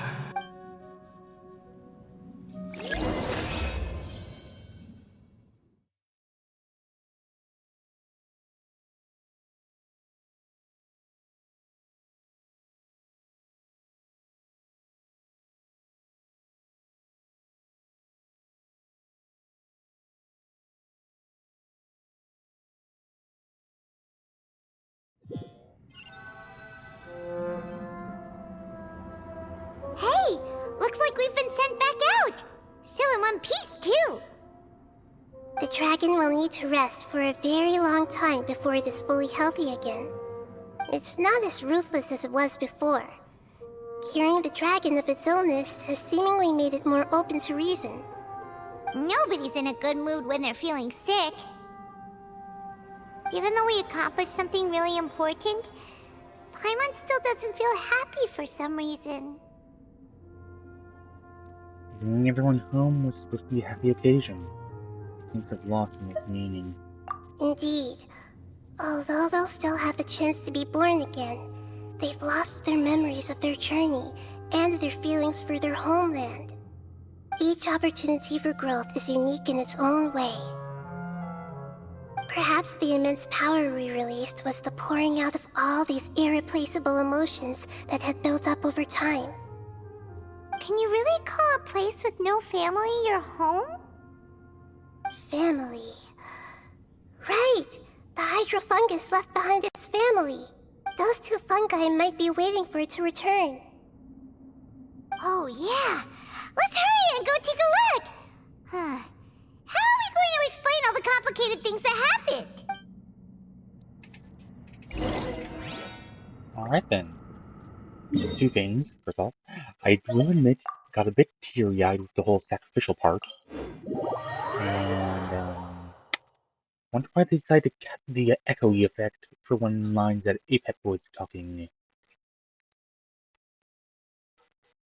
Give it more, emphasis?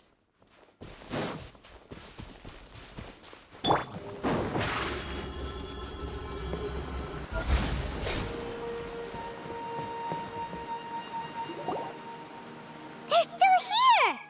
Have they really been waiting here all this time? We're back!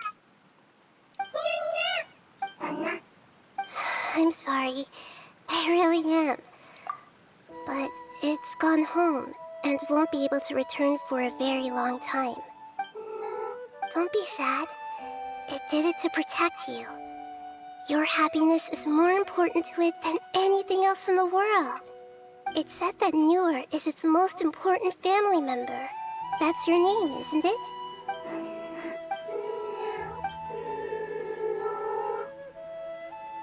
Wow. This is wonderful. So it has left traces of itself after all. They will definitely meet again, someday.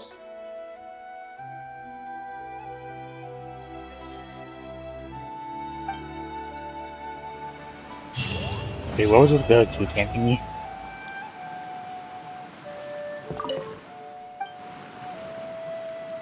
Fungus noises? Fungus noises. Fungus noises.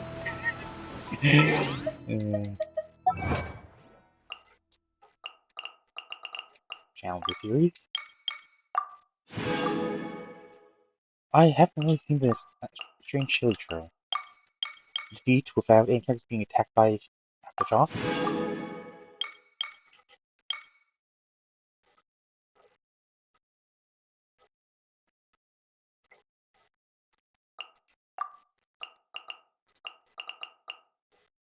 Alright. That'll be it. Need out of it.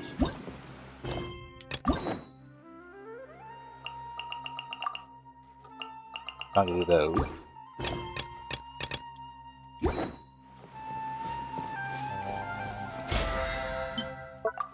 Log in.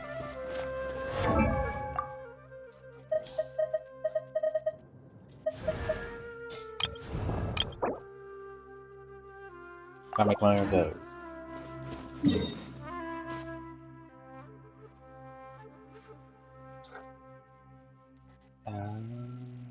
Supposed to be Fontaine, I think.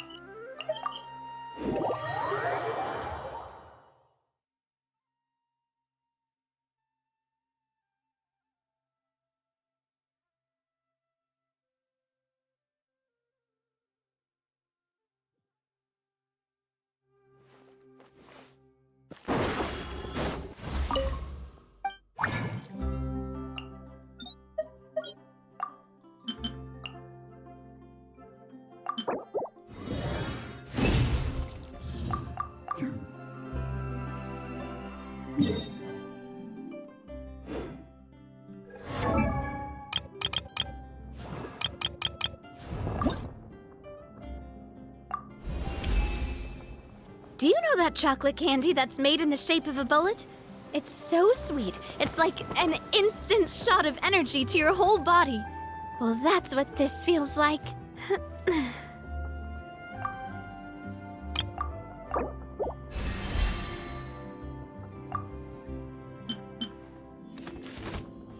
Trip by 4.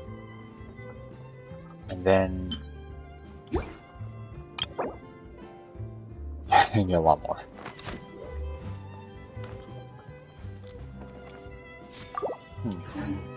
It's in here anyways.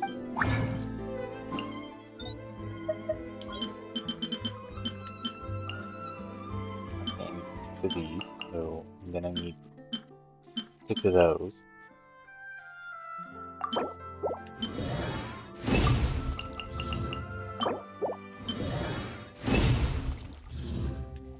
How do I have these now? 11, okay, that's enough. Alright then, that'll be all for this. Hope you enjoyed and catch you next time. Birds. Words. Doodles.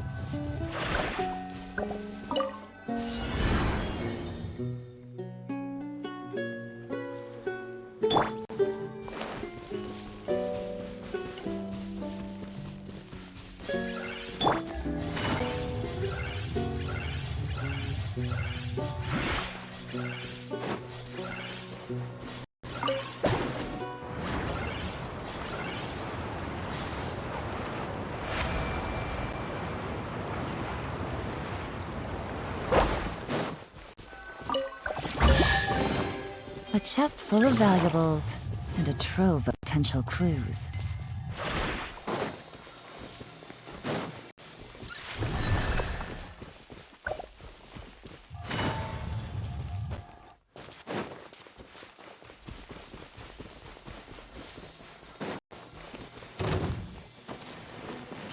Fry!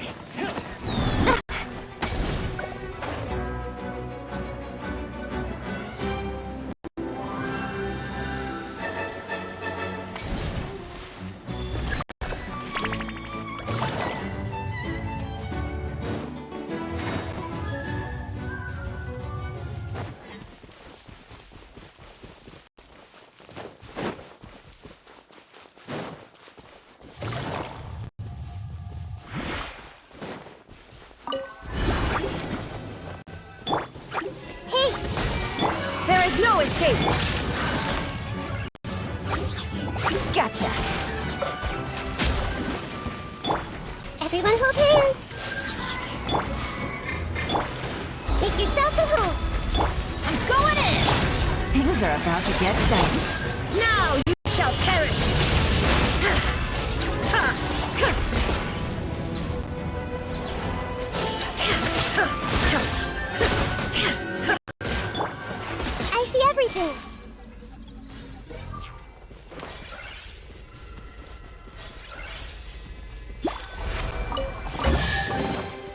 Curiosity deserves a reward.